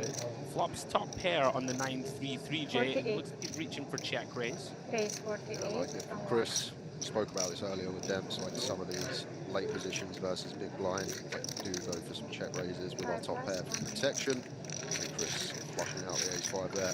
Yeah, nicely done. Yeah, whenever you get to this kind of like sub 25, right? If you flop top pair against late position, it's like, all right, let's. Yep. If you've got it, you've got it. Exactly that. The famous quote. We did that this afternoon, myself and James. Little bit of filming for the stream, a bit of content, and we had to name the famous poker quotes. Oh, okay. It was quite good fun. One of them was, if you call, it's going to be all over, baby. Scotty win. There we go. Can't get them past you, can we? Right. This is interesting. This is a multi-way limped pot, and it certainly looks like it. So Oz can open it with a limp, and are content to limp behind with the ace-7 of diamonds. Brings in Abudavas and Brockman, and look at this from the big blind. Astratov says, no, no, no. Astratov taking off with a 9-4 off. I mean, obviously it's a very extreme hand combo to use, but you can kind of see what he's thinking, right? Like the cutoff button, small blind are all kind of dead money, right? Yeah, or even the hijack. Like if the hijack's got a hand that's top end, it probably just wants to open. So maybe just an exploit here feels like it's going to get through enough of the time. But would prefer having a little bit of removal, an ace or a king, something blocking some continues. But here we are. Thank you so much. Whatever. Let's go. Bump it up. Street poker, Andrew. Sometimes just sure is. Well, it's going to work out favorably potentially on the 8-6-3. Pretty innocuous looking board. We've got the betting lead. We have 9 high. You say that like it's a good thing we have 9 high, but I mean, I feel like it is that we have to bet it now. Just folding out everything better. It's fine. He can't have 9-10 of spades now, so he's not going to continue, right? That is correct. 50k into 172, so just shy of 30%, and interesting now for Oscan with the ace-10 to overcards to the board. It's just become really murky now, right? Like because we limped and there's this kind of 5x ISO. It's hard for us to sort of narrow down what Astratov is going to be doing this with because so many people limp behind. And look, there's more than one way to do it. He's just picked up 120k or so in chips there just by bullion limpers. The old red line. Yeah. Getting the better hand to fold. I want one of these t-shirts. I don't know, you haven't been here long this week, but we're seeing the old GG Poker emoji t-shirts everywhere. I miss talent. Now these two going at it again. Uziev this time with a stronger hand. Ace-10 off. They could probably this is a tough one, Jay, right? Against the better players in the big who might find some polar light stuff. Exactly that. Like it's very player dependent. I feel in these spots it is someone that will find like some ace deuce, ace three that we dominate, potentially get involved, but we're against someone we don't deem capable. It's just going to value bet close to value. And he does deem his man to have the capability, decides to put it in. Tough to fault him, right? Like if it is someone like you suggested who will find the 3-bet bluffs, ace-10 does okay against that range, but unfortunately it runs into the queens. I feel like maybe we need to have like the suited broadways to be 4-bet ripping, like these one in general, like the 4-bet not all in bluffs at deeper, like the offsuit. We just want that little extra 5% equity when called being suited. But Tower Boom has been active. Yeah, it gets snapped off. Gonna have to find help, and well, Jack 8-5 all hearts. All of a sudden, Bekuziev, an equity favorite now, 57% of the time, is going to send Tal Boom home. Not on the 7 of clubs. More out in the form of a 9. Easy. Basically flipping here with one to come. 590k in the middle. And he gets there in the most tilting fashion for Talboom. Queen of Hearts on the river. Takes it in good spirits. Top set, no good, sir. Good luck, guys. Yeah. Yeah, shy of 800k. Yeah, GG, unlucky. I always say, Andrew, if you're ever going to get caught bluffing, make sure it's pre-flop. This is when equities run finest. We have more chance of getting there. Yeah, nothing to be done.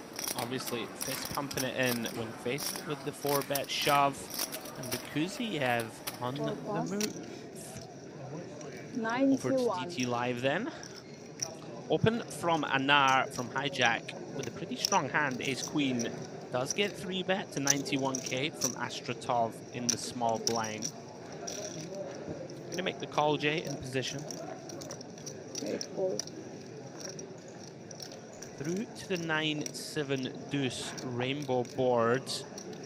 Action on the Russian. Interesting one here for Astratov out of position.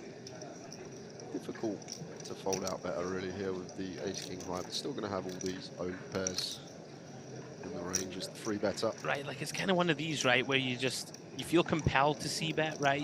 You've got the betting leads, but it can be quite difficult to define, you know, where your opponent is, especially when we bet so small. This is a little intriguing to me. I'm not sure we have too many 15%ers, but he has gone with it. So 15%. Call by the ace queen, has to continue versus that size. Have a little peek. Still ace king. Maybe checking for a club. Potential maybe to double barrel unload on club rivers could have been the idea from Astratov. Oh, big old bet from Anar. Decides to turn his ace queen into a bluff immediately. Once again, like only really trying to fold out exactly what Astratov has. Like if he does have one of these 3-bet bluffs, we're just ahead of them anyway, like an ace-4, an ace-3, maybe a king-jack, king-10. Very nice though. Is this a situation where for like Astratov, when we choose 15%, starts to make it a bit trickier for us because Anar can have so many different combos that when they do start firing on the turn, there can be more bluffs in there, right? It's a tricky spot. There's not really much in the 3-bet coup on that board that's going to fold out to 15% anyway. Like, you name me a hand that folds to 15%. I can't think of many. Ace-4 of hearts or something like this. Even that might call. Well then, back to the Onyx we go. First look at Espen in this new frame.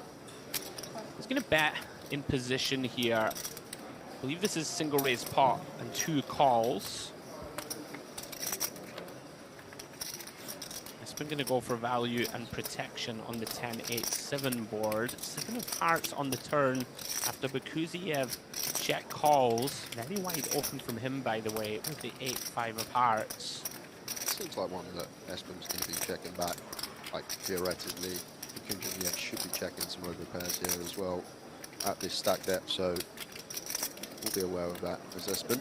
Yeah, I think this makes a lot of sense. We could potentially go for a thin river value bet on a lot of rivers. It's the 4 of clubs. This one that's a little too thin, Jay. Like, do we like a bet with 9s? No, I don't think I do. Just simply because like the hand we probably target here is an 8 specifically. And yeah. From +2, Bakuziev shouldn't have too much 8x in my opinion. Like he's got 8-5 of hearts. We can see that he's treated himself to a wide open, but I feel like it's difficult to get called by worse here for Espen. Look at this. Some of the best players in the world. This is how they maximize their value. Just seems to know where he is, and all of a sudden, Bakuziev with a tough decision, Jay. One thing I will say that is actually interesting why Espen may have bet this spot. He was present at the table when Bakuziev pulled off 4 pair on a 4 to flush 3 to straight board and saw that Bakuziev got really sticky. So maybe that has a factor, and there we go. He's going to get paid by just an 8. Really nice. That's the difference. That's why he was world champion back in 2022. I don't feel a lot of people find that value bet there, but could have been player dependent, knows his customer. And there was also advertisement in that hand you weren't here for. Someone mentioned at the table not to bluff that man on the TV table, so there was some advertisement. Yeah, nice. Well done, Mr. Eurostat. Probably a bit of thin value in the end. It's always important, right? Like if you, over time, of course, right? Especially as you run deeper in tournaments, getting thin value can have a big old impact on your chip stack moving forward. As we move back to the DTD live table. Got a c-bet here from Ozcan. Intriguing one for me on the Queen 10-8, and our calling in position, Jay. Big stack across these 3 tables. Just seems to be happy to bet when checked to. Yeah, this is not one that I would bet, right? Like you yourself are just going to check this one back and look to evaluate rivers. even on the flop, I'm surprised flop hasn't gone check, check, Oscan potentially with one that can check out of position, but Anar wanting to go for maybe the old bet on the turn to get a free showdown, perhaps, what this could be. Yeah. Is he going to value bet this? Is he? Wow. I mean, I guess it's not a bluff. 150. Like, pretty wild to find this one, half pot. This is madness, the value about this. I think, like, maybe Jack 10 suited, 10 9 suited are the ones we target, but pocket nines, like 9 shouldn't bet flop, Jack 10 suited. I wouldn't expect to bet flop. Yeah. You see there, just the king 10 out the way. So if it was value, we're never getting called by a worse hand if the same hand is folding. Welcome back to Merit, Jay. Oh, it's great. It's right, we bet here, we get called by 9-10, and we fold out jacks. It's unbelievable, isn't it?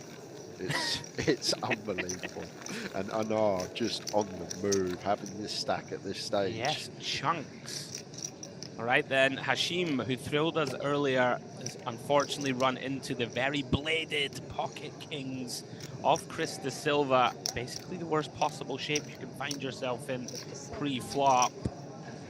Gonna do well to get out of this one. Unfortunate. Was on the very short stack here. 5 or 6 bigs all in pre. Barring some kind of miracle run out, 3% equity for Hashim.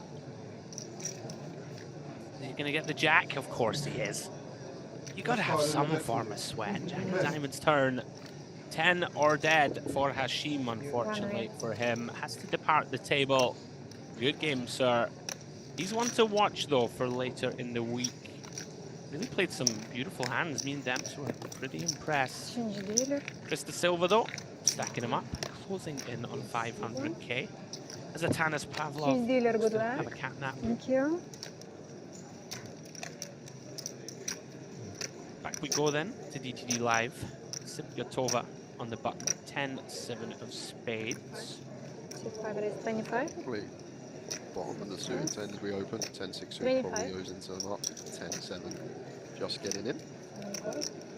Now up to Ozcan, content to defend from the big with the 3-5 of hearts. Well, what a flop for Sipyatova. 10-6 deuce, 2 of spades. Quick check from Ozcan. 15. Just north of 20%, between 20% and quarter, small size. Sipyatova. Oscan feels like needing to call, getting this price with his gutter. Sipyatova continues to improve. 10 of clubs on the turn. Really nice card, not in the form that we just turned trips, but like even some 6x obliged to continue in this 10 pairs. Any checking at all, Jay, or you think this one's just so good? Like, I feel like at this stack depth, like we just want to go bet, get as much as possible. If it's like potential shallower and we can get still play for stacks on rivers, potentially, yeah, then check. But I feel like a 6 is just going to be calling always. Even the gutter coming along for this size. Yeah, not a big fan of this. Would rather have shown some aggression myself here. Nothing worse here than just having to always check fold rivers. Unless you ping that miracle 4. 9 of diamonds completes the board. Sipyatova with the check mark. So we choose a size here to target a 6. Like never getting called by the missed spade draws anywhere. Potentially some like 9-8, 9-7 of spades in there, but wouldn't be going too large here. Sipyatova. Yeah, she goes with half pot, makes some sense. Very nice pickup for her. Another one who's impressed us in the early going of our MPP coverage the last few days, just consistently chipping up.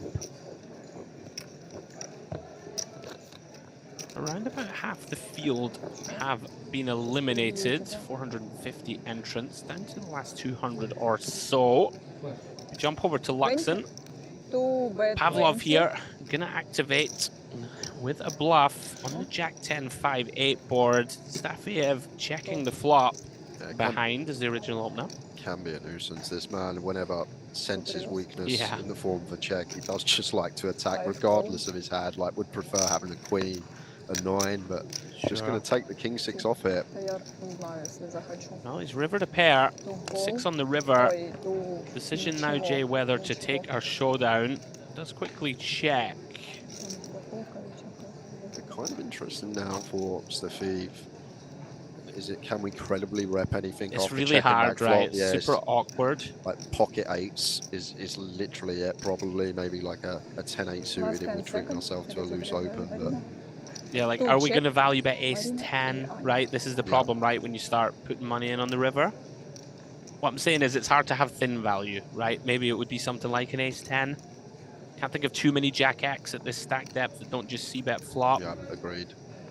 So maybe a queen 9 suited, something like that might be. Oh, and he's jammed. Okay. Now then, Mr. Pavlov. Yeah, so now this is interesting because if he chooses not all in size, like you say, and maybe there's some ace 10, expect king 10, expecting a jack to go for value itself, but now he's gone for this size, repping a more condensed value range. But either way, Pavlov doesn't take too long before tossing the full pair into the muck. Maybe part of the problem with having a king in hand, right? Like the kind of king queens, king 9s, ace kings, or maybe some of the natural bluffs. Well done, Stafiev, though. Gets it through. Up to 727k. Action continues. Thick and fast. Back to DTD Live we go. Astratov here. Opens with 10s plus 2. Ismailov from the hijack J20 bigs sends them in. Not unreasonable. Yeah, if I know the man was squeezing 9-4 off, which he probably doesn't, but if there's some dynamic between the two and he already knows that the guy's capable, fine with this jam against this particular opponent. Yeah. And then like these spots, like Fieri is just a snap call because the jacks through aces should free bet not all in to induce, so 10s we should never really see jacks through aces, but if we're against an opponent that potentially will jam his hands, it becomes a bit more dicey. Even still, 10s for 20. Yeah, I feel like 10s, you just shrug your shoulders, flick in a chip. I hear you though, like I can start to get behind folding even like 9s here, maybe thinking that 10s and jacks are in the reshove range. Obviously, against certain opponents, you're just going to call them 2, right? You hear me? Anyway, we're off to the races. So over 500,000 in the middle. If Astratov can hold, going to be up through that magical 1 million chip mark. Ismailov looking for help.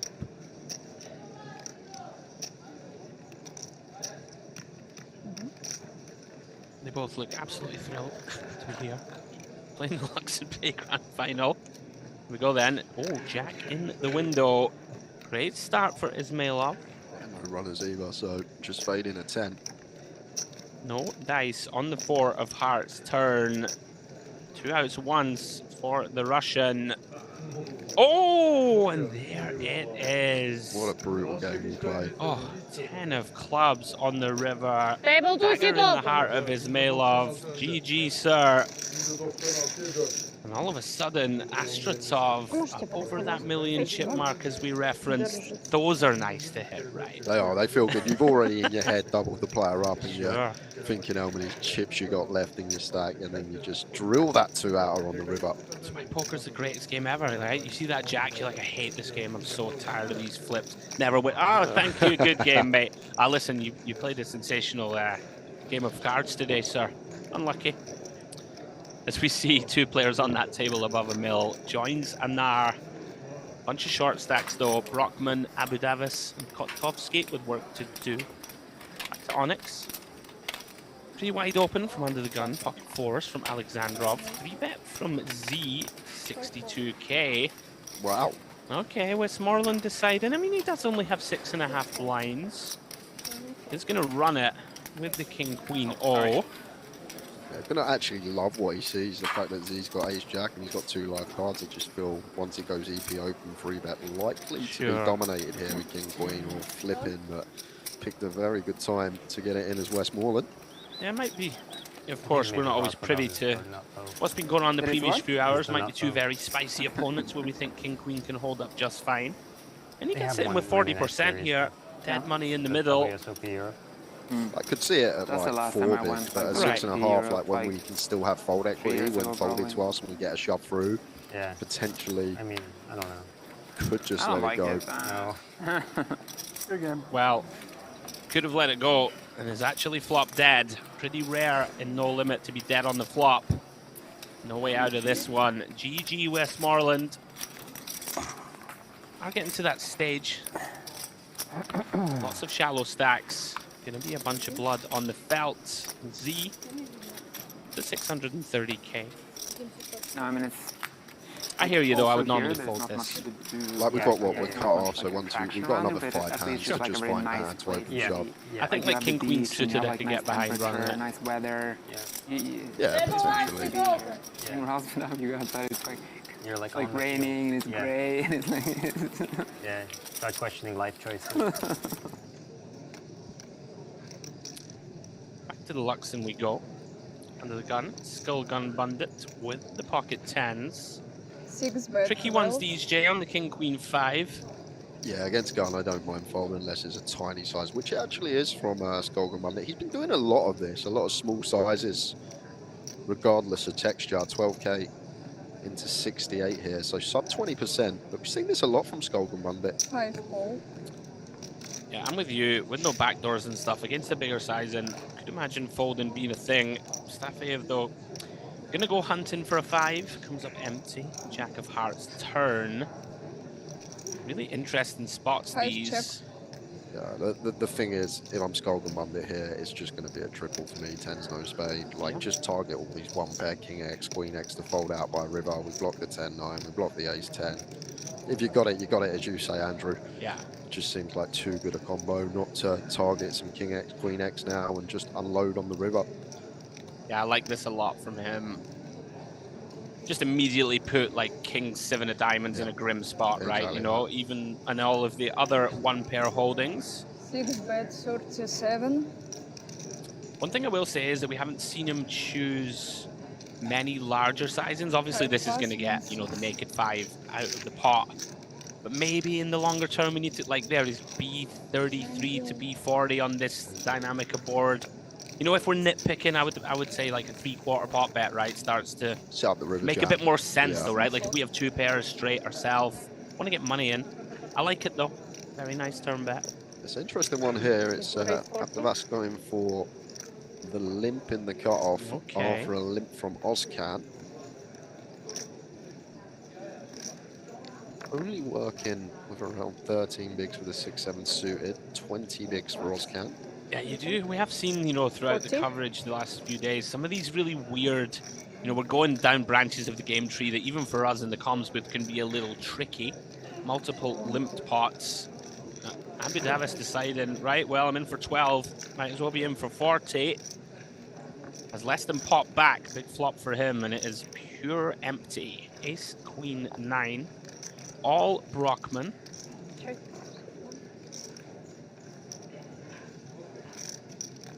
Any checks here, Andrew, at this 1 SPR? I don't think so. We've ISO'd. I'd just bet really small, I think. Like, our opponent's going to have enough of the kind of 10 Jack, King, Jack, King 10, some flush draw types that want to get. He's not, is he? He's not, is he? Nah, this is just You never know, I'm telling you. TV But time. yeah, you would imagine it's TV time. Yeah, I guess you could just... I feel like if your opponent has any decent piece of this board, he's just going to get it in. And you can just, you know, if he has Ace-8 of hearts or whatever, well, we have a heart, you hear me, Ace-8 of clubs, we're just going to stack him. The natural checks, I guess. Kings, yeah. But like, maybe you could, right? Sometimes you can literally disregard theory and just be like, if I check, this guy's going to bluff, right? So that's a thing, right? All right, Jessica Tussle.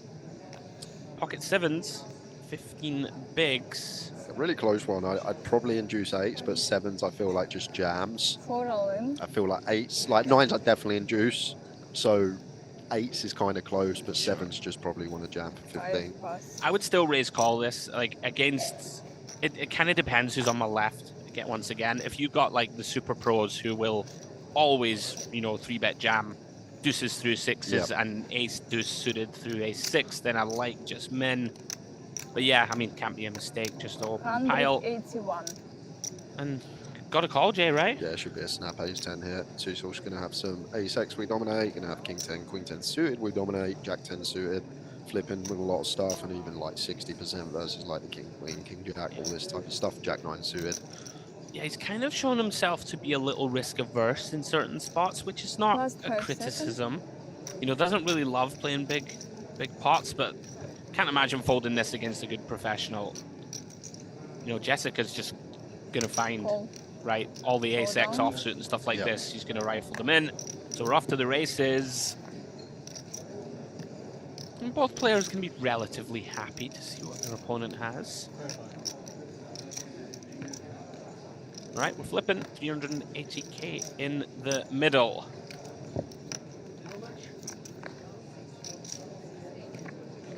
Oof, ace in the window, followed by the 8 and the 4. Not good news for Jessica Tussell. Needs a backdoor straight or a 7. Does have some chop outs on the Queen of Spades. Any spade now, of course. Will allow her to remain in her seat. Looking for the 7 of hearts, though. For the full double. No dice. Jack of clubs completing the board. GG, Jessica. And good luck in the rest of the week's endeavors. And Skullgun Bandit up to 700k or so now, Jay. I remember Jessica from last year. Did she have a deep run in one of these last year? Yeah, she's very accomplished professional. I can't remember, but I remember she was deep in something. I don't remember the exact event. Was she the one also that got busted by her other half? Her other yes, half that's on the the one. bubble. Yeah, I remember now. It's just clicked. It's just clicked in the head. I wonder if she forgave him by now. Guys, if you are just joining us, Luxon Pay Grand Final Day 1C, $2,200 buy-in, $2 million guarantee. Starting chips in this one, of course, 200,000. Started with a 30-minute clock, Jay. I believe that now is up to 40 minutes. That is correct. And reg is closed now. Right, there we go. So we got this level about to go up, and then 2 more levels of 40 minutes break, and then you and Dennis back for the last hour and 20. Yes, sir. Back to the Onyx we go, and here he is. One of the bosses, the end bosses of merit, Gromov. I feel like you have Not sure how much you've seen of him, Jay, but he's box office. He's going to do a lot of funky, aggressive stuff. Well, you before you joined us, he actually busted on a bullet in the booth where he made a pretty mad play, 3-bet squeeze the 7-5 off, He does feisty stuff. went for it, so I've already seen what Gromov can do. Final table. You will be impressed as we go at like some of his live reads. Whatever, and then he had like a $5 just get after regular people. tournament on the Obviously, side. Like, sometimes that's going to backfire. He was in every tournament basically. I mean, look at this for appeal from him. Just the naked gut shot. Again, interesting that Bekuziev decided to see that. That's just insane. It's very stupid, I think. Like, you're just bleeding money doing that. I think. Does pick up bottom pair to go alongside his gut like shot. why? Can't see any player putting chips in on this I mean, turn. I remember in Barcelona when he won 600 something thousand. He won the Estrella 1K. Very mediocre type holdings on this texture. In the morning at 10, he was grinding the 500 to the 5K. 9 of clubs completes the board. No, he's insane. Yeah. He's completely insane. I mean, you would imagine if we've overcalled, we might want to block. I'm just thinking if I'm leaving anyone out. I mean, there's good guys like mid-stakes. Like Tour's never going to be a good three-way, is it? I would argue it's a mandatory like block good mid-stakes guys. Like what block about some flushes, block 7-8, right? Like we have the 8 in our hands. He doesn't play an MTT. Or less of a, interaction when it's versus under the gun and dealer specifically, but you do block some 2 pairs to have like a funky 4-5 I don't know. suited and I stuff haven't like seen this. I feel like if I'm we sure call he could flop, then we should very flop. quickly, though. Yeah. Anyway, If he wanted Bekuziev's to. loving that live, picking that one up with jacks. The 700 Like, k. Over to DTD Live we go. Ozcan versus Astratov. This looks like a potential limp and ISO to me. Yeah, exactly what it was. Limp under the gun with the Jack 10 off. ISO from Astratov with the raggy ace. Pretty ambitious, right? dip into the ace-6s of this world. He's going to go for it, though. And he's going to see bet a faintly terrifying queen 10-9 board. Maybe it just feels like one and done here from him. Now that he's ISO, but going to get some bad news.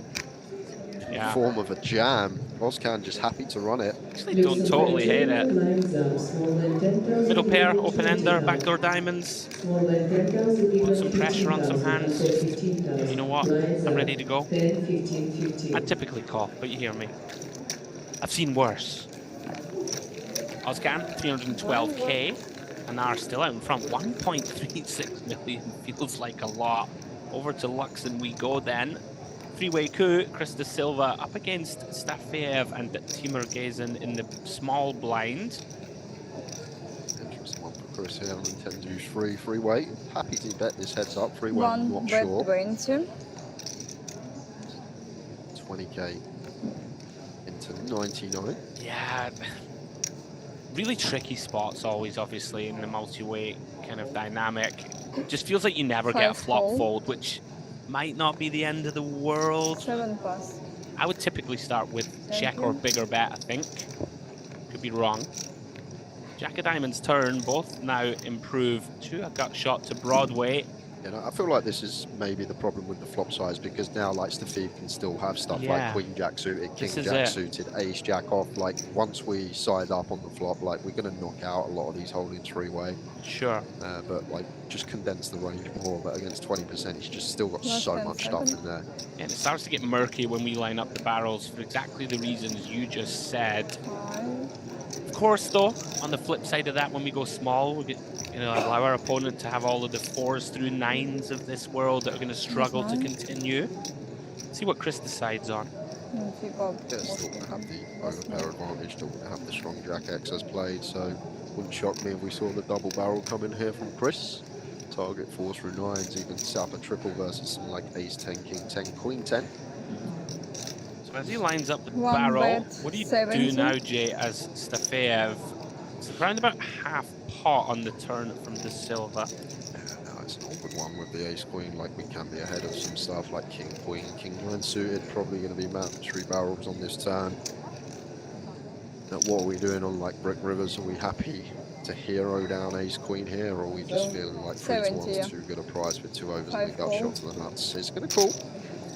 It does commit chips. Big river incoming. Is the 7 of diamonds. Neither player with a diamond in hand. And once again, back to that flop size. Still some plausible flushes there for Stafeev once we go 20%. This is the thing, like they're all like the Ace X of diamonds are just going to take one off. All the like King Queen of diamonds, King 9 of diamonds, stuff free to flush, free to straight. So we're basically trying to fold out a turn Jack if we go for this, right? Maybe some like King 10, Ace 10, this type of stuff, some 10X, but we are going to end up chopping this up. It's pretty interesting. Like Stafeev probably doesn't think he's good that often on river. I was surprised to see him. Surprised to see him jack so fast.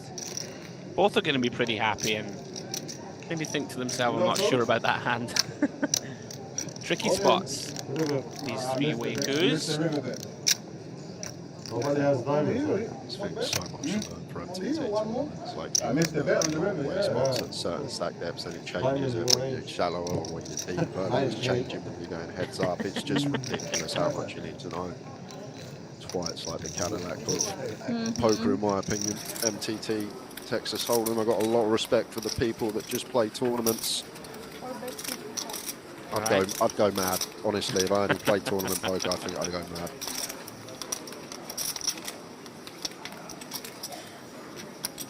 Well, back to Onyx. We see Gromov here, 55k on the turn. Top pair on the flop continues to barrel on the Jack of Hearts. Tool, non-believer, does call twice with Queen 6. Gromov now content to check back river. Makes sense. Difficult once again. I guess we target the worst 7x, maybe some non-believing 6x. Feels too thin to be going for value. Yeah, I'm with you. Gromov then. Bullet 2. As far as we know, to 530k for 35 big blinds. Thank you. Back we go then to DTD live table. Sibgatova. 5 raise 30. Pocket sixes from +1. Makes it 30k to go. 6 plus, 7 plus, 8 plus. Round to Anar. Does get out of the way with the ace-8 of spades. A little surprising with the mega stack. Maybe round to Astratov. We've seen this man has spice in his poker vocabulary. It doesn't strike me as a man that folds much in the big blind. Does commit 15,000 more.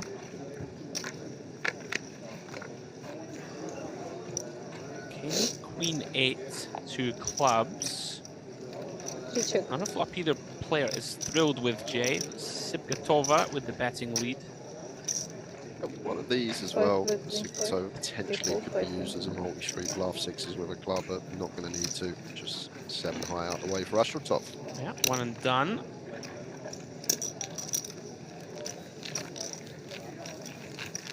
Always nice, of course, when you have an under pair to the board. Your opponent just to get out of the way. Back to the Onyx. Three-way pot in progress. Have Gromov here with the open raise with ace-5, called by Gekuziev on the button with 8-6 of diamonds. Espen electing to complete with the king-8 offsuit. 40. And here comes the big blind lead. Yeah, just the only player really with straights here. 4-7, 4 deuce, going to be in there from the big blind, as well as a lot of these 2-pair combos that our opponents should not have. I'm a bit, it's a bit of an outrageous combo choice though from Espen. Like, you prefer to have like a 7, a 4. I guess we do have this 8 of clubs we can put to work on later streets. Sure. Yeah, this is one of those where against late position specifically it starts to get a little dicey because cutoff, of course, he's going to start opening, right, the 7-8 suited of this world, 6-7 suited, some king-6 suited, right, for top pairs, etc. But does decide that in a multi-way spot he can start to put pressure on his opponents. If he wants to take some live reads down the streets, both players call him. I'm not going to like that. Jack of diamonds turn, Jay. Becomes incredibly difficult to barrel into 2 again here with our hand, and does quickly knuckle over to Gromov. He's sitting with the second best of it at the moment. Gekuziev, pair of 6s still out in front. So what do you want to do, Jay, with this 6 here? Like, it's kind of grim, right? Like, you don't really want to put chips in? I feel like we're going to hear from Gromov if he's got a better hand than us. I feel like this could be okay, because I'd expect Espen just to keep barreling hands better than a 6, and then I'd expect Gromov to just bet a hand better than ours when check 2 from Espen. So I actually kind of like this from Gekuziev. Okay. Get some value from a 5, get some value from some club draws, some 4x. Yeah, he is going to get value from that 5. No, what do you have there? So 400,000 in the middle. Okay, Gromov with take, pot behind. Deuce tea, of spades completes the board. We can see Gekuziev wins this pot with a check. Does indeed find that check behind. You're going to be thrilled to see the ace-5 of Gromov. Very nice pickup for him. Over $1 million in chips now.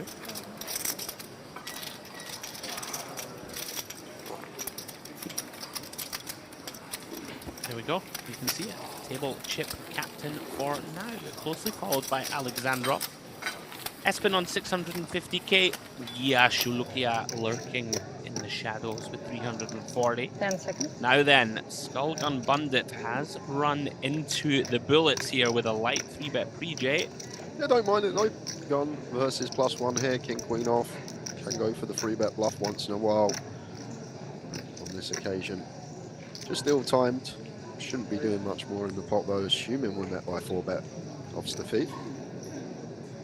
Yeah, you just very rarely see people trap this at this depth, right? Kind of 40 bigs effective. Reasonable for Stafeev to think that Skullgun Bundit's range is going to be strong, right? Obviously, like, he's a little unfortunate here that it's king-queen offsuit and not pocket queens or something of that ilk. Yeah, when +1 3-bets us, we do expect them to be way more towards some value stuff.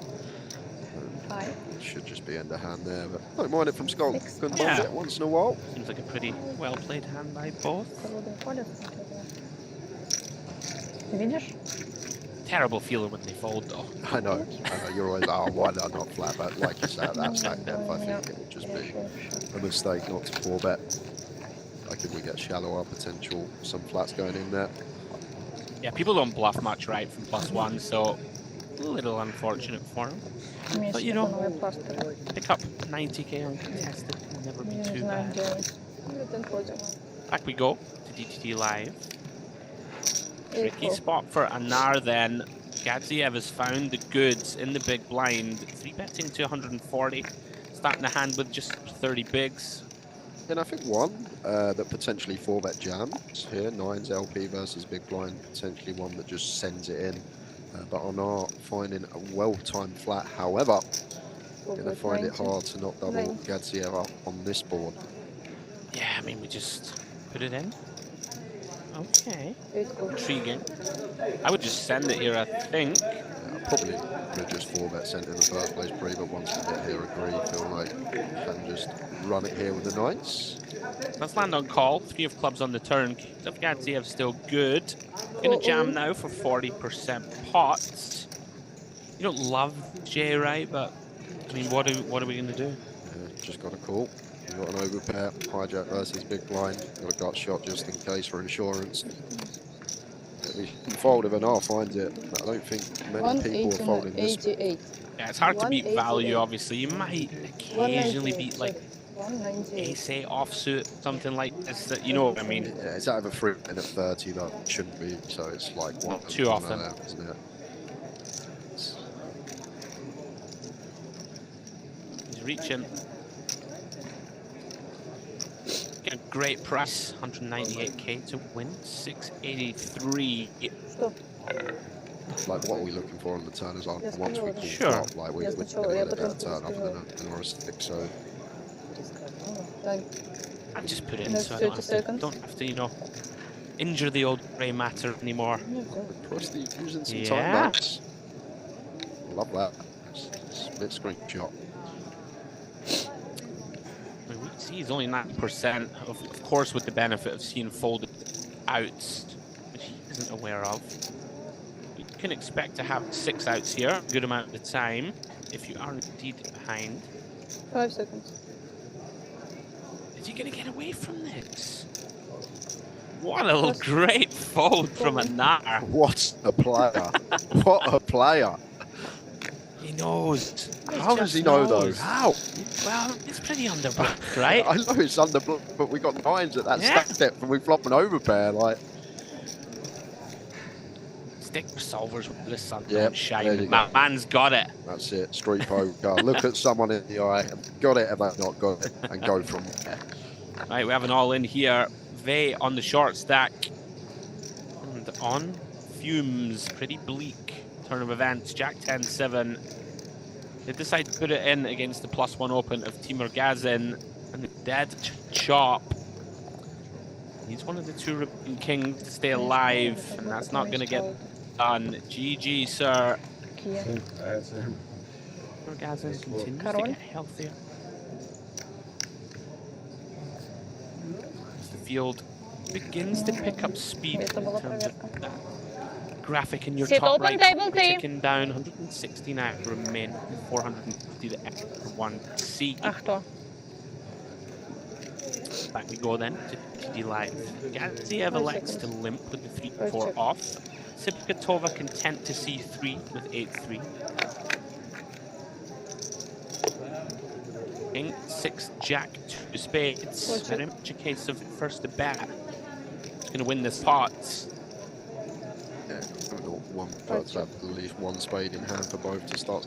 However, this deuce turn should be the green light for Gadziev. Yeah, seems a pretty good one to play stab. He agrees. Just always folding out better hand, still a little bit of equity with that gut shot when called. Good toe, not releasing straight away. Really happy to go into that. A nice awareness from Gadziev, I think, to not blindly stab flop. We can check here. Still have all of the big hands for later streaks you can represent. Nicely done. We're folding from Anar, by the way. Like priests. Anyway, back like we go. We earthquakes had and an open here volcanoes and, from like, Gia. Open raise with the 7s. You know what I'm talking Gromov about? defending with King and Queen. These are 2 of the merit end bosses. Empire Earth? That's No. 25k. Civilization. About No, quarter I never got into pot that from game. Gia. Gromov gonna call one You ever from the played Rome big. too? With the king queen part at hand. I Makes played sense to the me. game I played the most. This was could like get him in Warcraft trouble. 3. The Frozen It's a Throne, I first turn, played Jay. on like high level. Yeah, not And surprised then I he's started checked playing me. Dota Had Forks on leading high from the level, big and I blind here played of our combo. CS on low Really level. like this check back. And then from World of Warcraft. Yeah, super nice from Gia. Yeah, it's funny how like people Such get a into nice it, and combo there's to other induce people in buffs. playing League of Legends. And you know, Like, pot it's all, control like, against some groups, and you don't potential get into the flushes, which different of course groups if there you don't are some. play the game. Very nice. Oh, yeah. Off the river bluff from Gromov. Love that check back on the turn. They're just reckoning range versus range. How it should be a better spot for our opponent, and they're just going to stab this when they don't have it always. Yeah, nice. My little sister's trying to get me into all-time money list. Apex Just up Legends. $3.5 million Yeah, in exactly. earnings. But it's like You haven't makes seen you him so before. surprised, like, why won't you play it with me? Yeah. Always in the mix here That's the at way I Merit. felt when I I'm gonna was go with playing, that like, as well, you know, yeah. like, Oh, why mate, wouldn't makes I- life so much why would easier. I still Telling you. grind the headshots out? We did a. I'll tell you when we get a moment to breathe, but we're off to DTD Live once more. Open from Gadziev, suited ace boost, defended from Ozcan with King 8 of diamonds in the big. What a flop for him. Top 2 on the King 8-7. Gadziev with the betting lead. Yeah, these are the spots when I see that, like, you don't want to panic. You just want to call your hand, just recognize it's a board that our opponent's going to throw the barrels in as a bluff, and then we get the value from the strong King X, even right down to King 9 anyway. So sometimes play a flop if you can, feel the need to raise it straight away. But when you look at your opponent's range on the entire spectrum, we want to keep jacking, we want to keep some ace 2s up to ace 9 suited. Especially against cutoff, right? You can just be, 7 you know, like 100. cutoff's just be in here with Queen 6 clubs, Yeah. right? All this type of stuff that's basically dead. But he does go with raise. Just cuts them the loss there. When cutoff's just going to have so much stuff in range that's going to be snap folded. Like, get the heart on the turn, potentially get our full double. Wait, hang on, you don't want the guy to turn in that flush draw, Jay. He's only Jeez, going to make it 20% of the time. I'm a numbers man, Andrew. You know me, I'm a numbers man. I will take my 80%. Let him turn the nut flush draw. Bold. Right, back to Luxon we go. First look at Basil Musa. One of the nicest guys I've ever met around these parts. Always root for him. Good flop for him on the Jack 8-3. Teamwork is in peeled pre-flop here, excuse me, from the small. Interesting one here. Yeah. Goes in with no backdoor flush draw. Any ideas of getting aggressive, folding out some ace high, king 10 highs here? seconds. Would prefer to see one heart on the board to take the queen 10. 7 calls. It's just going to proceed with check call. I feel like just north of 30 as well. Going to see a lot more call in here. Just want to realise equity. Yeah, 7 of hearts on the turn. The one natural straight draw of 9-10 suited gets there. Otherwise, Musa still in pretty good shape in his mind's eye with top. As in potentially debating lead. Eventually knuckle it over. Decision back on Musa, Jay. Yeah, against small blind, just another street here. Maybe a bit more dicey against big when 16 combos are 10-9 in there, but should only be 4 combos 10-9 suited for small blind. So get some king jack, jack 10 suited. Even stuff like 9, 8, 10 suited obliged to ping you once they pick up the gut shot. Yeah, 58k into about 168, so that's 1/3 pots. It's tough, right? It's tough. Like, you might have some ideas. Yeah, Yeah. but just got to get out of the way. I think it's not quite deep enough to check raise, right? Run big bluff. Yeah, I agree. Just not deep enough to do anything there. Like, you make it 170 and he jams, it's just a bit of a disaster. Just throw up, isn't it? Yeah, nice pickup from Musa, up to 700,000 in chips. I tell you something, but it escapes me now. We're talking about Gior's surname, I believe. Ah, Yeah. right. Well, I still can't tell you because I've got another hand in progress. Don't forget. I won't forget. Raise from Gadziev off. Sipgatova electing to call with the 10s in the cutoff. Abu Davas on the short stack gets to complete with the 7-5 suited. Does flip a gut shot on the 6-3 deuce. Tens of Sibgatova still best. Board that I feel like we will get some dogs, but not at this stack depth. I feel like as we just check, and then my small man just call and organise our equity to the turn. If we're deeper, for sure, could donk this board. I'm just not sure at this. I feel like it might jam, you know, I've just got a feeling. Yeah, it comes. I don't absolutely hate this, like I'm not thrilled with it, but anything that's not an overpair, I think you probably just get it through. It's not an appealing spot to jam, but we do have 1 over, a gut shot, backdoor diamonds. I guess if we're going to do this with 6x, we need some bluffs as well, right? So maybe this is going to be the best one, a gut shot with the backdoor flush draw. But Gadziev's just sandwiched, right? So whenever he's unpaired, kind of has to just get out of the way. As it stands, Sibgatova with the easiest of flick-ins. So Abu Davas gets the bad news, does have backdoor diamonds working, but we can see 1-4 remaining. How's your luck? The 1 immediate out. Does he find any additional equity on the turn? He does. 9 of clubs on the turn opens up. 4 8s. It's possible. Get out clauses. Double gutter. No dice. King of Hearts on the river. GG, sir. Sibgatova continues to thrive, up to 900k for her now. Been thoroughly impressed with her today, what I've seen. She's really solid, technically, from what I've seen. You won't get much out of her reads-wise either. Maintain composure very well. Some big stacks developing out there. Astratov, Anar and herself, all around about 1 million in chips.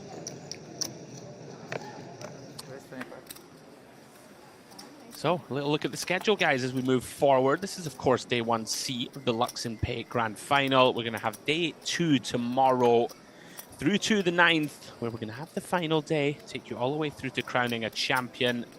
Then myself, James, and Jay will have a nice day off on the 10th and back on the 11th for the Big Daddy 5k buy-in, 5 million guaranteed MPP main event.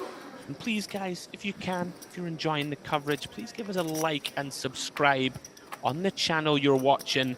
Really does help us to continue to bring you as much content as we can, Mr. Howard. I've got a question for you regarding the main event. Do we know if last year's champion, Aquino's here? I hope. Did he win? He did win. I'm sure he won. I'm pretty sure he won. 20. He had all the chips heads up, I remember, because the Patrick hand free-handed, He did right? win, didn't he? Of course, that famous hand against Petichuk, who got absolutely mullered in one of the sickest ones we've ever seen. Not like this, Jay, not like this. I remember it well. Yeah, that was a pretty sick FT. I'm not sure, I haven't seen him yet. Maybe he just decided, I'll take my title back to Brazil and just take it easy. Anyway, back to Luxon, 3-way pot. Savenkov with a pretty marginal open here pre. He does have a lot of chips. You can see Timur Gazin has him pipped. Pocket 8's still good on the Jack-Jack 6-4. This is a tricky spot, Jay, now for Savenkov to decide what to do. Yeah, I agree, because Button's going to have some Jack-X, but also going to have some spade draws in here, all the ace-deuce of spades, up to like ace-10 of spades, which we are still ahead of, but drawing dead versus all the ace-jack down to like Jack-9 suited. It's a tricky one to approach. It's going to start with check. I think that's the way to go. We don't really get value from worse from the second barrel. And still plenty of Jack-X in Timur Gazin's range on the button. Yeah, he does decide to check back rather than, you know, set the price himself. Perhaps worried we could get check raised occasionally. Savenkov does check river. Perhaps concerned, Jay, that he'd be up against some ace highs, right? That would make some sense that have been counterfeited on river. Yeah, I really think it makes a lot of sense. Yeah, and just give like some 10-9 of spades the chance to bluff on river as well. King 10 of spades, this type of stuff. I think it's a really nice river check in theory. And then check jam and get ace 10 to fold, right? With the blockers, yeah. If only it was that easy. What do you think of the 8s? Check. It seems all right, right? Yeah. One of those where he could have bet small and. I think maybe block turn could be a thing as well with 8s. Right then, back to the DTD live table. Another one of these limps from Ozcan, somewhat muddying the waters. Brockman decides to make it 3x out of the smoke with exclusive clubs. Again, these kind of murky ones, right? You see a limp, a 3x, we have ace-10 of hearts. I feel like if we are going to bump this one up, maybe you need to put a bit of added juice in it from Brockman. Yeah, I think so. That's why I was referencing 3x seems a little too small. As it stands, does run into a dominating holding in the big. Astratov, with the ace-10 of hearts, makes the call. Flop's huge. 9-8-3, 2 hearts. Not flush draw. Brockman comes up stone empty. Does start with a well-timed check. Interesting one for Astratov now. Where's there any need to bet up? Ace-10 of hearts. Do we ever fold out bet up? Can we just check in some turns? Okay, we may just decide his opponent 20 bigs back. Let's just bet get this in if necessary. Size in. We can see that against the exact hand Brockman could have bet anything. 15k. We got the job done. Astratov then crosses the million chip mark, joining Nar in the $1 million club.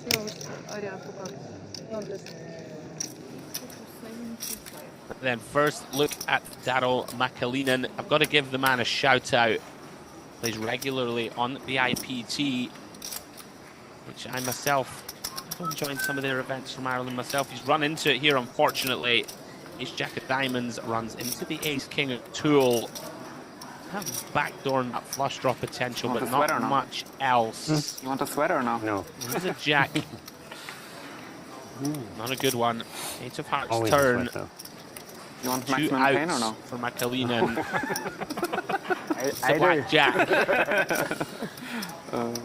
Find it. 6 Look, guys, diamonds on the still river. alive, oh, have I? Yeah. I thought you had 3,000 It's more. going to be new that it has half a big blind. You said you were doing poker quite earlier as the, with the Oh, yeah. filming guys. Who come up with a chip in the chat? Was that asked earlier? It wasn't asked. Wasn't asked, okay. Do you know, or are you just No, asking me? I'm asking you because I thought you would have found out earlier because that's one of the most famous quotes of all time. It feels like it's got to be a broadcast.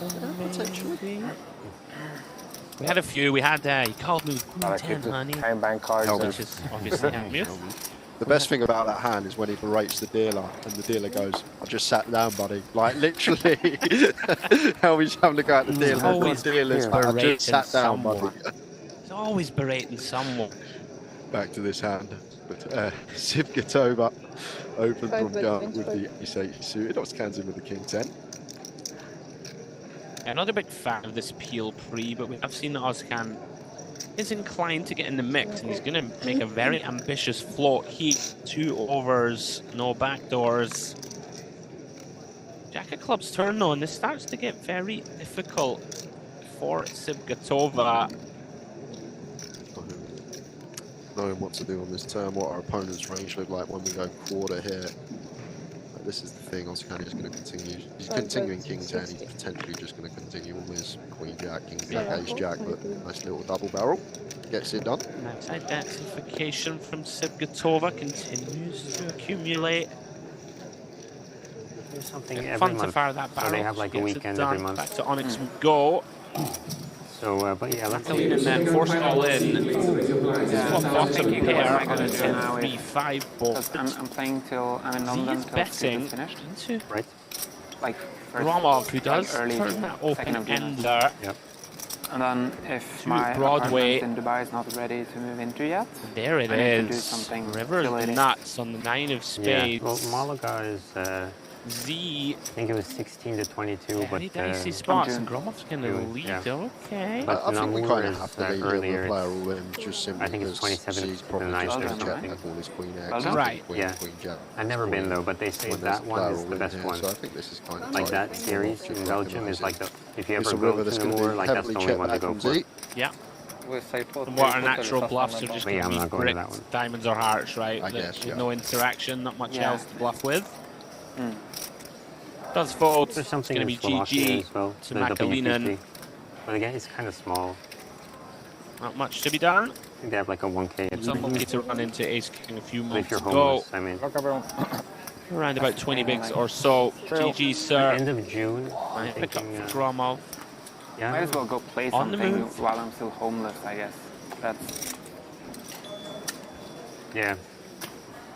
There'll be enough time to relax once I'm other opportunities Yeah, this yeah, week, yeah. of course, for Daryl.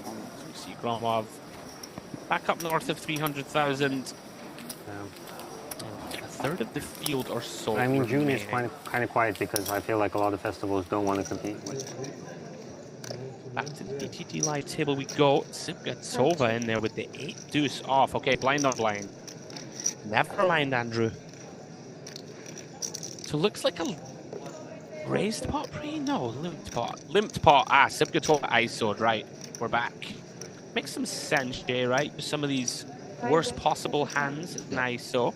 Yeah, we want our best hands, our worst hands. Just a polarized spot, like raise our ace king, ace queen, aces kings, and then we use the trash holdings like the 8 deuce once in a while to balance that out. I don't mind this either. I think to check the back the flop, which I kind of like, right? You're gonna have some hands that can still delay and still force Gadzia hold some of his king hands, jack hands on later street, stuff like this, and she's gonna go for it on the river. I bet 80. Just about half pot, Jay. Do we need to go bigger here? I'm not sure. It depends what she's trying to be rep for value. Like if she's saying she can have a queen for value here, I think it's fine. So king, queen, jack that she checks back flop, but sure. Running into the queen, Gadziev not folding blind on blind for that size. I don't mind it. Tidy little pick off from Gadziev. Back to the Onyx we go. How about that for a flop for Tool?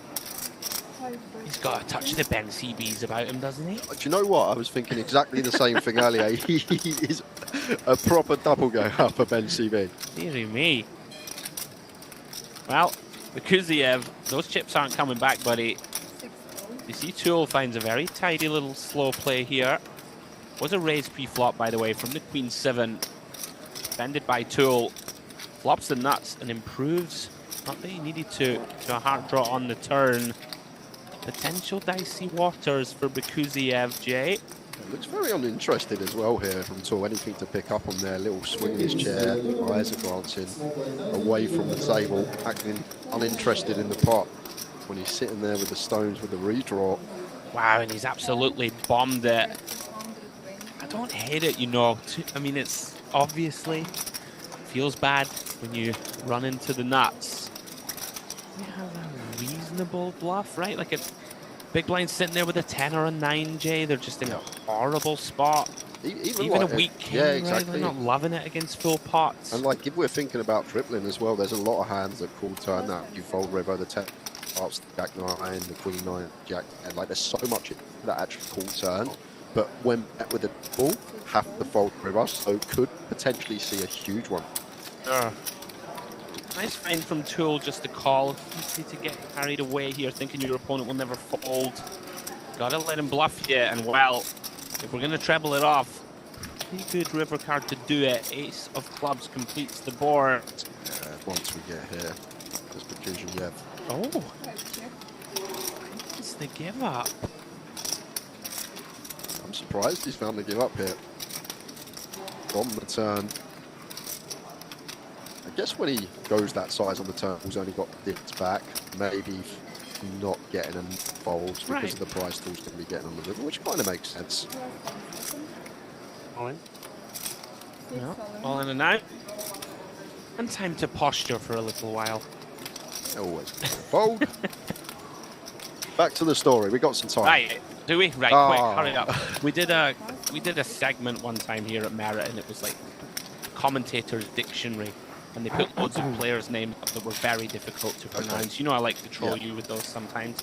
And Gias came up, and yeah, most of the like, we just call him Big Gia. Just keep it simple. That's what I'll be calling him for the remainder of this festival. But there was some absolute shockers, like I'm talking 20 consonants in a row. Yeah. A real test. This is what I'm saying to them. I'm literally used Biff and Jones and just like 1 syllable or 2 syllable surnames. You come here, there's 13 Terry syllables. Jordan's all in. Literally. It's 1 or 2 syllables in the UK. You get more syllables here, my friend. 3-way pot. Ziev versus Sipgatova versus Kankutaranlanli. Ranley. There we go. We're back. King 4-8. Gadziev continuing here. Ace-Jack. Backdoor nut flush draw. Sipkatova going to take one off with the gut shot 6-7 of spades. Through to the Jack of Hearts return, Jay. Probably where we are going to start checking once. Catching this Jack. Going to be some kicks in there for Sipkatova for sure. Seems like and constantly check. Oh, it's Gadziev. No, Sipkatova. We're just 7 high now we get here.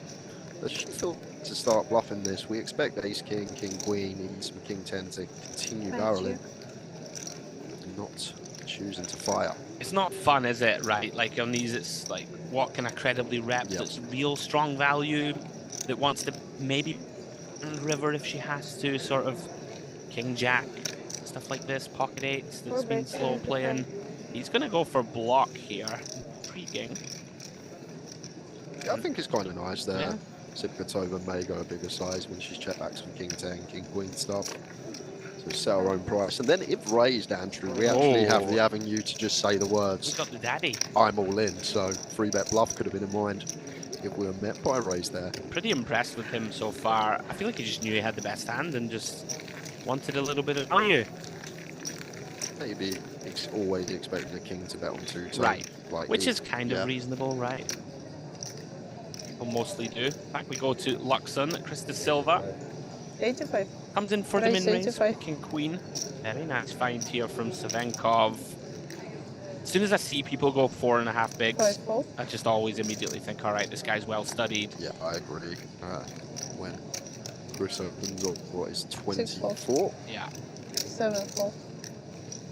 I like this a lot. Yeah, ace 10 off generally used versus EP as the 3-bet bluff, like we much versus LP because we don't fold out worse, but do like attacking these gun and +1 opens some of the time with the ace 10 off too. Kind of a case of knowing your customer too, right? Like I might not to be disrespectful, but like an inexperienced amateur, I might not make it 4.5 blinds, whereas against the pros that'll find the raise folds from early, it seems really nice to move this 4.5 bigs. Chris with the decision though. King queen off, Jay. Yeah, much prefer suited if we're going to go for any sort of 4-bet bluff as an all-in. Like in general, that's what we want when 4-bet jamming. We want the suited combos. But Chris De Silva says, I don't need the suited combo, sir. Have some of that. We got the blockers. I don't need your second card. I took just one. Well, Chris, you're going to have to get rid of a 9-bank card, but nicely done. I'm sure you're not too fussed. Sometimes though, right, if you're against the real aggressive guys, maybe you're just like, whatever. There's going to be so many 3-bet bluffs that it doesn't really matter. We've got the prime one, the king queen, blocking everything that's going to be calling. Yeah, well done. Thing is, I just run into aces all the time when I do that, Andrew. The one I don't block, I just always have aces. Well, look at this. Getting it in against Gia. Always sweaty. It's about to have chunks, but hold the phone. 5 of spades turn. Shul here. Turn a flush draw to go with 8. No dice though, and Tool out of nowhere. Last time you didn't even get 1.4 million in chips. Yeah, what a 20 minutes for him. Yeah, 31% of chips at the table, as you can see. The more you complain, the better you run. Thing about this game, you can be sat there going in between 20 and 30 bigs. Actually, probably not true. I'm not a big complainer when I run better than bluffing you, and suddenly you're right back up there. Back to G-Live we go. 3-way pots. Sipkatova against Anar and Astratov. Sipkatova finds backdoor jacks. Very disguised trips for her. Astratov, I believe, been no post-flop betting here. Check all the way down to the... Compelled to have a stab, but it's pretty difficult. I mean, I guess we could check like a weak king twice here, right? It would make some sense to me. He's just going to try. Fold out some of these middle and ace highs. Some 10x really going to be able to call against this size. I don't hate it. Just off half. It's not an appetizing bluff to make, actually. 9-7-0. It's kind of against big blinds. Well, it's in a horrible one. We get 3-bet jammed on. I know we probably lose some value against some like suited Jack X. Maybe against big blind we have to raise actually, Andrew. When he's got like all the Jack deuce suited upwards that's going to defend. It's a really grim spot whether to raise or not. I think an ace of hearts may tip the balance, although you might expect your opponent to bet larger on the river with a flush anyway. I hear you. Half pot. One of the benefits of just call, I guess, is that sometimes you can get a nar to overcall, do something. It's very unlikely, obviously, right, to just, you know, bluff raise here in position, but yeah, she agrees with you. Let's just make the call. It does seem tough to get called by a worse hand. Like, it really sucks here when you just make it 280 and you just have queen 9, right? Queen, yeah, you just, yeah. right. Yeah, nice hand. So a bunch of 900k stacks, which 45 bigs doesn't feel like a lot, but it's a relatively shallow kind of structure at the moment. Back to Luxon we go then. Open from Stafeev from +2 with the ace-queen called in 2 spots. Mukawem on the button, and 8-3 of diamonds of Karapa now in the big. Everybody checks through to the king of diamonds turn. This is going to be a card that does connect with a fair amount of our range. Going to play a lot of checks on this flop three-way anyway. Maybe more inclined to delay this one heads up and play here, button and stealth, once checking back, still having king 10 through king queen. I think to have the kind of nice combo to just go ahead and try and win this pot. With the club, yeah, I guess. Yeah. One slight issue, I think, is that you will pick up quite a few calls from the big blinds and may have to fire a river bluff. You know, he's going to have a bunch of pair and straight draw and stuff like this. Ace makes some sense to bet. Mukawem with the pocket 7s and that open ender, not going anywhere for 40k. Stafeev does get there. Ace of diamonds river.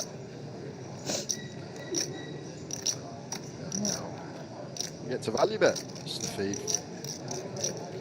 Mukawem can definitely have a king here. Once he calls after checking back flop, I would be assigning him a fair amount of king x, king 10 for a king queen, so probably want to choose a size to get the maximum from a king. Mukawem wasn't happy with that ace rolling off, but does correctly fold.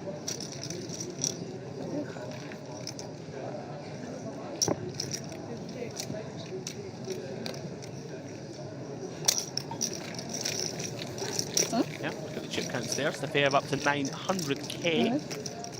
Savenkov out in front. Table 1.17 million.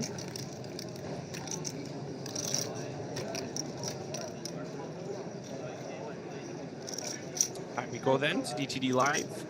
Sibgatova going to defend with 9-6 of spades facing. Then it's up front from Ignatian with the ace-jack. Flopping a piece. Middle pair, top kicker. Up board, going to have lots of c-bets on the king exit versus big blind. Even with the second pair, Nation is coming out firing. Like our hand probably does like to check, not needing much protection. In terms of range, like it is just going to be a range bet a lot of the time in Jack 6. And now, interesting one for Sibgatova. Yeah. The backdoor flush draw against this size, we are okay to come along. And she agrees with you. I'm going to make the call. Hard to fold any pair really versus kind of less than a third pot. She's not going to like this card. 10 of hearts on the turn. Decision now on Ignatian. Difficult one with the ace-jack. I feel like we are going to need to find a check at some point. We're not checking back flop. Yeah, seems like a pretty natural turn check. You can have best hand. You can evaluate some rivers now. Very interesting rivers. 10 of clubs.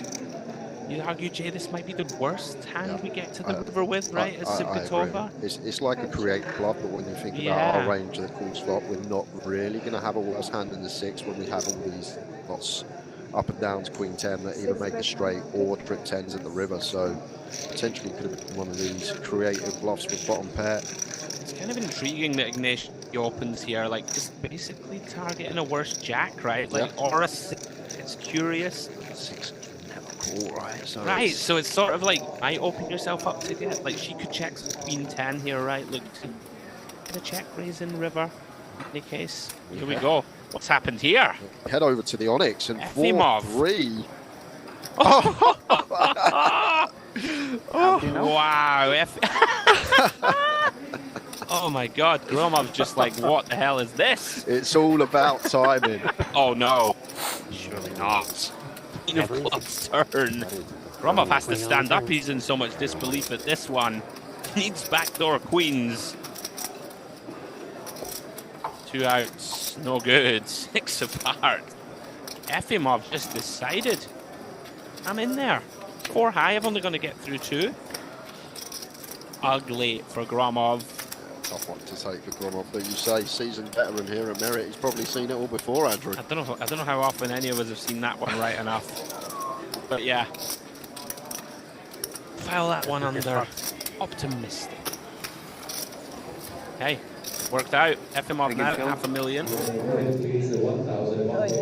Oh, here we go then. Back to Luxon. Unfortunate here for Mukawem's. Been pretty much coolered. Runs into the aces of Timur Gazin. 7-5. No help. No backdoors. Needs a black 10. His stack is going to be chopped considerably. Jack of Hearts on the turn. No good. If Timur Gazin can fade a 10 ball, be up to 800k. Does. 4 diamonds. No good. Pretty unlucky, Jay, right? This is just pretty much a cooler. Yeah, literally a cooler. LP versus LP. Effective sub 20. These hands should always be getting in. Unfortunately, just on the weekend, move on there. Nothing he can do. Yeah, Savenkov still with the best of it, 1.17 mil. Timur Gazin very healthy now with 800,000. Back to the DTD live table. Have an open from Brockman to 45,000. Ignition made the call. The 10 deuce of diamonds in the big. Flops a flush draw J on the 7-4-3. Oh wow. Okay. Brockman just piles for 2x pot. This is going to be a very annoying development for the man in the big. Yeah, I guess we just resignation. Like, it looks like the Brockman's just got a big pair and doesn't want to see a turn card, therefore just draw into our flush draw. 9 out slice against this price, just not getting the correct price to call this off. And can be up against some high flush draws as well, need to note that. Frustrating to flop a flush draw and having to fold it, but like that fold there from Ignition. Just a bit too expensive. Going on the hump for diamonds. That's an annoying one. No, great. And after that, 2 more levels. Approaching the next break. All in. Go. With Lux we go. Muko now all in with Ace Jack. Had an open from Stafeev from under the gun with the Ace 4 of Hearts. 11 bigs here. Surprised if this don't get through, Andrew, but we're having a little count up. Yeah. From what I know, like Basil, seasoned veteran, knows what he's in. Maybe just 227. Unless he has a live read or knows this player and knows they can be really getting in there, out of line ranges. Well, he has just taken a couple of decent hits, Mukawem. He's lost 2 pots. Yeah, right. You might think he's steaming. Yeah, that's all it can be. Potentially feel like there's some steam coming off Mukawem, but we can see it's a legitimate hand to jam 11 with. And that should be the end of that. Yeah. Unless the feed fancies a little gam with the suited wheel ace. Yeah. You're just not loving life, are you? It's one that we never dominate our opponent. So important, and when we are in front, our opponent's going to have like the King Queen, King Jack suited. We've only literally got 60%. It's not like a scenario. Whoa, he's going to spin him. Okay. Have a little spin. And maybe you think the opponent can be... Or did he? He did? He did? Okay. Sorry, I just thought his cards had disappeared. Alright, Mukawem. Can be back in business here if you can find the hold. $500,000 in the middle.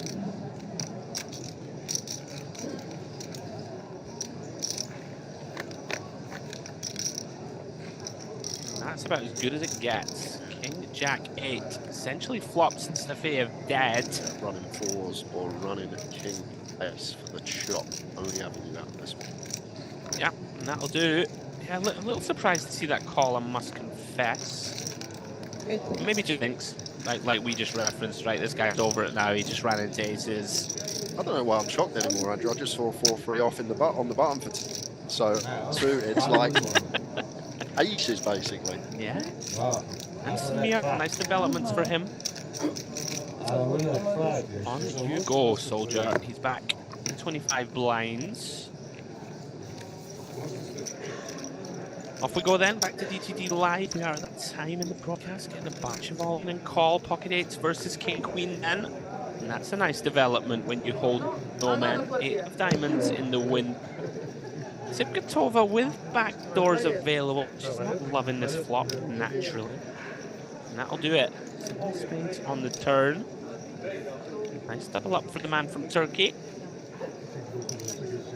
424k. I can tell you, 13 at the moment. Thank you. We're going to play right up to the end of level 15, so we're getting there as we see Ignatian. The chip lead on the Luxon table. Back to the Onyx we go. Open from Virlanuta to 40k. Round to Espen and Big. Lands on call with the ace queen. Through to the jack 8-8 board we go.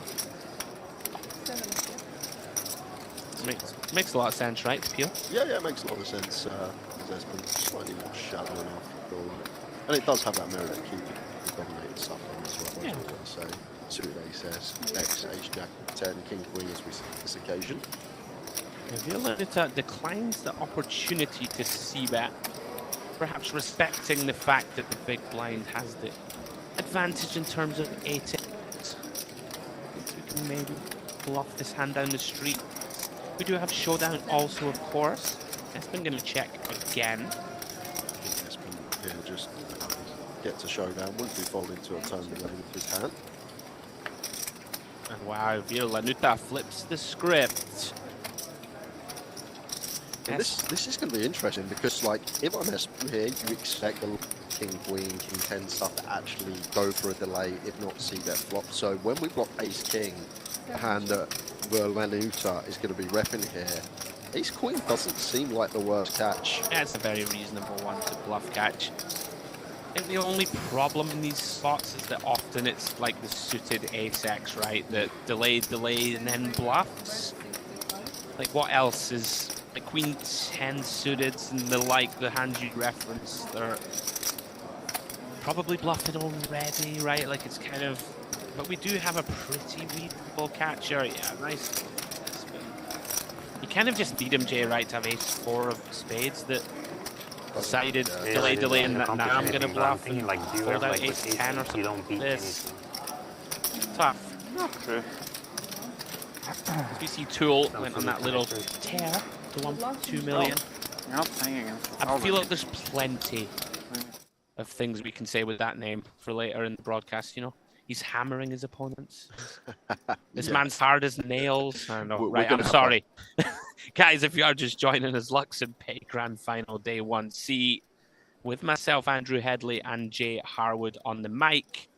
And of course, Mr. James Dempsey will be rejoining myself in the booth soon for the final few levels. We're on level 13 at the moment, taking you through all the way to the end of level 15. And we'll be back tomorrow with day 2. Be very close to the money, I'd imagine, by then. And we will take that down to the final table. And we'll be bringing you that day after tomorrow. Back to DTD Live we go. Raised 40,000 from Gadziev plus 2. Ignatian makes the call from the cutoff with the ace-10 of spades. Kankur Taranle decides to overcall big blind with king 6-0. Once again, one of these that multi-way probably just has to go into the mark, likely to be dominated, splitting equity 3-way, out of position to 2. Checked over to Gadziev, is reaching. His board, as such, from early position. I'm going to decide, I'm just going to bet a small sizing, try and clear out some equity, trying to find it with my opponents. Some dominated, of course. With that ace-10, 9 of diamond on the turn, Jay. There would be some this didn't check through on this 9 of diamonds turn. Both players and likely to get value from worse. Probably should already be thinking about showdown. They both agree. 5 of spades, river. Action on Gadziev. He's going to try and show down against maybe a worse 10J, pocket 8s and the like. Nation pretty happy. Little Green has his opponent just hit. I so would have thought I was chopping there as Gadziev when I saw that grin. Turn over me king 10, my opponent grins. Oh, it's a chop, I'll take that. Oh no, he's got me pipped. Kick up is good.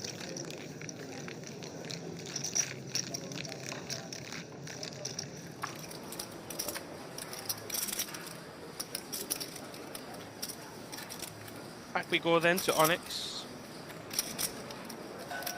Raised from Bekuziev with the ace-10. Makes it 1k to go. Okay. Villanuta defending. 9-7 of spades in the big. Rooted 6-6, 4-4 we go. Neither player with a diamond in hand. It's still best. Quick check. Few clubs on the turn, Jay. Potential lead spot for Valenua once picking up this gut shot. Cut-off just going to have, once again, a lot of queen high, king high, ace high stuff that we can potentially target. If not with the turn barrel, potentially flush them out with the second barrel coming in on the move up. It wouldn't shock me if Valenua went for the lead here. Going to have some 6x, obviously, as our value, and even stuff like 4x and 3x can get to bet some of the time against the flop check back. It does land on half pot. Kuziev, though. The only thing, sticky for one. Yeah, the only thing I will say, maybe this is not the customer that we want to just be bluffing. Sure. What I've seen from Bekuziev today doesn't really like to fold. Yeah, really bad river for the Romanian. 6 completes the action. 6 of spades on the river. Now all of a sudden becomes a little unappetized, Jay, to try and go for it, but he is aware, has 9 high.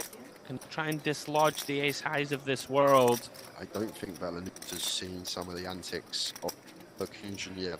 Hasn't been at the table long enough, so maybe just trying to rep a 4 here, even a 3 for value, trying to get called by ace high. But what I've seen from this man, I don't think he's going to be finding ace 10 on this river.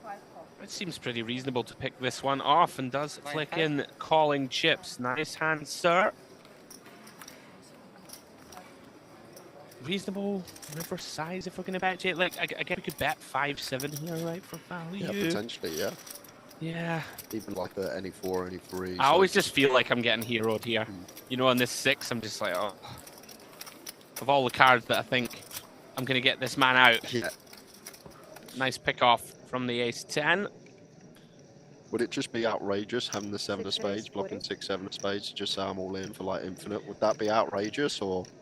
I feel like it might be a spot to go polar, especially against Bekuziev, but yeah. As long as you jam a 4, right, I guess, occasionally, and have some good hands in there. I don't know. Ignition over at DTD Live, 40k to go. Round 2, Brockman with 9-7 off. Getting shallow. 15.5 blinds behind for him. Feels like still gets in at 15 against the hijack open. Happy to defend the heads up. Try and flop some equity, make something happen. Queen 3 jack though comes up pretty much stone empty. 9 high only. Ignition with the decision. Yeah, like it's one of these stack depths that Brockman can potentially play some check jams on. You've got to be like willing sometimes to bet call ace king high at shallow stack depths if our opponent's going to be shoving like diamond draws 10-9, king 10. But Brockman's hand's just always in the muck. Ready to go. Ignition had a very nice last 60 to 90 minutes. So 1.2 million out for him. It's good for 60 bigs. We start to lose players at a quicker rate now. 128 left from 450 that registered day 1C. This 2K Grand Final. Well, Lusa finds the goods. Pocket aces over at the Luxon table. 43k to go. Skull Gun Bandit, who we saw with a lot of chips earlier, things have kind of dwindled away a little bit. Still in the fight, of course. Now then, Timur Gazin finds a very playable King Queen in the big. Yeah, against hijack in the big. Expect to just see call. Does flick in. 25k. You've still got them, Basil. Jack 4-4-2 spade board. Check. Very interesting. Musa with the overpair. Timur Gazin with all the backdoors working with those two overcards that he probably thinks are clean. Musa gonna see bet. Looks like 1/3 pot. We go in here, King, Queen, Spade, Diamond. You could go either way, right? Like, I don't expect them to fold ever. Yeah, but I think raise is kind of nice, especially King Jack, Queen Jack off all the. Oh wow! Look at the respect. Just go for fold, and he's gonna see some good news. And I know that Timur Gazin's like pretty accomplished, good player, and maybe just respecting his man there. I would not be able to resist at least the call. I'm like walking off, and then someone like, wait, but perfect timing. And I just had the left hand. Weren't expecting fold. Played much PLO, so Great for me fold to at a great catch it, was time. like one of those See, me and you get stacked there, you I don't see. remember exactly what Check happened, raise, but even turn the to dealer 10 of didn't spades. Off we go. GG's. Someone caught it. Right. Efimov, pocket queens. Where I And Z, trouble ahead. Flops top pair on the 8-7 deuce with only 16 bigs behind. Into the overpair of Efimov UTG. Yeah, and this stack depth going to be difficult. Usually sub 15 when you've got top pair, you're happy to play for stacks. Yeah, looks like a raise. Tough to blame him. Around about 120k, a little less, 105. 1/3 of his chips have crossed the line. We play 2 more levels after this? That's it? Efimov I have no idea. in waiting with the ladies. It doesn't finish in the money, does it? No. All in all, unless you just savage everyone. He puts in a third of his Just keep, stack, make the assessment that hitting he's not going to be people. folding, but Okay. Yeah. make the call. Sending Don't people mind down it. to the... Yeah. If your opponent is just in there, right, firing away with Jack 9 or something like this. Unfortunately, it's not Jack 9, Efimov, it's Jack 8. You have been run down, at least on the turn. Turn top 2 for Z. Nasty one for Efimov. Looking for a 7, a deuce, or a queen to get out of this one. Ruthless turn for Efimov, still with 15%. They're coming. Unfortunate for him. 3 of hearts on the river. Z finds that big turn and kind of plays itself, OJ, right? Yeah, like even if he takes the check call, having the same Sure. result on 2-tone Jack of Diamonds turn, so 200. always destined to double up for Efimov. Yeah, so back up to 750,000 for Z. After this to play the 25k? No. What? You were thinking of going to Monaco after this to play No, the no. 25? Beautiful I'm time. going to Triton, Montenegro. Excuse me, a beautiful time Another to Monte. find the Jack of Diamonds. Unfortunate for the Russian. No. Still has 10 bigs Oh, in Montenegro. his stack to try and And the spin. 25K starts at the same day as the 10k. Here. And Ah, okay. if I make day 2 of the 10k here, it's going to collide. Right. I'm not sure what I'm going to do yet.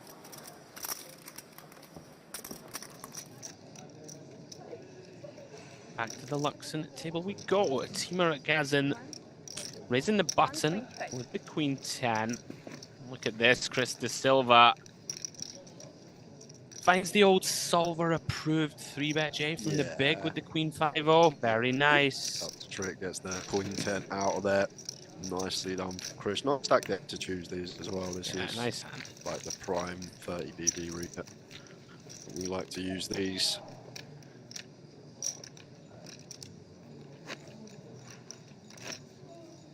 One day I want to look as cool as Chris De Silva when I'm on a stream. Don't we all? I know. Not many people mean it less. Sickens me. The only thing is his tie. What's he wearing, a man? Come on. Hey. I've had enough abuse this season, okay. Right, let's go back to the Onyx. Efimov. Saw him get unlucky a moment ago. Looking to flip here and get back in the fight. And it's a good start. Queen 8-6. Although, basically a stone flip post has to fade 7s and hearts. With 2 to come. I think Very said, clean. Like, 6 of clubs on the turn. Veluta, one more chance to eliminate his opponent. And there it is. Deuce of hearts on the river. How's your luck, Efimov? Just feels like you're going to lose that flip, right? Yeah. When the queens get run down, you just think, nah. Unfortunate. No, What can you sure, do? he'll be back for Sometimes you more. can play perfect poker, and the gods don't reward you. I'd just like to quickly take a step back to what you just said. Are you a Man U fan? I thought you'd be supporting like Hearts of Midlothian or something like that. Do you know what? I went to Edinburgh University, so I do quite like the Jambos. I do quite like Hearts. Yeah, unfortunately for me, Man United born and bred pal. It's poor form that, Andrew. I know, it's painful. Right, enough about that. Luxon, Stafiev, big hand. Pocket Queens, Timur Gazin, big hand. Ace King of Hearts, 3 bets the cutoff. Mr. De Silva gives it a little bit of thought, gets out of the way. And you would imagine the classic of all classic coin flips might be upon of Mr. Harwood. Yeah, can't see how these 2 hands don't get it in pre at this stack depth. Steve here. I'm assuming we're just going to 4-bet send. There is the send, and Timagazin shouldn't take too long before making the ball, and off to the races we go. Yeah, and all of a sudden, one of the biggest pots we have seen so far in this grand final. 1.4 million in the middle. Huge flip for both of these guys. Essentially, whoever loses it is almost out of here. Stafia with 46k behind. Looking to hold off the Ace King of Hearts of Timur Gazin, and that's a very nice flop for him. Jack 5-3 all clubs. All of a sudden, a 4-1 favorite. Knock out his man.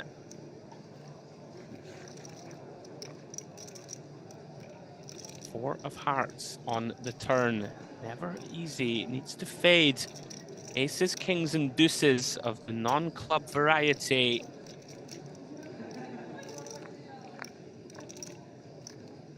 And does. 6 of heart on the river. Very unfortunate for Gazin. Played a solid, strong game. Yeah, massive. And what can you do? Massive to win. At this stage, up to just shy of 1.5 million. Timagazin, we see some of him later in the week in the main event. They're the ones you've got to win. Big flips, defining poker tournaments. Even at an early stage, it's the few beneficiary. Up to just shy of 1.5 million. Feels good to win those ones. Now we're A rotating quarter table, of the right? field left. I mean, they can't Back leave to us the on Onyx feature we for all go. day or Alexandrov in the cut-off. Plays a lot slower, right, on the feature. Nice on real the hand, table. pocket Yeah. jacks. Big old open size. We're off? 3 over 3x. That's interesting We from on or off? Alexandrov. He was on the Onyx table On it? previous Yeah, we're session on. as well. Seemed to just be opening a normal size, but Any chance he's adjusted, Jane? That he's seen Bekuziev like really be sticky? Put more money in potentially with some hands that he shouldn't. He jammed! what is this? Oh! And this is just a snap because queens, kings, and aces never jam for 40. Wow, he's put it in! Aces, kings, and queens just 3-bet, not all in. So jacks was just the nuts here, right? Yes, it is. I mean, maybe level himself because they have thinking, why is there such a big raise pre? It's the half for the break, right? People are like, oh yeah, it's fine, I'll put a bit of extra juice on this and take it down. Goodness me. A jam from Bekuziev, and as Alexandrov here, I'd just be thinking aces, kings, and queens never do this. They want action. I mean, you can't fold, right? Sometimes we're flipping, yeah, against an ace-queen, a king-queen as a bluff, but how is queens through aces ever in range here for Bakushanyov? I'm probably just one chip in this. Yeah, I mean, like don't think we can ever fold. No, we can't. Like queens may be the worry, maybe the type just before break, not wanting to go post, just all in with queens for 40. Maybe with a couple of tables left or something like this, if we're worried about, you know, if we think we have an edge, right, stuff like this, you might consider fold. Wow, he's actually debating letting it go here, Alexandrov. Cutoff versus button, 40 effective, but it's not like a situation that it's gone like 3-bet, cold 4-bet. All in, he's going to let him go. No. Jacked into the muck and Bakushanyov. How's he got that one through? Whoa, boss. 8-7 off. I'm not having your 3.5x open, young man, in your eye. Well, myself and Jay, pretty shocked to booth to see that one get released, and that is the last hand before this upcoming break. I'll take you through the chip stacks. Onyx table, Stephen Toole, who we saw have a wonderful hour or so, 1.3 million for him. Espen is on the short stack now, but still healthy. 500k, good for 26 bigs. We've got their Lanuta, Alexandrov, and Bakuziev somehow escapes being all in at risk there. That's a very tight fold. I agree. I'm just never going to give my opponent queens for aces and put just one chip and try and win a flip, or just try and win a 70-30. Really wild one. DTD live table, Pavel Ignatian, 1.2 million for him. Very steady progress. Anar, shade under $1 million. Solid day for him also. Moving down the counts, we've got Sipgatova. She's been very solid. Still in the mixer, 600k or so for her. Brockman on the short stack. 14 big blinds to work with for him when we return from break. And close out the feature tables. We have the Luxon table. Stafiev out front. 73 bigs for him at 1.46 million chips. Musa closing in on $1 million. Krista Silva, who we've seen playing some very solid poker. Found some nice 3-bet bluffs and the like. So guys, please don't go too far. Myself and James Dempsey will be back to cover the last few levels of the Luxon Pay Grand Final.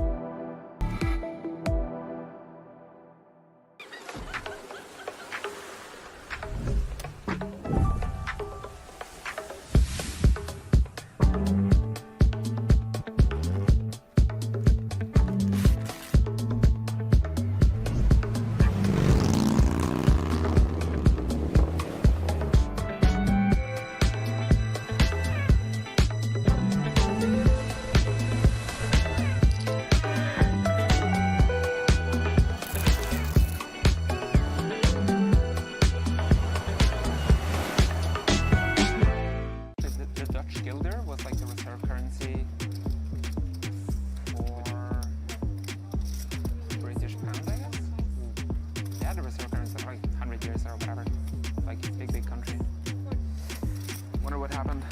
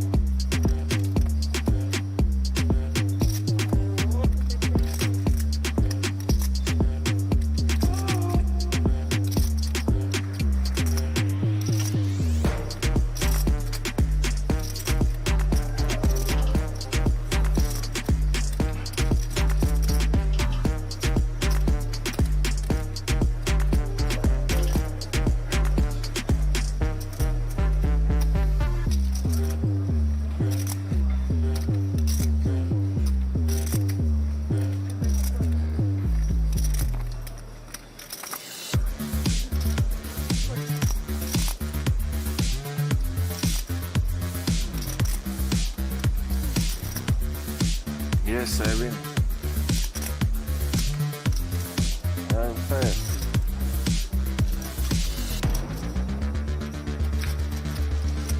Now nothing makes sense.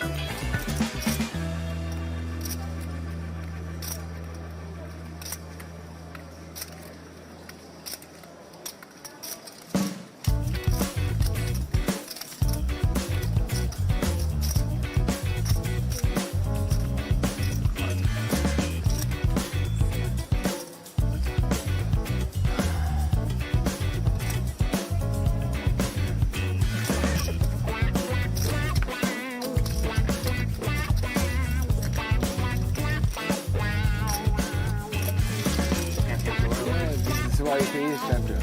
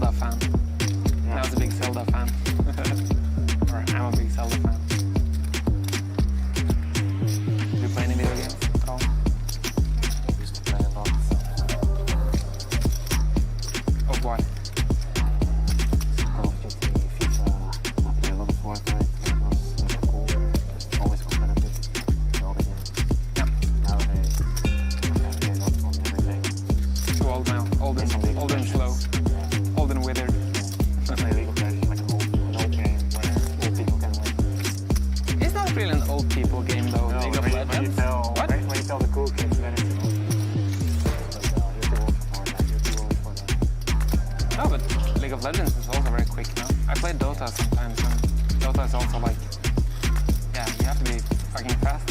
I don't know. Yeah, it depends a bit on the champion that you play. I only play one champion, which is like a bit of a slower pace. Okay, sure. Yeah, I also play it's only not like an arrow after like I can more yeah, yeah.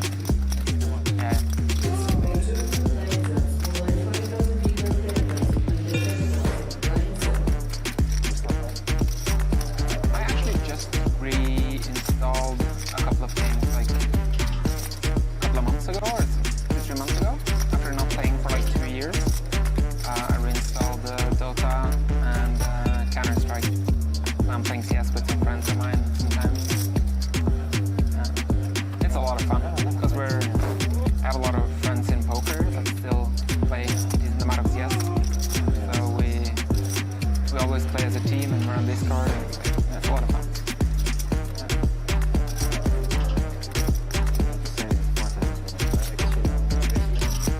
Yeah. Really?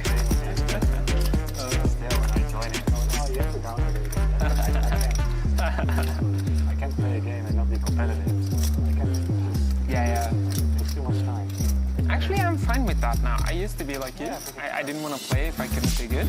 But now I'm like, for CS now, for example, like I don't know any smokes. I don't study the game at all, you know. I don't play like maps, game maps, or whatever. I just play to have fun, and it's actually fine.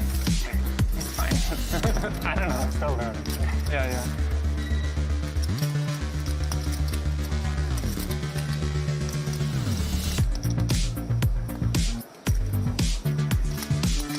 I still try my best when we're playing, but I'm not studying, you know. Not try hard.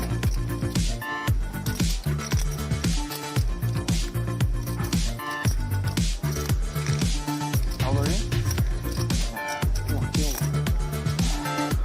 I have 10 years on you. If you feel too slow, you can imagine. One thing. One thing. One thing.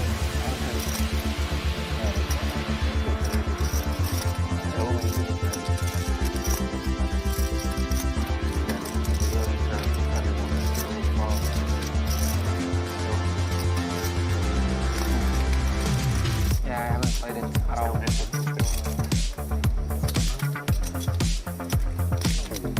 Yes? There must be no skill. Real skill.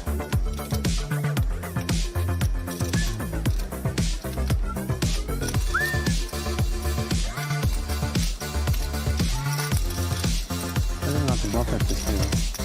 On easy.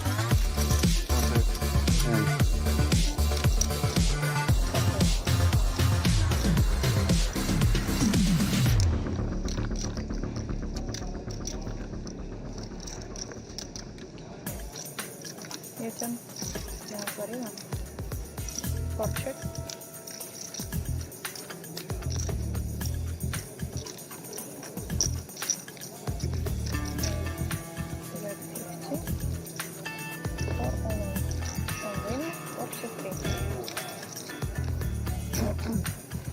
У меня просто слиплись карты, понял, и у меня получилось так, что я на флоп выложила 4, но потом забрала.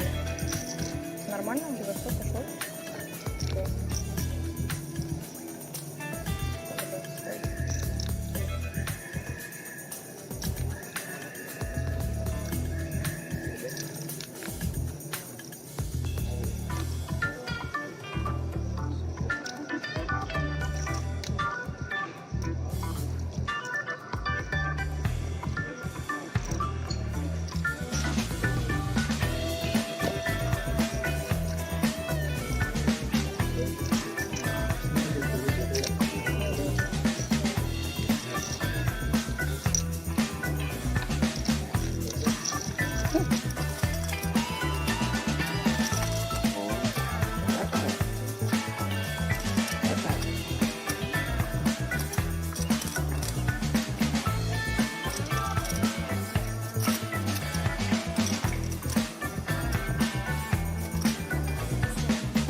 Like that.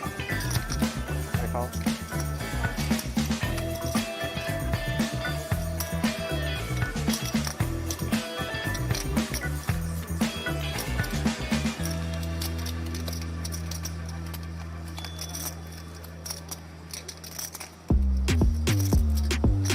Pretty good hand to see. Take on the flop. Yes. It's better 2, 3, 4. Maybe the runner flush again. We need something exciting. It's alright. Now 10.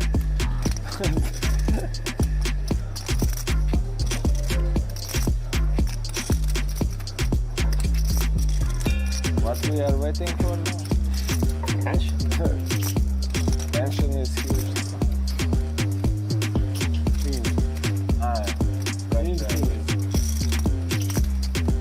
Good game.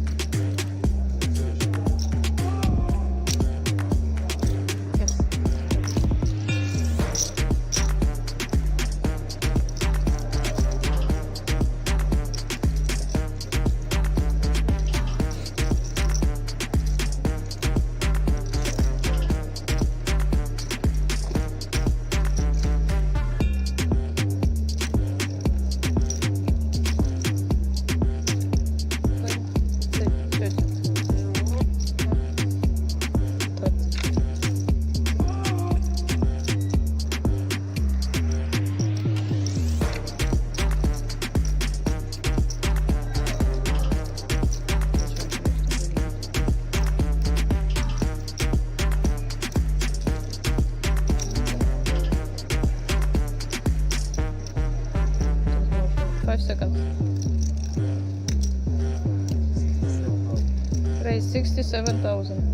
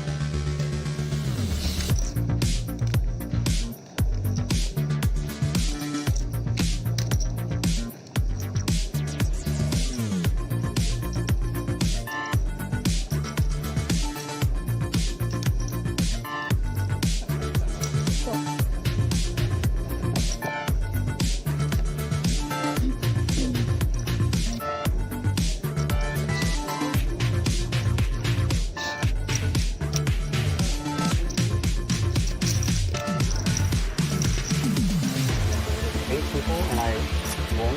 That was just 10-minute countdown race. But if anyone entered, I would still win 8K. Unless one player entered and then it would stop. But as soon as it hits 12, then I would just be losing it.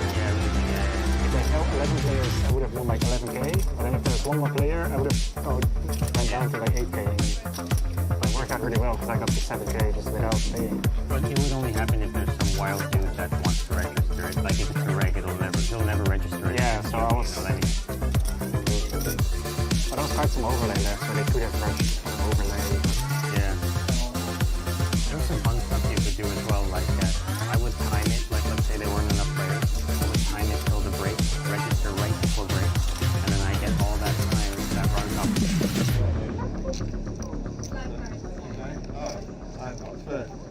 I don't feel too good about this one. It's only 2-2 anyway.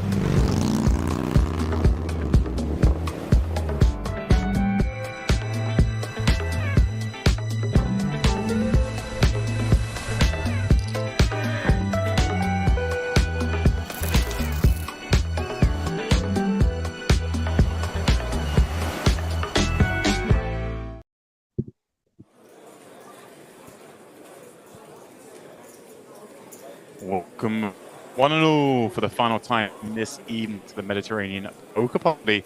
We are, of course, playing the final 2 levels of the Luxon Pay Grand Final Day 1. This is how things shape up on our feature tables. Well, Picasso out on the Luxon table. He's doing the damage, huh? He is doing the damage, playing very well, solid overall. He will take the kind of light flop spots that, you know, not everyone finds. Just kind of serene progress for him, 1.4 million. Basil Musa, who we know well from the Merit Beats, and Krista Silva also in the mix. Over to the Luxon... DTD Live, my friend. Sorry. DTD Live. Come on now. It's because I saw Luxon and there's a Luxon table. It's very confusing, isn't it? There's all sorts of brands flipping around here. Not so confusing, though, for Pavel Ignatian. He's in there with 1.2 million in chips, and this is a maybe a Russian presence table. 3 Turks in there as well, mixing this one up. Saref Anar, of course, who's been with us throughout the day. Over on the main table, the Onyx. Talk to me. I see Espen down towards the bottom all of a sudden. Yeah, we saw Stephen Toole go on a very nice run where he sort of flopped a straight blind on blind, got his opponent to fire 2 big barrels into him. Then he managed to get overpair in versus underpair. He's thriving on 1.3. Espen, not a lot has happened really for him. He's still got 500,000, but the blinds are getting chunky, as you can see. I want to talk about a little hand that I saw when I was watching just before coming back in. Where I saw a raise and 2 jacks. That's correct. And then there's a 3-bet jam. I can confirm that's also correct. Versus big blind, 40 big blind rejam. With the ace-7 off, because you have just decided, yeah, whatever, son. Have this in your eye. He was playing wild when I was in earlier, so no change to the programming there. I must confess, and then Alexandrov folded the jack. I mean, you just have to call in my eyes. Myself and Jay were pretty shocked in the booth. You just got to take this spot, right? Like occasionally you'll see, okay, some ace queens in there, some ace kings. You see all the under pairs and the occasional spazzy jam. Like, you never rule out the ace-7 off. Jam the ace-7 off. I'm not sure how he got it through. I must confess. Yeah. And this Espen just taking time to give the tries a little. What's he doing? Giving a little flex because he knows he's on camera having. But yeah, we were pretty shocked, and I mean Alexandrov, he's gonna get the news right. It'll filter back to him that he had his man in terrible shape, and he could have got to close to 2 mil, right? Like surely you got to take it, James. But hey ho, How much is decided he didn't want to put all of the chips at risk with the 2 jacks. He's still here, look. That's the main thing. In the mix as we kick off this new level, 15k, 25k, penultimate level of the evening. We'll be pretty close to the money once it's done tonight. All the fields will, of course. Do you know if we make it for dinner or resume play tomorrow? I don't think so. I just turbo ate some stuff now because I don't think we're gonna make it. Yeah. Should have done that as well. I mean, it closes at 10. We have 40 minutes times 2, right? What's the time now? I have no idea. But I think we're just like. But if you rush up there, if you just turbo bag and rush up there, I'm sure they'll let you in to get some scraps. Yeah. But it's about to close when we finish, I think. If it's not already closed. Imagine that being your biggest life challenge. He's recognised that he had a bit of food at that break. Because we talk about the buffer time, but there is a player's buffer down here on the same floor, the poker's going on. So you don't have to go far for food. You can always eat at this place. But the main buffet in the Diamond Hotel does close at 10. Now, obviously, we're on a substantial delay here. So you're thinking, hang on a second, 10's long gone. But for the player's point of view, though, be right around bagging times when the buffet finishes there. It's just, he's put his bases. He's had a little snap now to keep himself going, just in case. Is it not where you just pull the ultimate move and just like 3 hands left, you're just like, oh yeah, off, someone will bag them up, like, you know, whatever. Like, I don't care. Like, what are they going to do? Just leave my chips there? The old stories of Series of Poker where Phil Ivey would avoid the bagging process. He'd pay the last hand and just leave a $100 bill on his stack for the floorman. Things would be taken care of. He'd be straight out of there. I believe there's a Chad move. Oh. Right, there you go. Right, back to DCD Live. Raise from Ozcan with pocket 8s. An Ignition defending with King Queen and gets a very favorable Queen 10 deuce flop, James.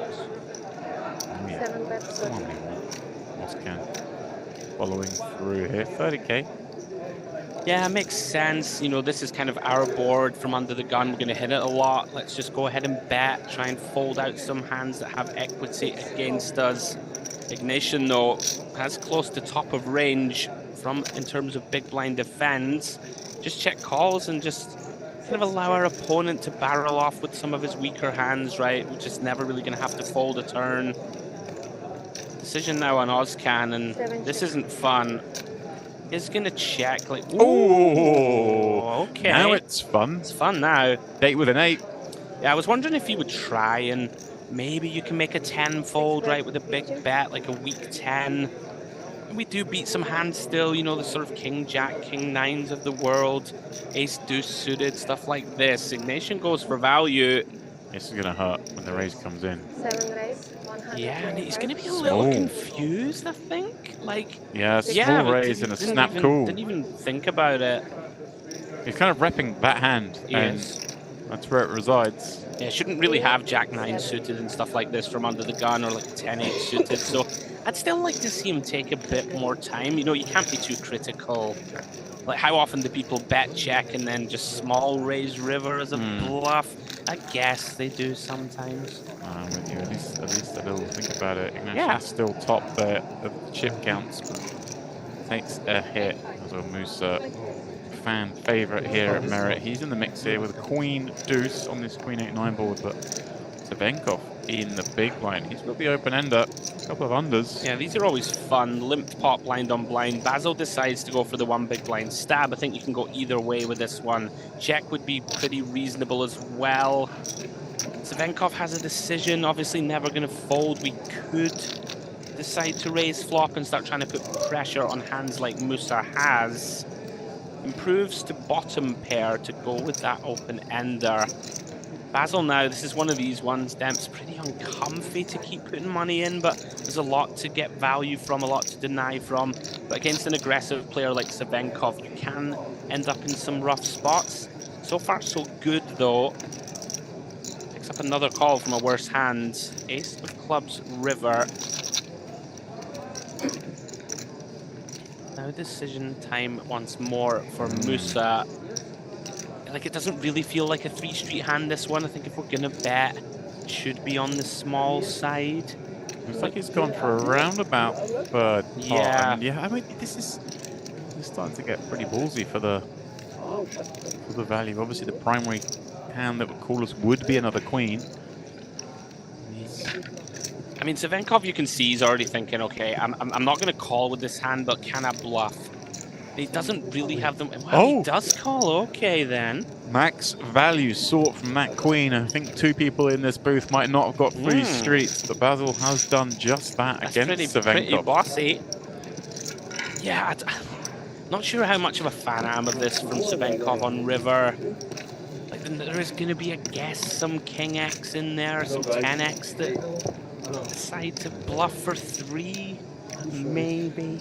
I feel like if he had 6-7 with a club, he may have considered bluff raising river. Less than seconds. Pays him off, though. One call. Meanwhile, out at DTD Live, Gadzhiev re-betting the cutoff with this King Queen O, and let me stand by here for a second pick because I'm looking at this name. Kankurtaranli. Kankurtaranli, what have you been saying? Kankurtaranli. There we go. Okay. Yeah, it was pretty good, Dems. Okay, thank you. You know it's not my strong suit. I'll give you a 7 out of 10. Wow, all right. High praise, indeed. Not bad. Gadzhiev. Well, doesn't find paint, but find an ace he can certainly rep having 3-bet against that +1 open. Yeah, I was a little surprised to see the 9-10 suited call the 3-bet here. Like, we're getting very shallow. It's 25k big blind, right? Is that correct? Yeah, it will be. Yeah. So opens to 50k, 3-bet to 6 bigs, does decide that he needs to defend this one. Really tough, you know, only 20 bigs or so to start the hand, gets itchy. Does check call 100k, has half pot back, and unfortunately for him, Gadzhiev improves to a pair of queens on the turn. Likely to try and take showdown now, checks behind. I wonder if we need to consider turning this hand into a bluff, Demps. You know, it feels hard to win with a 9, right? Like against the hands that 3-bet pre and check back turn, they do feel very showdown heavy. Yeah, it looks like... You know, like, is a king jack suited just going to give up? Like, it's hard to win, I think, with the 9. But it's also, it doesn't feel great trying to bluff here for half pot. That's unfortunate to run into the turn queen. One of those spots, like, should we jam and try and fold out jacks, right? Like, it's kings, is it going to fold? Probably. Probably. So I kind of can see jam being a thing. Back out here on the Onyx, it's G. Ace 8 of spades. He's putting some chips in on this 9 jack 7 flop. Espen, of course, sharing that gut shot straight draw, but his kicker being a pair far out in front. Yeah, mandatory continue for Espen, of course. You would imagine he'll go check call. Not really any reason to look to get this one in just yet. Z with some options, or you can just ping an ace. He does.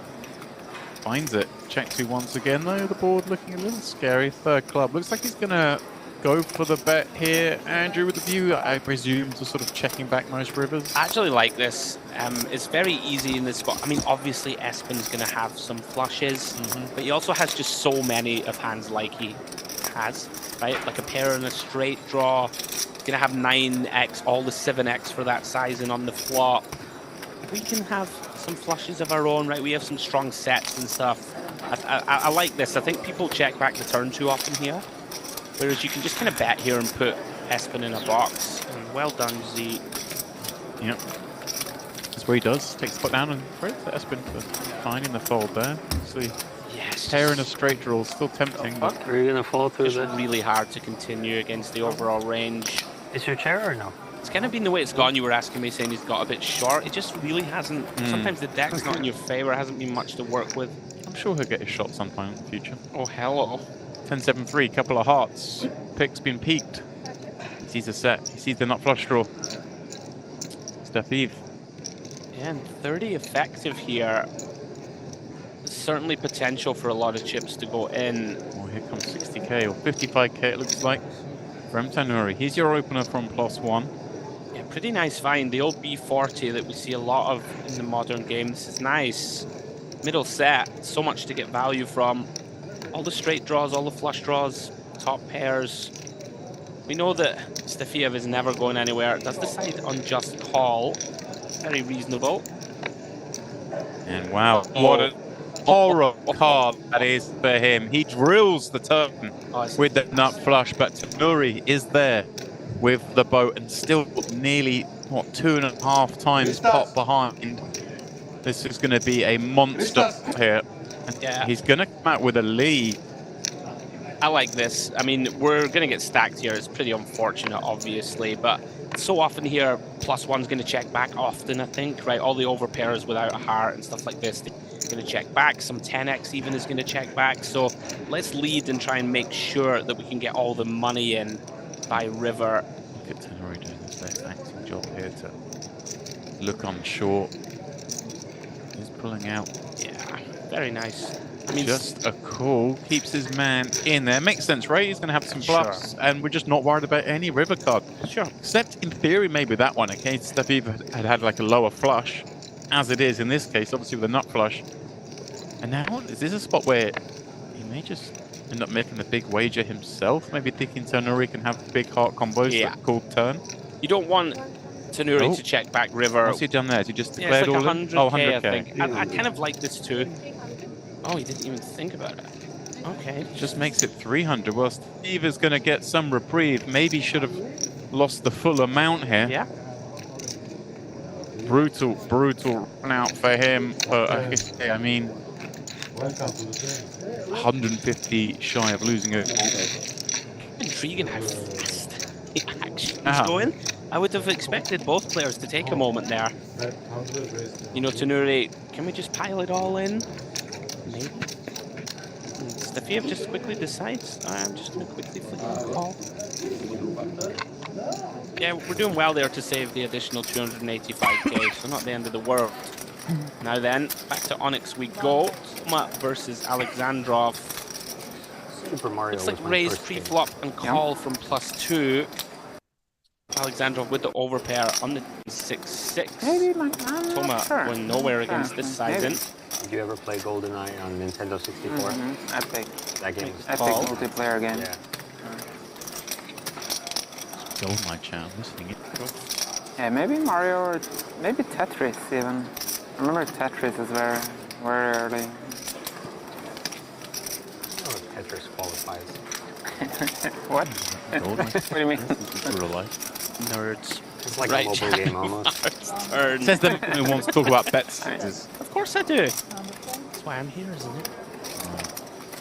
Yeah, Alexandrov just continuing to fire here. 110k. The 9's, of course, beginning to shrink. I don't mind this from Alexandrov. I would maybe expected a slightly bigger size up. It's, you know... Right. I mean, but we're kind of... When we bet so small flop, Jack of Hearts kind of a nice card. There's going to be some Queen Jack of Spades, you know, King Queen of Spades type hands in Toma's range that connect quite well with this turn. Nice fold from 9's though. Pretty quick release.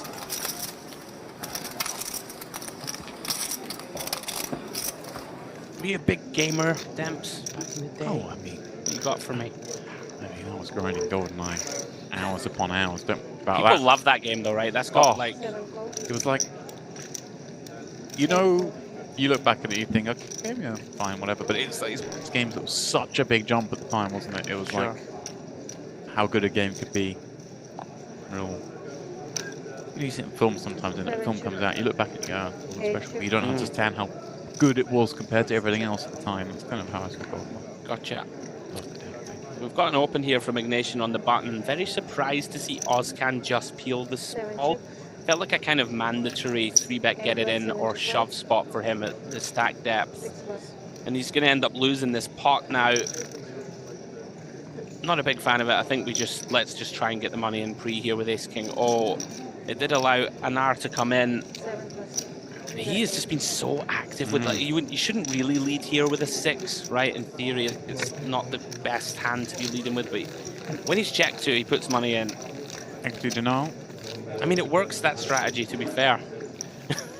People check. 2 of them. Breaking the hand. It's like I had Ace-King, bro. Don't worry about Musa. Ooh. Is he jammed?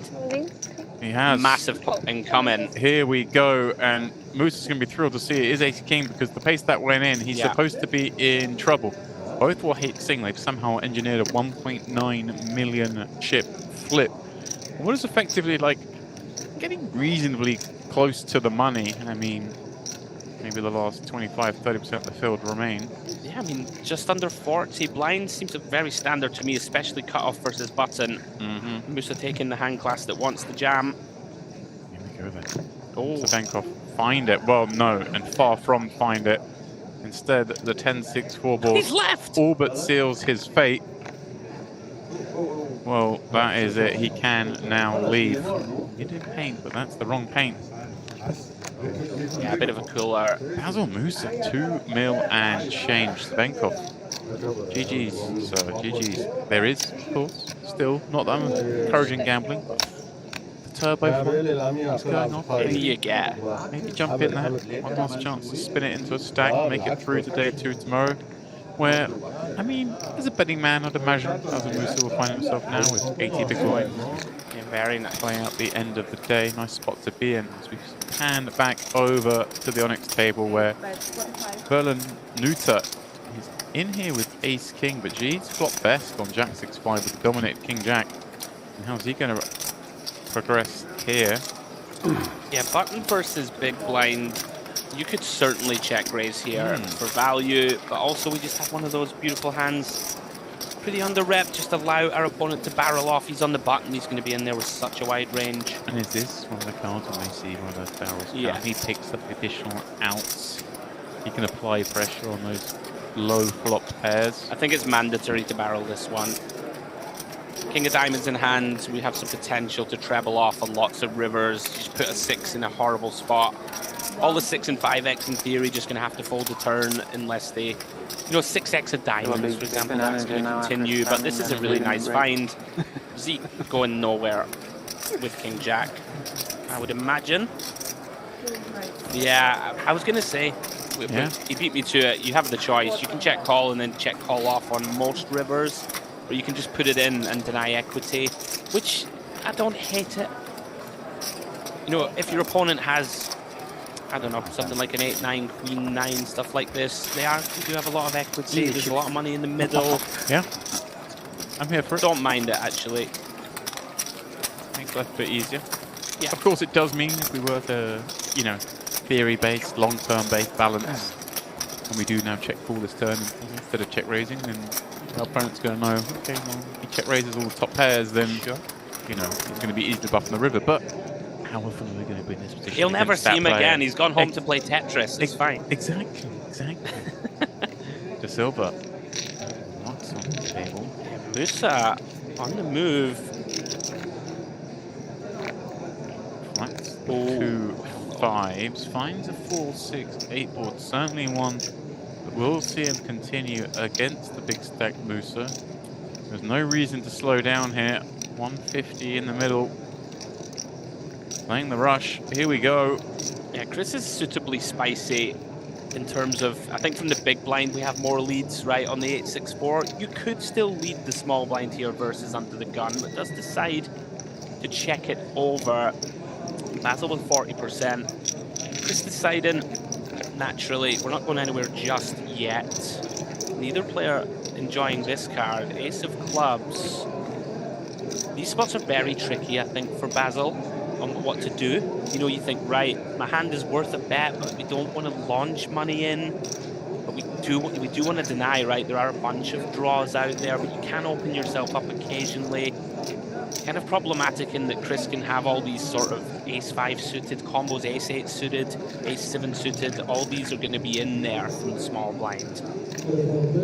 Now, can Chris check call again? Is not fun, James, right? But we do still have a draw. We can occasionally have the best hand. Right, there's still a lot of Musas, King Queen and stuff. Might have been firing once, giving up on that turn card, feeling obliged to continue. So he does check call, and of course still with the direct equity of hitting a 5 or 7, almost always good as it is. Jack of Spades on the end. I could look at the board, and now one feels like this is going to be one of those. It just goes check, check, and Musa gets the showdown. Yet another winner. I think Basil will value bet this. Yeah, it seems like the cutoff point to just knuckle back. It's kind of annoying spots, those 5s. It's like, is there a world that can check raise turn? It seems so hard to find. Right. But you can really cost your opponent if they have c-bet, you know, like an ace queen or ace jack or something, and you do find the turn check raise. Really difficult to find it though. Maybe not deep enough. Musa on the rise. Yeah. Doing huge damage a moment ago in that big flip, but continuing to increase his stack. The man who's looking to do the same is Brockman over here in the DTD live table, but he's going to struggle, and he's going to struggle even more after that flop. Ace-8 brings no joy, and now with a chance of another scout. Smiles. This will see him up to 1.4 million, bar the miracle. Well, hang on a second. Hang on. A few outs. Oh, and there it is. Sit back down. From certain death to a chance to carry on here, albeit with just 8 blinds. But that is one of his lives used up for sure. There's something about getting a bad beat when the other person gets a chop that makes you not really mind so much. When you get the bad beat and they beat you, it's like In Final State, and my apartment building had like gym, everything in house. So like very convenient everything, and yeah, I liked it. I wasn't doing much, so I was just. I mean, during series, I just played 6 days a week. In there. Okay, so is this an open timer and a check on the flop? Go to the gym when I can. Larger open, potentially just a shade bigger than. Doesn't really matter where you are in that. Or are we up to 30K? Yeah, have good food options, good internet. The weather is so good. Okay. Yeah. That's the thing about Estonia Let's too. check like call in any event. it's like on the dark, 953. cold, time zones bad for 7 poker. on the turn. Kuziev, King Queen of clubs. Like, not a very appetizing. life quality is very spot to high, but continue just running like the bluff. it's tough 5 of for the hearts time zone. completes the board. And it's very similar to Norway. Quietly confident, I would Norway suggest have a here lot that of he has taxes the on best top of that. hand. Yeah. And much more expensive everything. Yeah. Estonia is like pretty good value for money, I feel like. Yeah, yeah, absolutely. Great food for not much. Yeah.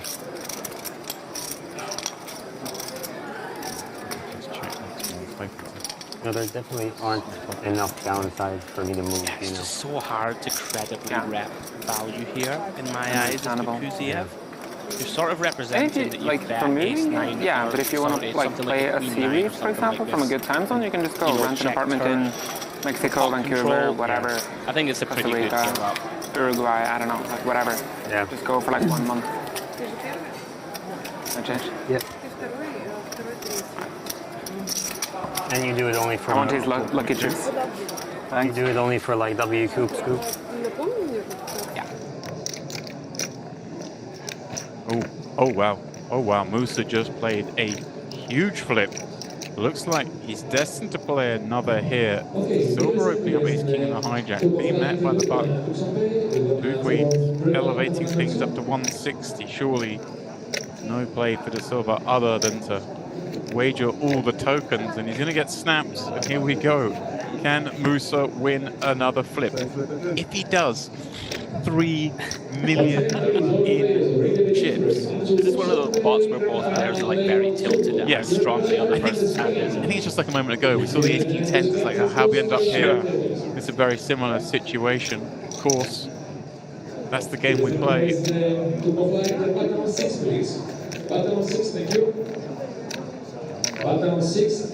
Queen 6 deuce, just like before. Musa flops the set, went all in the flip. Silver left with just runner out. Not to be a king on the turn, just like last time. It's like the full on repeat. Oh, just a little ace as an extra kicker needle. Basil Musa's got 3 million in chips. The average stack to tournament chip. The average stack is like just over 800k at this point. So Yeah. it's got nearly 4x average.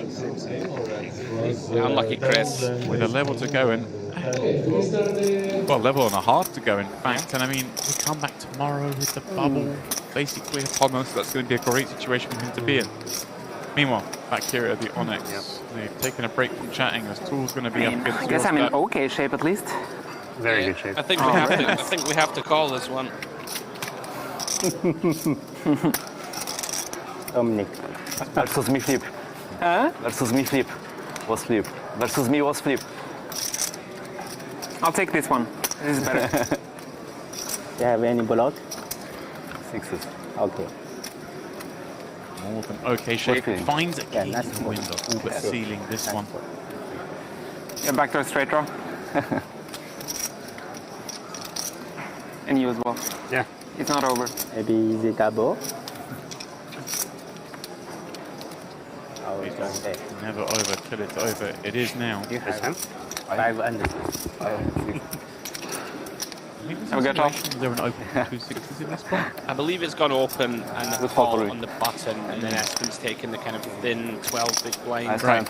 Not much fold equity double. jam, but Easy you can, double. you know, can get it in relatively good shape and occasionally get 2 folds.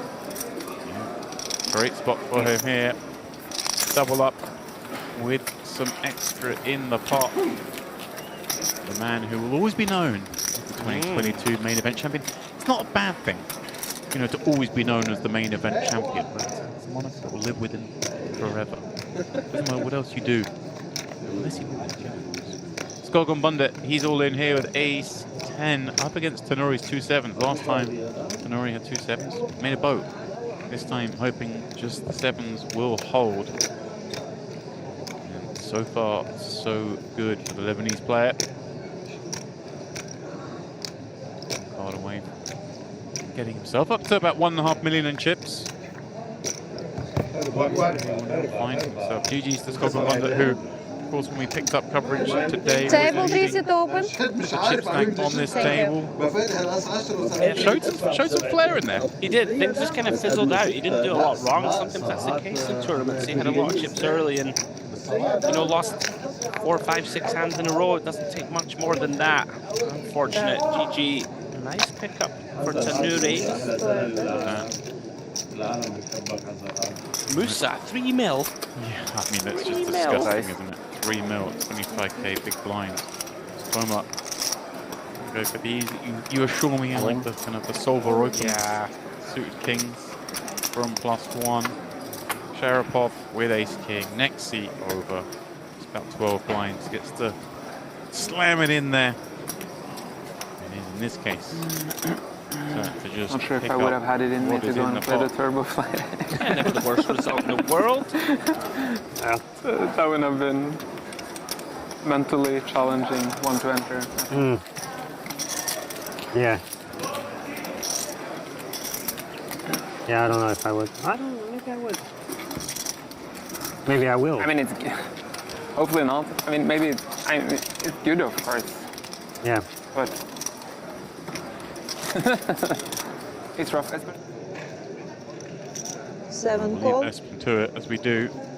See Ozcan over here. Hang on a second. Hang on. What does the solver say about this one? Plug this in. It says, "My name is Ozcan and I enjoy limping a wide range of hands. Your solver be damned." Well, Astrodov, 2 4s in the big. Trying to work this one out. His opponent is sub 20. Yeah, nice recognition. Electing to run it. Has been a feature of Ozcan's game. I mean, like, we haven't seen him limp this wide, but he's been limping close to range when he plays a pot. I do enjoy the situations when we're in the booth and it comes around to the player. And you just make the gestures here. Of course, we're working in an audio format, but in the booth, guys, I'm sitting here. Half the time, Andrew's just motioning check or motioning all in. I like it. We need a camera in here. Interactive, right? Interactive. Calm. Behind the scenes look. Oh, hello. There. Okay, Jorstad. Made sense. King, queen got popped up. Fell on to, well, 2 9s for, what, 16 blinds. Seems a pretty easy spot to jam. One you're quite happy to make, but he won't be enjoying seeing this tank from Toma. And he's going to be even less enthused when the man does make the call. Yeah, this is really unlucky. 3-bet jam was getting through against Espen. Toma just giving it a little tank, try and tempt Espen to stay in the pot if he has a sort of middle of the range hand. Facing jam and rejam. Very unlucky here for the Romanian. He's going to have to get there, James. One of remaining 2 9s, the immediate outs. Sounds so easy. Yeah.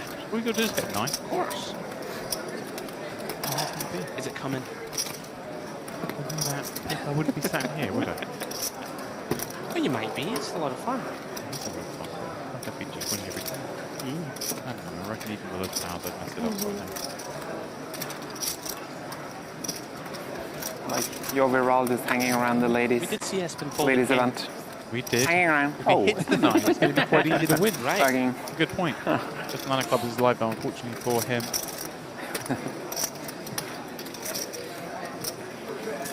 Giving out free coaching. Well, both players hold one of those things.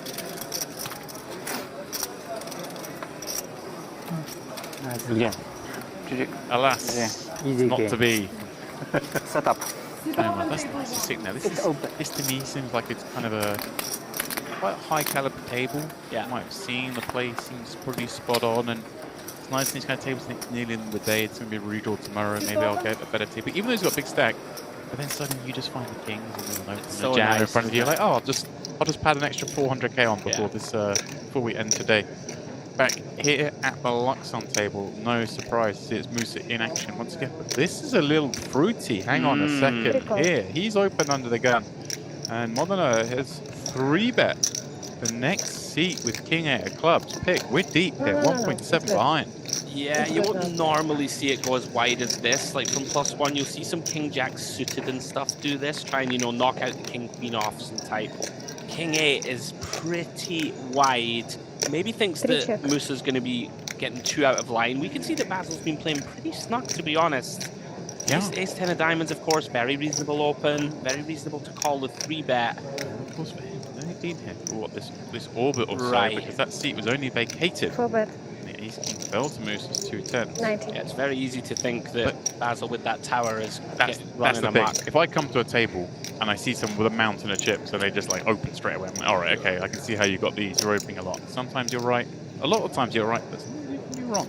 As it is, this Queen 7-4 board is going to see 90k bet in that continuation for Musa with the backdoor Broadway draw, backdoor diamonds, ace-high could still be good. Jack of clubs on the turn, check over. Well, if we're going to continue with this King 8 of clubs, this seems like a likely turn card. Can really put pressure on some of those pocket pairs. It feels kind of mandatory in my eyes. This is one of those spots where I don't think you get check shoved on really ever. Last 10 seconds. And it's very nice to just target 8s through 10s, which is going to be in there a lot for Musa. He's going to have some ace-4 suiteds and stuff like this that have to fold turn. And especially against like the 25% on the flop. Now Basil has to continue with all the hands like this right on the flop, so we get to knock them all out as well. Also, I just like the situation here where he bets 360 because it sends the message to Musa that if I call here, I might face like the just under pot jam on the river. Last 10 like seconds. You mentioned all those kind of weaker hands. This Suddenly, is so really hard. well played, post. Very nice. Кстати, да. Want a man to keep an eye on, no demps, right? Okay, suited 3+1. You know what it is? I'm not surprised. I saw the flag. Was it Italy? It was. Yeah. You know. Do you make the country read often live? Where are you from, pal? Bulgaria? All in. Bulgaria, I'm scared, I told. Like, Sharapov, he's defending Queen 3 of Hearts. Needs to not make a pair as Espen is in here with the butchers, but he hasn't made a pair. Far better scenario developing for him. 3 working down the bottom, Queen working up the top. Yeah, these are interesting. He's only got 12 blinds behind, so I would expect Espen just to always c-bet here. He's not going to have many of the best ace-X, right? Like the ace-queens and ace-kings of the world are all in for sure. Pocket 10s is already all in for sure. Pocket 5s even probably all in against Espen a good amount. So he's just going to go for value with the kings. Of course, we can be behind some of the mid-range ace-X. Intriguing now. We have the King of Hearts in hand. Espen hates that card, I assure you of that. Right, very likely continues, of course, with the 10x, ace-X. Both those now beat him. Like you say, you've got the King of Hearts. Chooses some of the flush draws your opponent can have. Of course, see here, he's got all these flush draws. I like this lead here. This is really mandatory as well, I think. Quarter pot. Yeah, the presence of that King of Hearts that you just referenced, Demps. Espen's hating this. Like, we do beat the flush draws, which is like the bulk of the semi-bluffs that we beat. There'll be some Queen Jack offsuit with a heart in there, I think. Maybe some King Jack, but of course we have 2 of the kings. A 5 in theory is probably supposed to stab sometimes. Wow. Yeah, I honestly, I like it. Wow. Like, what, you know, it's just you're basically hoping you're against the flush draw. There's not many other natural bluffs in there. Sharapov, you just bluffed the man. I think if he's got 2 black kings, to have one more turn, he will continue here. It might literally be the fact that he has the King of Hearts in hand. We're going to just let it go. I want credit as well, because the speed at which the fold came didn't take much time to think about it. He was like, that turns calm, my man's led into me. I guess I lose this pot. No time bank used. Yeah. This is the Luxon Pay Grand Final, Day 1C. The first and final Day 1 of coverage in terms of this event for us here on the channel. We are nearly at the end of the day. Looks like we're about to start the final level of play, and then of course everyone will resume tomorrow. Those playing the Turbo 1D and of course the baggers from 1A and 1B will be mixed up.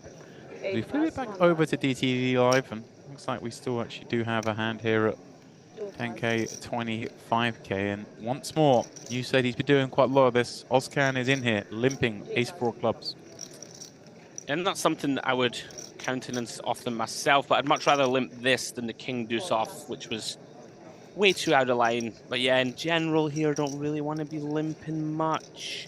Limping is pimping. Limping's pimping, baby. I mean, he has been limping range, so he will have some strong hands. So, like, I'll give him that. It's not like when he raised, you know, it's not like he's always weak. Right, important if we are going to incorporate a lot of limps that we do have to do it balanced. Now then, Ignatian with Yeah. 2 10s, who's just going to move all in over that limp. It's kind of a nice spot for him in the sense that no one else got involved, and it comes quite easy for him, but I'm surprised he's just gone all in. No, I think I don't mind it with this exact kind of hand class. Like, what is it? 10, 15, it's only 15 bigs, right? Back, 16 effective. You could raise call. I guess it depends on how wide you perceive Ozcan to limp. If he has all of the suited small ace-X and, you know, 8-9 suited and stuff like this, then it becomes more attractive to raise call, I think. If it's all suited broadways and the like, maybe we just want to knock them out. I hear you though, but especially when he's limping too much, maybe raise call is better than shove. I guess I don't see it much, but like... River Onyx. Very small bet. Yeah. Sharapov. And I just have like like no way to improve and... Small. Pretty sure we have to hope that he... Looks like he's going to take that Jack 5 up as a raise. To see this a lot with maybe like some of the weaker hands in this, but the same concept, big card, small card. Like an ace, I like this, you know, a hand like 9-5 off is one of those ones that always takes it. Jack 5 off seems pretty reasonable. Sharapov has that really awkward stack depth where it's hard to limp call, right? Like hands like this, it becomes even harder. You just don't love it, and we've just seen Bakuziev will just take every spot to show aggression if he can. Ooh. Yeah, this is really nice for the Russian. Yeah, he's going to check in flow to Bakuziev. Okay, finds a check back. Yeah, and good thing he did, because I'm pretty confident that Sharapov was going to be activating over the top. As it is, turns the absolute nuts, and a grim card for Bakuziev, because he actually finds a piece here. Yeah, this is a disaster now in terms of... Looks like Sharapov's going to lead and try and set up river shoves. And when we start sort of breaking this down, Sharapov can never have like pocket 4s, pocket 7s, pocket 8s. They all limp shove. Right. So in this type of spot now, we have a bluff catcher and it's not really a bad one. There is plenty of stuff that we beat, the sort of 9x, 10x of the world. Random queen 5 of clubs and all these type of holdings. We can beat them all. Ace of Spades River, intriguing card. He does find check. Love that. I like it, by the way, in the long run. He's unfortunate here that his opponent has a hand that wants to knuckle back. Right. Yeah. He just looks like he has a fair number of ace highs, right? Sure. Raise, trying to induce pre, calls turn. Ace 9, ace 10, all the ace queen of diamonds type stuff like this, they're all going to value bet river. I like that check, even though it didn't work out. It's nice play. Is it not a case as well for Bakuziev, like, if we had a strong jack, sure, is he still going to go for value with that as well? I would probably jam like a king jack here or something if it was like pot behind. Seems pretty good. Yeah. It's really hard for Sharapov to have a nutted hand. As it is. Let's drop in. Picking up that big pot. All in with king jack and Brockman behind with only 10 blinds himself. We'll do a scratch of the head. A cover of the mouth as deception is in play. Isn't it funny how we were talking about the butterfly effect of spots?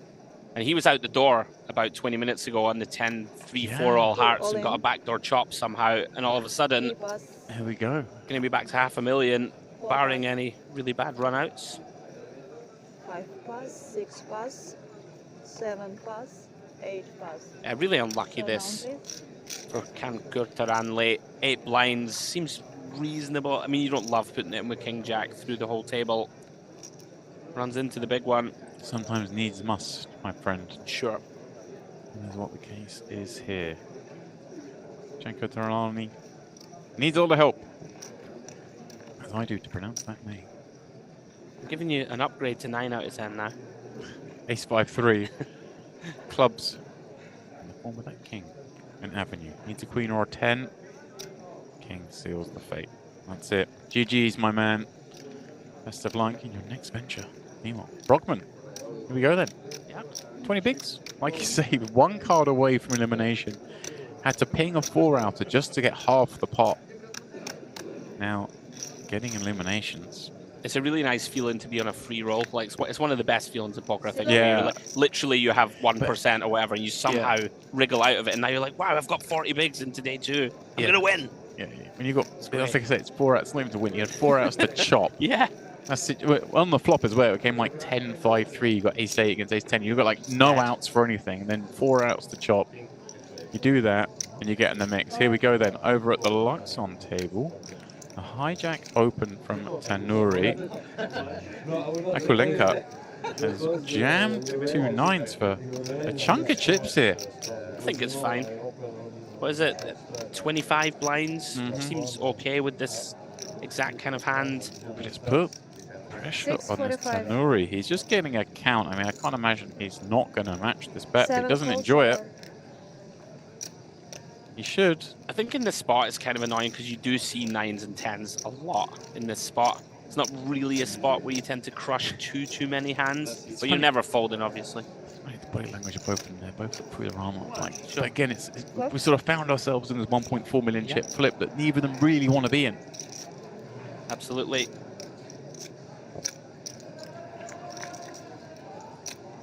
Tanuri, the one hunting, and he finds an ace-high board with a couple of clubs. Akulenka reduced just the 1 out, and that might not even be enough, as Tanuri can kill it. And he won't do it on the 8 of hearts.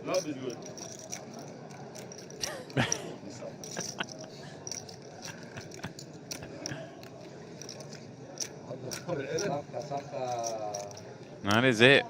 Akulenka's race is run. He's straight out of here. Yeah, unfortunate. What can you do? You're going to have to win several flips, you would imagine, to try and take down any big tournament. Nice one for Tanuri. He's finding heat at the end of the day. Saw him win the 2 all-ins with the 7s. 2 big pots with the 7s, excuse me, and then wins a big flip.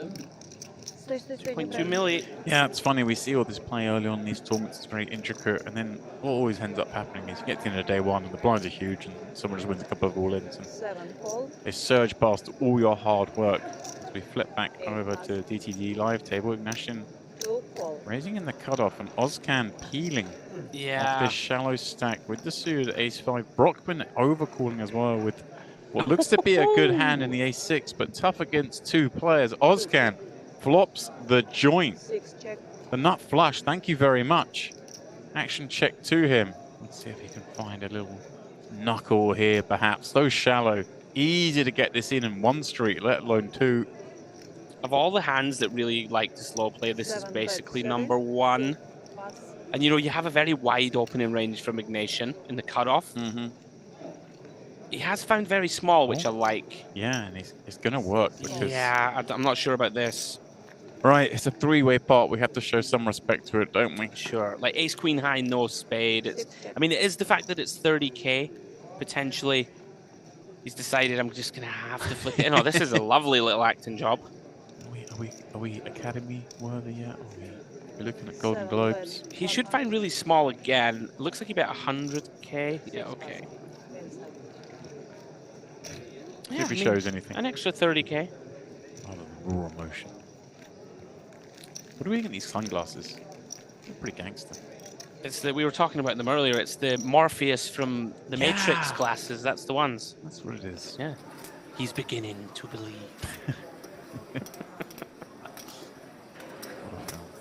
Great movie.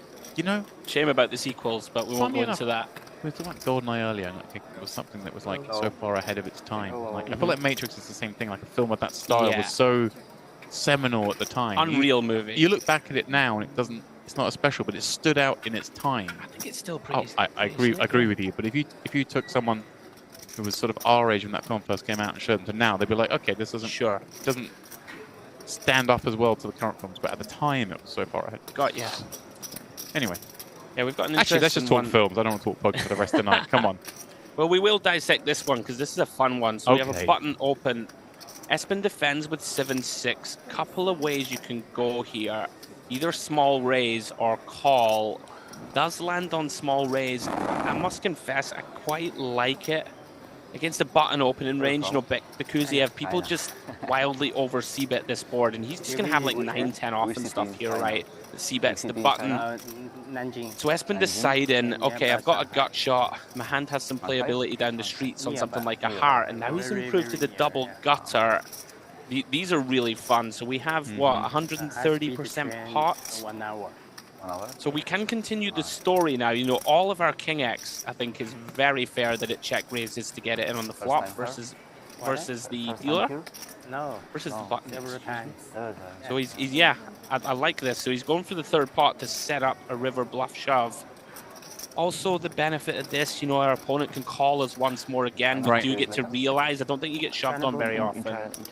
You just generate a pot for the river jam. The thing is, we're trying to bluff a guy that never folds. I was about to say. Espen doesn't know that. But. Well, he saw Bakuja make a call. I don't believe you in the booth at the time, but with like a 5 on a 5-4-4 jack. Oh, he was there. Thing, like all the heartboard. Yeah, Espen was on it. It was the hangover before break, and it was like absolute bottom of range hand he could have, and he called them all in. So he's definitely got a rep. Yeah, we've arrived on the river here with 7 high. Probably supposed to go for this. Doesn't feel nice with 60%, so he may shut it down and has. Seems kind of reasonable, like especially if you think that the button's going to fast play some of his draws at the SPR. On the flop, potentially. Kind of trying to get him to fold out some ace highs or a 5. Yeah, APT, yeah. Oh, he's value betting, okay. It's class. Just desperately trying to milk a little bit. This is my dream. So where are you from? Holland. Holland? Yeah. I'll be the watcher. Yes, because I forget my back time river. rank.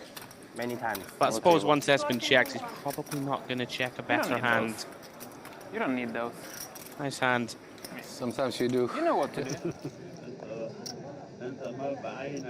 So then, here we go. For The all. thief from under the gun, opening it up. 5 plus. Karapanu jamming 2 8s for 5 blinds, and Modena finding ace king in the big.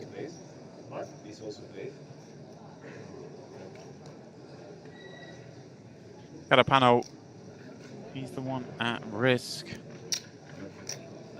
Not the biggest pot in this tournament, but obviously a key one for the man who's all in. I don't know, he can afford to take this loss.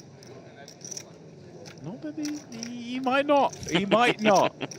Go ahead, yeah, the eyebrow raise says it all. Queen, queen, jack. Kind of keeping this a fair fight as we head to the turn. Oh, that's the dirty way. That is dirty. Obviously, a queen or jack would split this. Otherwise, an 8. No. Sit open, I mean, table it's 3. fair to win ace king and an all in. It just feels Thank a you. little mischievous to do it in this manner. Always a frustrating way to go. Modena on the move, 2.4 mil. Yeah, and Musa obviously loving life. Huge stack there, Yeah. but this man to his left, and I think Tanori as well, a couple of seats further left.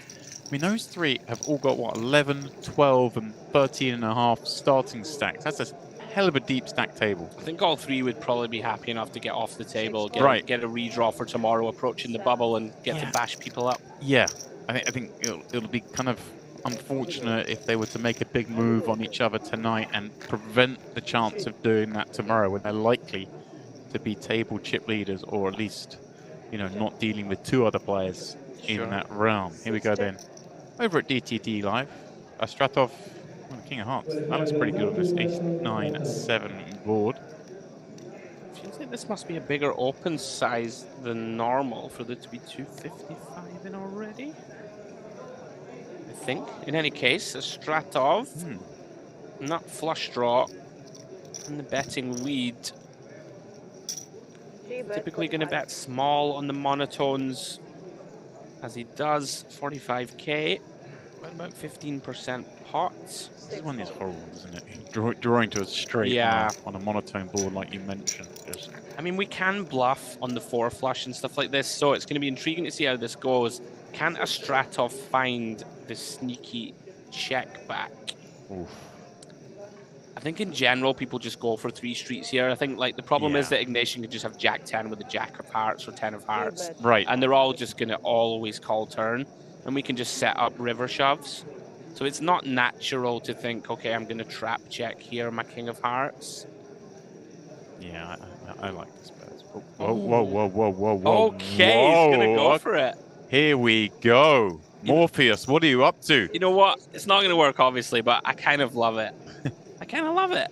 He's showing the gumption. This is a lot of heart. It takes a lot of heart to make this play. Well, he hasn't got a single heart. He hasn't. He's taken the red pill or the blue pill. We're not sure which one. Oh, look at this. A great acting job, that. Okay, he's like, hang on a second. I've got the King of Hearts. Do I recheck if I got the King of Hearts, or do I just... I better recheck. I think I've got... I can't have it. He's check raised me. He must have it. Oh, no, I do have it. Okay. He's selling this pretty well. I can see his hand. I believe that So, he's got a tough decision. What are the kind of hands he might have here when that would bet the turn, like, and then tank check call? Like, is it just always going to be flushes at this point when he gets called? I think so. I think it's just very natural to check back here with like 2-pair on the turn or like a set or something like this. People normally in flow just check it back. We can be repping like ace, jack of hearts now, right? Like ace 10, That's what 10 I mean, of like, hearts. How low down a heart do you think we Sure. likely would have bet on the turn, I wonder? Because maybe the 10. Right, so suddenly it becomes really hard for Ignacio to carry this on, doesn't it? Oh. I mean, if he... Obviously, this is never working. Oh, no. Fair play to him. Oh, no, this is a torch off, isn't it? It feels like a torch on the And river. I mean, Stratov hasn't snap called, but I mean, we can't... Your man just doesn't have a boat, There's right? never a boat. He's not check raising those hands. This is a slow roll. I mean, maybe he doesn't mean it and he's just confused. Yeah, I think we'll say nit roll rather than a slow roll, like a Sure. misunderstanding of the situation, perhaps. Sure. I think slow roll always implies some malice. I mean, there may be some history between these two. He may just never see last coming from the seat, but yeah, I mean, he's just not check raising 2-pair in sets. I mean, you are absolutely steamed out of your mind here as Ignatian when he takes another minute or so and then calls. 3 call. Showdown. Yeah. Cool it is. Turns over the 10 high.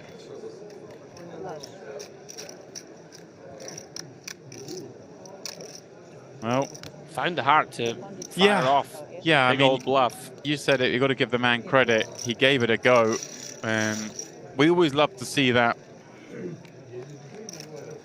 Better to be too aggressive than too passive. Sure.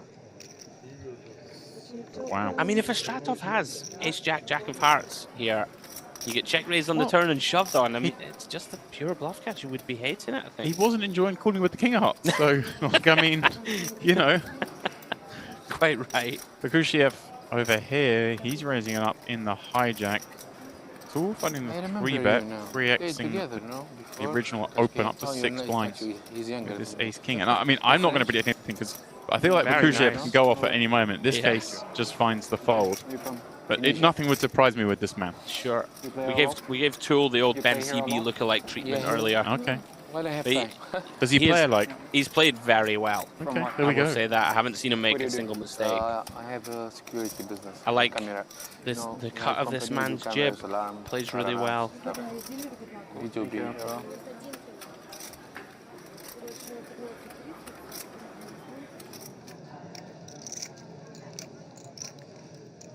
Back to Luxon we go then. 6 check. Single raise pot, Tanuri versus Aslan. 7 Tanuri check. looks so much like a gentleman I played cash with back in Brighton on a regular basis. Is there a chance it could be him? And he almost has like similar mannerisms and stuff as well. It's great. I can't help but see my friend in him. Yeah, so action on Aslan. It's check to the river. 6 check. Yeah, seems pretty reasonable to just give it up, I think. 100. You know, like the pocket jacks and pocket tens of this world that might have checked back to river have all made a hand.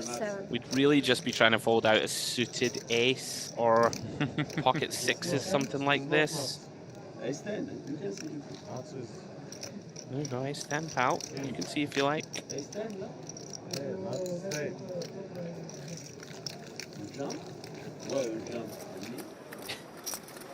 How many chips was that? 10? 10. Okay. G. In the big. Calls this min open from Sharapov, who's building up nicely towards the end of day 2. And well, that rise will certainly continue on this Jack 7-6 board.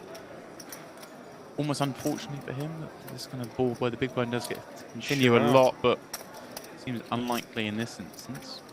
Yeah, we flopped the effective nuts in our eyes. Let's hope that our man wants to put some money in. Check fold. Standard stuff. So 20% of the field or so left. Yep. We are we'll be close to the money, right, tomorrow? Oh yeah, I mean the structure is designed in such a way that we amalgamate the field and then bubble should burst in the first level or so. This is what I thought when I got it, maybe. Back over to the Luxon table we go, and Aslan just in time finds pocket kings +1. Sends in the chips, and Modena finds pretty big hand in the big ace-jack. Makes the call, gets the bad news. Pre-flop at least. Yeah, but look at him, he's rocking back in that chair. He's chilled, he's relaxed. They're the ones who always hit. The ones who are pensive, sweating. Oh, Aslan's doing the prepay, the time bank chips. What's going on here? All sorts of trickery. Sorcery. Oh! King, Queen, 10. Wow. Broadway for Modena. That's all fun and games when you've got 2.3 back, and there's the Queen on the turn. Aslan lives to fight. King's full. No. What a brilliant atmosphere at this feature table, by the way. Love to see that. I like it. I like it. Very friendly.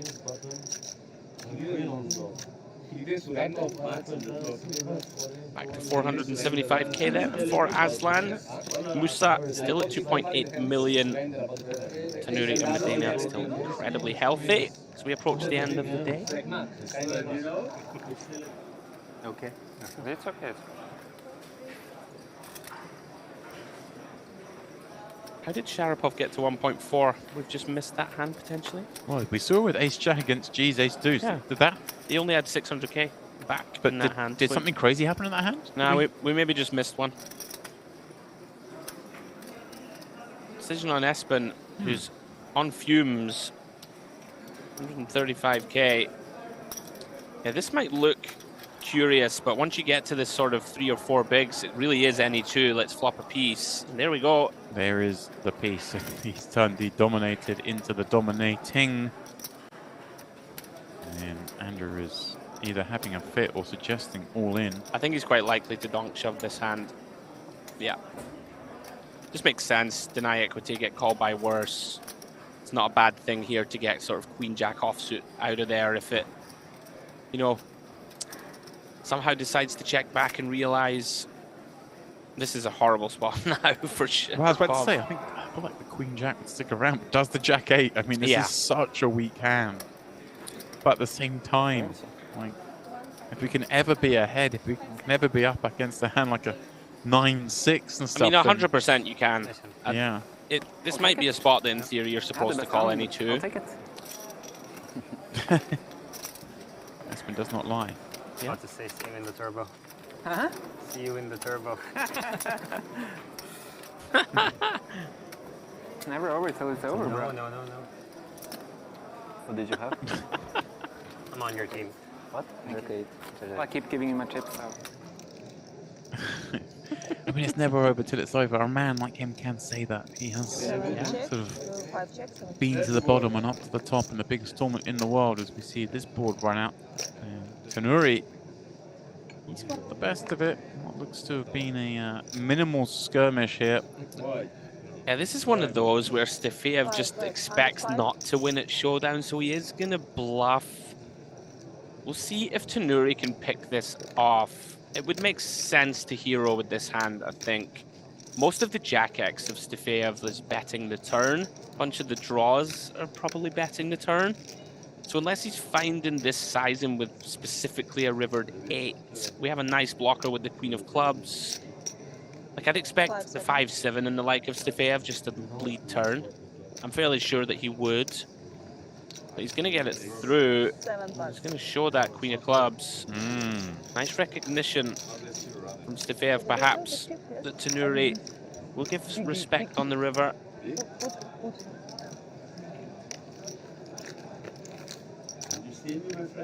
Like, it's one of those where you think, oh, I've got Showdown, but like King Queen in real life just never wins.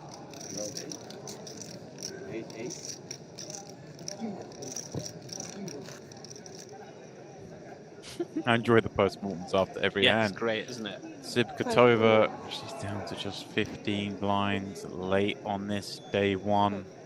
Someone who's been in action from the off here at this table is just sending them all in. I wasn't sure if she would do this or maybe try and get some involvement from elsewhere, but perhaps this looks like it, you know, it could look frustrated. It could be inclined to get maybe a few more calls than it might normally, just given it's the state of the play. We know the turbo's going on. This is one of those that you don't have many jams in theory world for, you know, 14 to 15 under the gun, but the ones that tend to plug in are like the ace queen off, pocket nines type hands that really don't mind just taking, you know, taking aggressive action, maybe getting called by one person and being in okay shape. Should be happy enough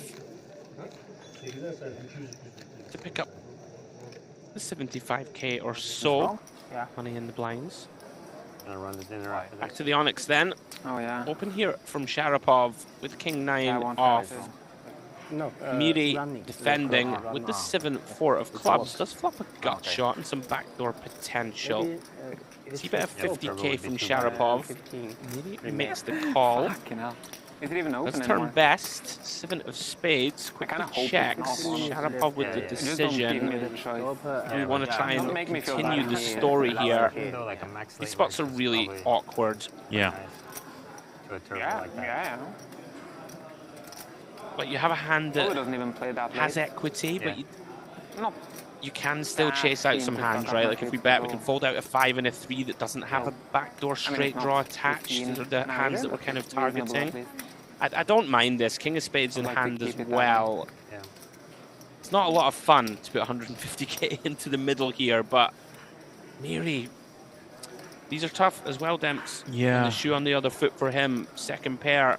I wonder if the fact that it is that second pair, he can start to fold out the 3x, the 5x that don't have anything additional, but now he's turned that 7 maybe a little bit too strong. Does elect to call, and well, makes the runner 2 pair. 390 behind for him. Yeah, we can see that check is the most prudent route for him to get more money from Sharapov. We can't know that, of course. might go to the gym actually. These spots are always interesting because lots of Sharapov's like 1 pair hands are just always checking back. So unless you give him the sort of pure bluffs, and he'll have decent amount of them, he might lead, yeah. I'm not like shocked to see this. I'm a spicy one, it's like 250, leave 140 back. You don't like the idea of the value bluff. Well, that's basically, you know, making it look like the value bluff, obviously. See here. This team Sonic was so earlier. Yeah, always interesting ones, and it's hard to dissect this type of spot in a 30-second time frame because there's, there's lots going on. Yeah, really complex these situations. Luxon Pay please complete your hand and then stop the Look at that. Sharapov. Much more even distribution of chips here, and much closer to sort of the average stack, right? We're saying 20% the field left, which would mean, of course, a million chip average. So this table far more balanced as we head on over to Luxon, where Smolka opened up under the gun with Ace King, and he's found a customer, Mukwon, who deals with 9-4, flops best on Jack 10-9. 8 check. Yeah, these are really intriguing. Under the gun's supposed to c-bet this board very heavily. I mean, if we bet and get shoved on, we're going to have to call off, right? Like 8 bigs or so behind for Mukawem. Looks like that's what Smolka is going to land on. He's gone really small, 35. Like, I can't imagine that he would bet fold this. Wouldn't be happy with it. Okay, see a turn. Not one. Oh, hello. Oh, hello. The old stop and go. Want to see a brick, and then I'm shoving it. Wow. Smoker just puking in his mouth. I got called, but at least I'm going to get to see the river. No, sir. Instant jam on the deuce of clubs. Yeah, you're not thrilled with this. You just can't be ahead here, right? You just can't be. What am I beating? Queen X of clubs, is basically it. Yeah. Queen 7 of clubs. The last 4 times. Not doing amazingly against that. Yeah, not surprised to see him fall, but it just feels like I've been violated. It's very tilting to get shot on. I just get to check this and see the river. Like, what do you mean you're all in? Yeah. Oh, well done. Perfectly played, given the hand you're up against Miri in the small. So this must be a 3-bet coup. You're right, the pot size sizable. I've heard good things about Continuation for Miri. Yeah, very interesting. Looks like open then, and 3-bet from Miri. Sharapov peeling ace-8 suited in position. Flop's about as good as it gets for his hand. Can't really raise, get it in though. Now then, I just feel like this area can Miri line up the barrels? We have a magnificent combo in my eyes to try and line up the bluff. Wow, the casually lifting the cards up so high to me, just I'm quite excited about that area. Like, it feels like strength when people do that, right? If he now follows through, I mean, I'd be wary about doing it with such reflective sunglasses as these, but you know. Yeah. I mean, it feels like a fist pump type combination to use, right? Block the queens and jacks, block the ace jack of clubs, king jack of clubs, queen jack of clubs is very important in this spot when Sharapov just calls. You know, we can fold out the sort of ace jack of hearts, stuff like this, right? Ace 10 of hearts, put 7s and 9s in these hands in a bad spot if they didn't 4-bet shove. Credit to Sharapov, he knows he has to call the turn. Now, Miri, can you find the bluff shove? I would like to see shove dempts. I've seen people, you know, bet 300k and stuff here, which when we have 60% pot, I think if we are going to run this bluff, I prefer to see jam. Looks like he's counting out an amount that will leave some shells back, or is he just doing an inventory check here? Perhaps the latter, and he's just giving it up. Like with this now, like with all Which is interesting because this would have been a real horror spot for Sharapov, wouldn't it, to face another barrel. And yeah, Miri gets the bad news. His opponent did just flop an 8, an unlikely pairing combo. Also, did you make any like preparations just in case? Yeah, just that kind of little grimace as if to say, maybe I could have got him to fold that. I mean, there's no guarantee that Sharapov folds river, obviously. He may have put the cape on. Sure. He's ecstatic to not have to make the decision. I know that much. And you're just like, please check, please check. End of day one, you panel day. This guy's going to put you in probably the toughest spot you'd have been in all day. You're tired. You're mentally checked out. He's just been on the spin up as well. He's like, I was short. Now I'm going to be bagging over $1 million. Life is good. Right then, over at Luxon as we are near the end of the day. Modena. He's going to defend Queen 5 of clubs. Seems reasonable. Stafiev from under the gun. Those 2 queens looking great, but look at this. A couple of clubs popping out. Check some flow. Yeah, quite stoic. Plenty of big bets here possible. It looks like he's doing exactly that. I like it. I think this is really nice. Don't have a club in our hand, unblock all the sort of straight draw type stuff that the big blind will have a lot of. He's going to continue, you know, with every 9, every 6 still, in theory, to this size. But, I mean, you will start putting pressure on a deuce and a 6 with no sort of backdoor connectivity. But I like this from Stafiev. Let's just start shoveling money in with 2 red queens. Oh. 285. He's raising. Oh, here we go. Just going to instant pressure. I mean, one assumes that he's going to have to play for it all here. I don't know if we can put 285k in and then fold as my colleague motions with the forward jamming motion. And this feels like, whoa, it looks like he is just going to... Cool. I was about to say, it feels like when we bet this size and then wish to continue, the kind of... The cat's out of the bag. We've got an overpair, right? We're not doing this with ace highs, are we? No. So at that point, I feel like, hey, let's just run it. Yeah, on the flip side, I guess you can just get it in on a safe turn, and like occasionally the big blind will check. I'm with you though. I would just put it in because a hand like ace 9, for example, which could be in there, we'll just have to call it off. You know, all the high equity flush draws will call it off. I would have just run it as Stafiev. I think when we size up flop particularly, you start to take out the 8-10 offsuit and stuff. I feel like if he'd bet really small on the flop and face a check raise, then I'd be maybe more inclined to keep slow playing. But sure.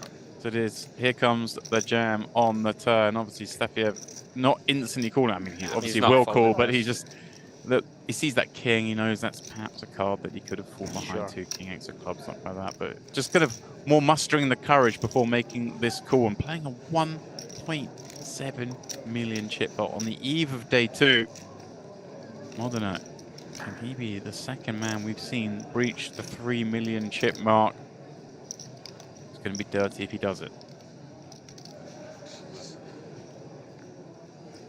No, he can't. And Stafiev now 1.6 million. These two with near identical stacks. What a great way for him to finish up day 1 here in the Luxon Pay Grand Final. Yeah, huge spot to hold. Such a good feeling. Let's bag up. Come back tomorrow with 40 bigs in the hunt. You're loving that. Loving that. On the bubble. Just above average chips he'll have. Yeah, I believe last hand was just announced also there, James. So it literally is right on the eve of day 2. Miri, well, at the end of the day, just trying to get something going with this ace-10. We're not going to fold and get chips in the bag. And we'll be around to Sharapov, who's been the man at the moment at this table, but he cannot continue with the queen 3. We need some rest. Let's see if we've got time for one more or not.